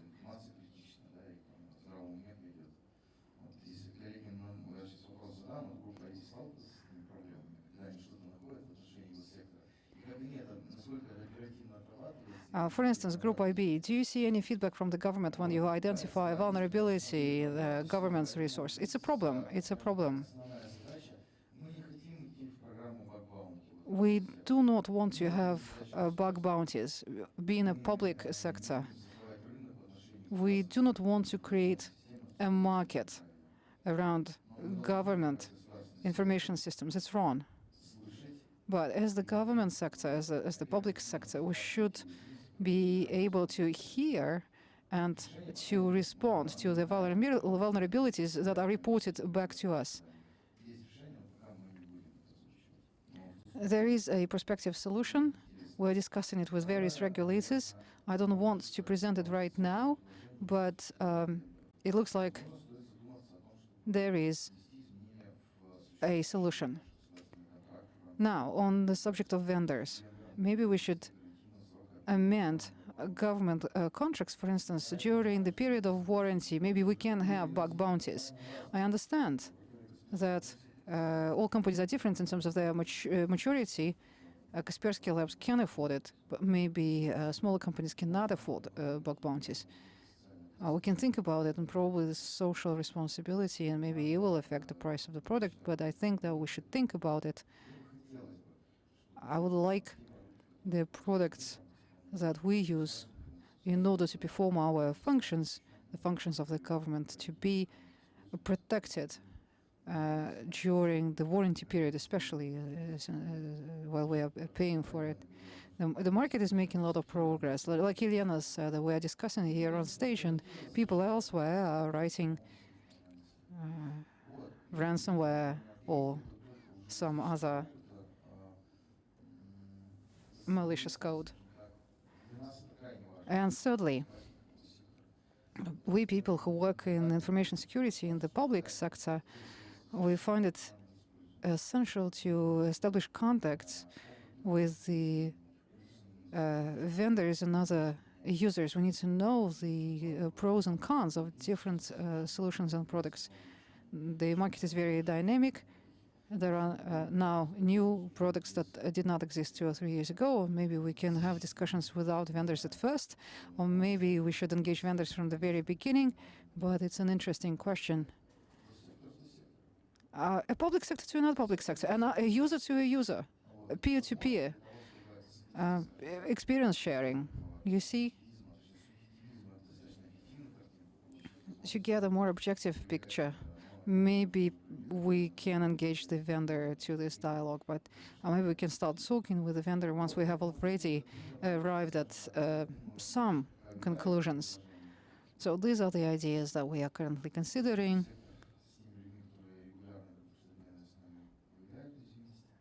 So I believe that it's a nice idea if the public sector can talk to those people who find vulnerabilities as part of their work, various bug bounty programs during warranty period, and also sharing experience with peers. Thank you. Probably I took longer than I should have. Thank you, Artyom.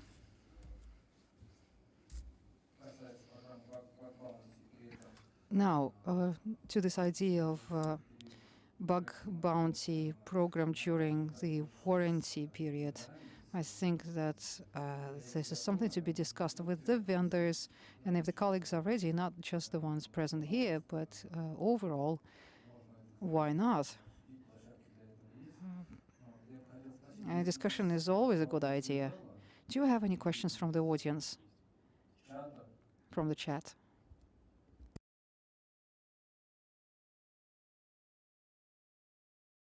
Yes, we received several questions. The first question is rather a comment from Anna Karachanyan. Zoom and trust. There are consultants who decide that Zoom is not to be trusted. They claim that Zoom cannot be trusted. I don't know if anyone would like to comment on it. Well, you can always make your own judgment, right? You can either trust or distrust a certain product. No one is stopping you from using Zoom for private needs. It looks like a PR project, really. It's overheated. I mean, there are more important news. Why do we return to this topic all the time? Apart from Zoom, there are so many other video conferencing solutions that you can use. There are so many different ways for people to communicate, be it Zoom or something else. Stanislav, you wanted to say something? Well, no, not really, no. Well, I thought at first I could provoke this discussion further, but then I thought we can save time and just skip this comment of mine. Two questions from Andrei Yernych. To Andrei Yernych. Even the most perfect antivirus cannot guarantee 100% protection of the data. Is it true? Well, humans are vulnerable. There is always a chance of human error. So you have to know computer hygiene. You have to update your antiviruses. But humans are always the vulnerable link, the weakest link in this chain. The second question is about the Kaspersky Lab's participation in the government's open group of experts. The question that was sent to us is where can we read the report and where can we learn more about it? It's on our website, actually, and I can share the links later. We actually participate in activities of various international structures as well. You can find more in the news section of our website. I think we have information also in the public relations section of the website, or I can find the links and send them to the audience. But the report can be found in the United Nations repository. You should search around the 12th of March. This is when the group closed its proceedings. Another question from Vadim Mikhailov.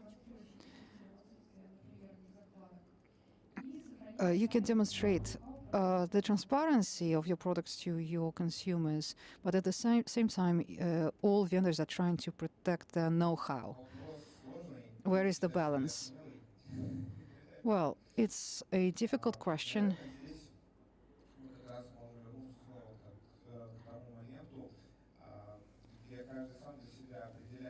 And I think every company decides for itself. Of course, everyone has their own definition of trust. Not just companies, consumers as well, because consumers can decide that for themselves. You can either compile a Linux core yourselves, or you can go and buy a black box.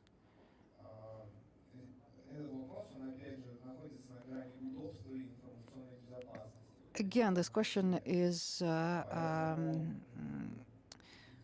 on this swing, you know, between the comfort, it's like a swing, the comfort and security are on different sides of the swing. The experts, of course, would prefer protecting the know-how.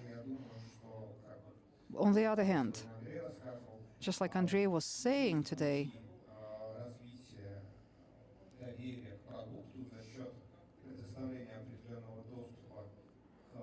it is possible to enhance trust to your product by providing access to at least some parts of your source code, or by publishing parts of your source code in public repositories. And this is what we do. Well, since I have the microphone, can I give a quick comment? It's a matter of trust. Who do we trust? If we do not trust the vendor, do we trust the state? We have a special organization in the country that certifies to the fourth level of trust.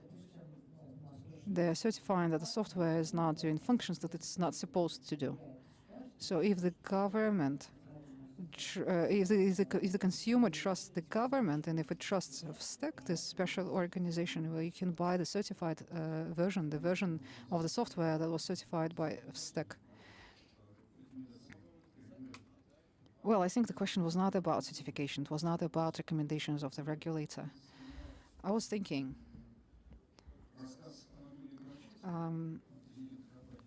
Anatoly Karachinsky, the president of IBS, once said that he was talking to the CEO of Matrix, an American company.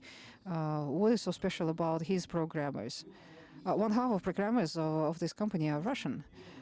And this CEO said that Russians, they ignite very fast, but they lose interest quite quickly. Russian programmers are not very good at setting the rules, writing the regulations. And thirdly, Russian programmers believe that if they read about something, they become experts on it, and they can teach everybody else. That's a matter of culture, I think. So it's not up to the regulator, because it's part of culture, you see. If you disclose the internals of your system, you increase the competencies of the market by several levels. If you have to steal the code, well, you know that if you steal the code and you try to back engineer the code, basically, it doesn't work. You're wasting time. But changing the culture, enhancing the culture, this is what works. Okay, another question about the international level of trust. It's a long question. I'm going to read it. I don't want to politicize the topic, but what about the international plane of relations? In 2013, Snowden disclosed the fact that the American government was collecting data about foreigners, which undermined trust between the US and the EU.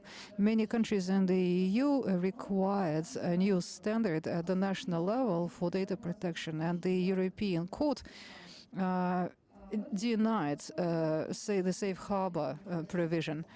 So trust between Russian and international companies, is it possible? International companies, how sure can we be that international companies are not implementing vulnerabilities into their products on purpose? Well, trust is all about auditability. We have a foreign speaker here in this panel. Maybe we can ask the foreign speaker, Gislen.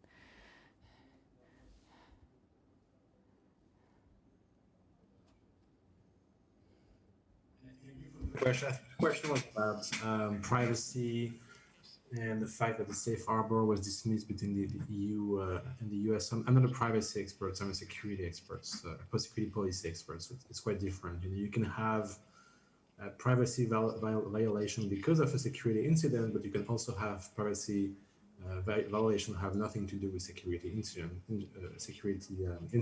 because your company doesn't respect the law, for instance. So I think we have to distinguish between privacy and security.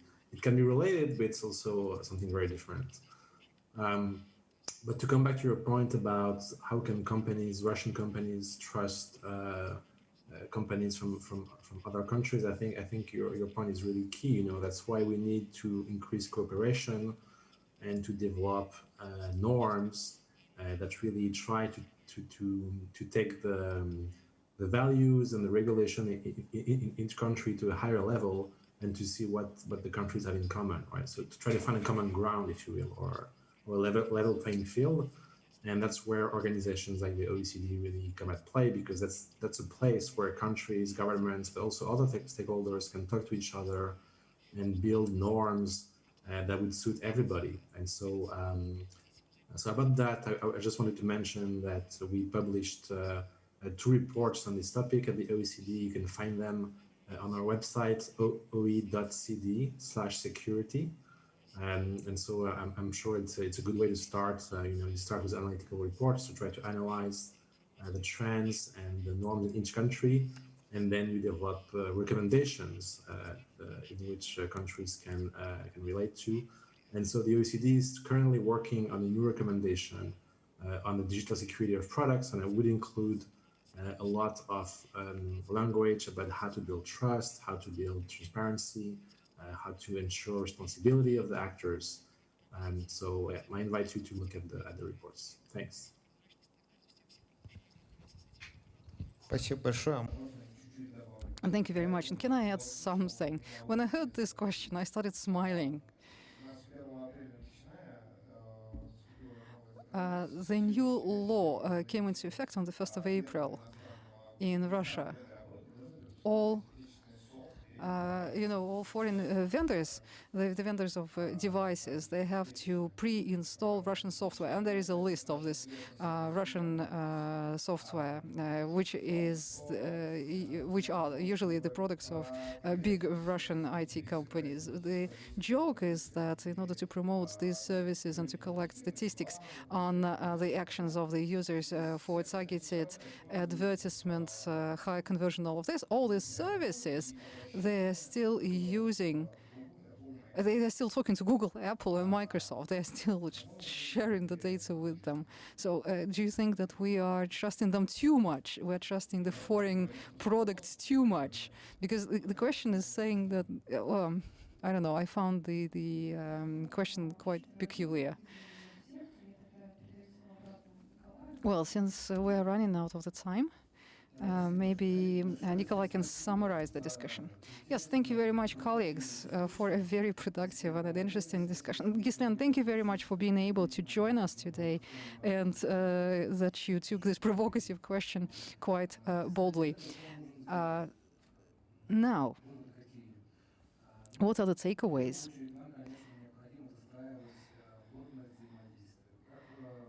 First of all, we need to enhance interaction inside the companies, between the developers. It is also crucial that we have interaction and cooperation between the private and the public sector.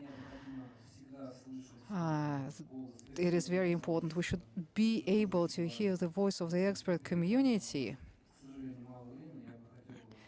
And since we do not have time, well, actually, I wanted to ask another question to Gislian, but no time. We have Decree 204. We have 13 national projects in the country. One of these national projects is called digital economy. Unlike the other 12 national projects, the digital economy project is implemented together with the expert community and the industry. And everyone who is sitting to the left of me, all these people, all these companies are involved in the implementation of this national program.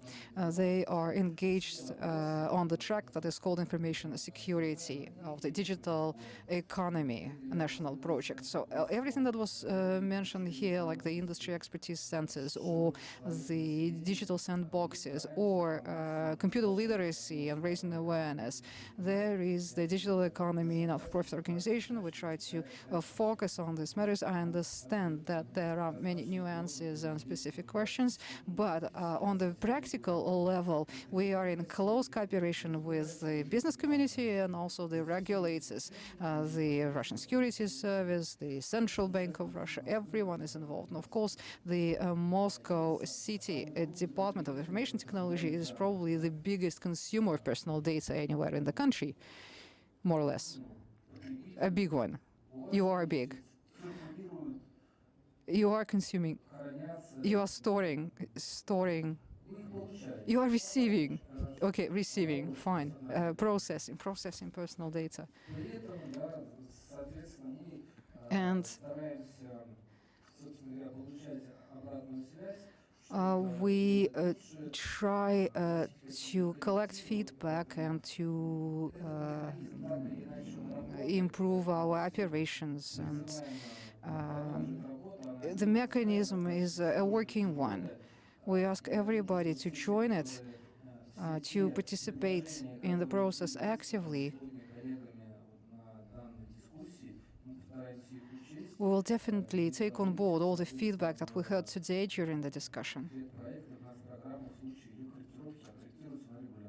The program is regularly amended, so next time, during the next round of amendments, we will definitely incorporate all your ideas, well, many of your ideas, into the next revision of the program.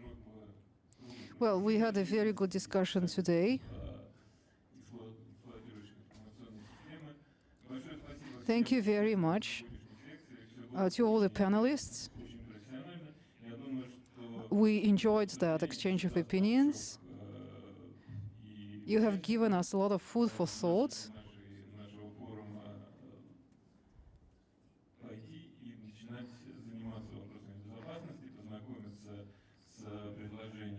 And thank you again for your call to action.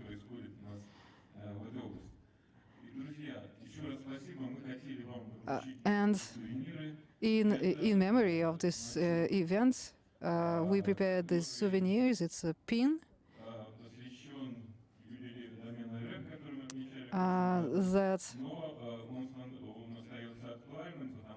that we produced when we celebrated 10 years of the .rf domain.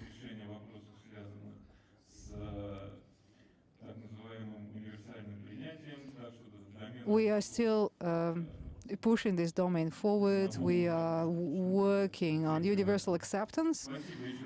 We want this domain to be even more popular than it is today. Thank you, everyone, and see you next time.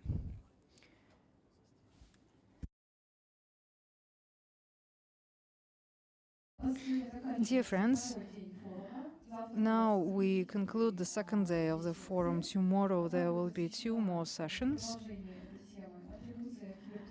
One on attributing cyber attacks on the internet, myth busting. It will be a rather technical discussion, and the other session for the 9th of April is user agreements with internet platforms.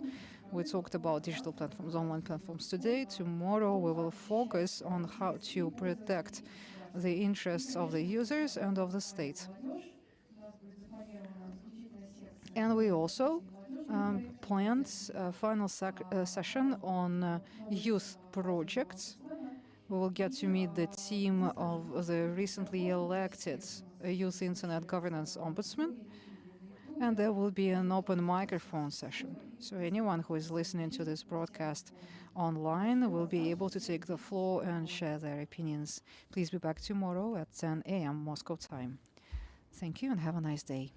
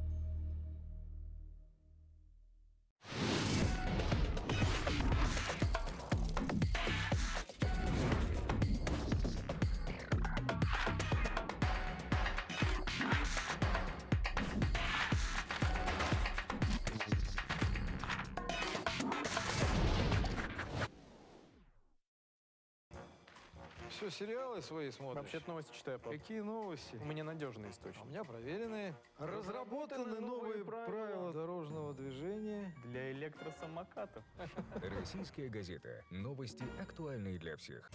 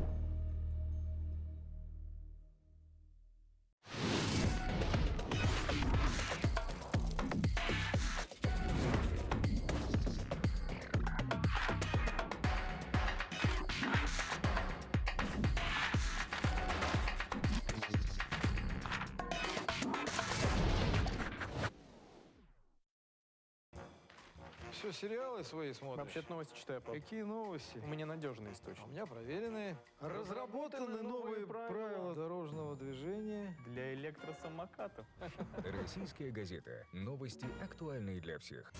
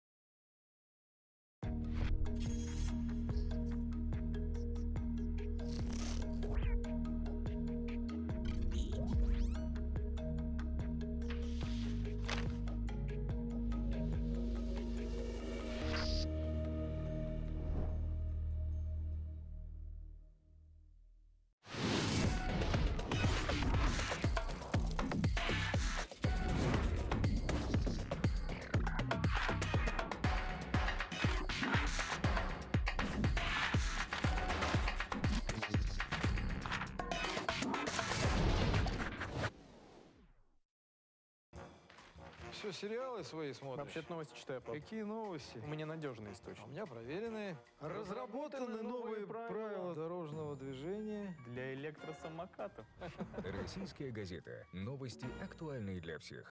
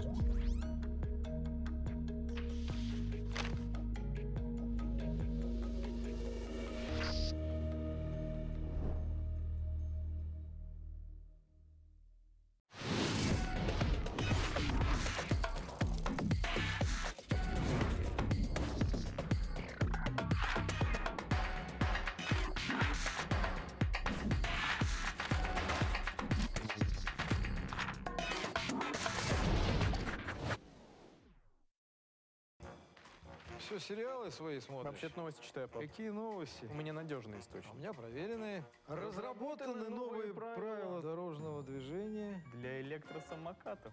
Российская газета. Новости, актуальные для всех.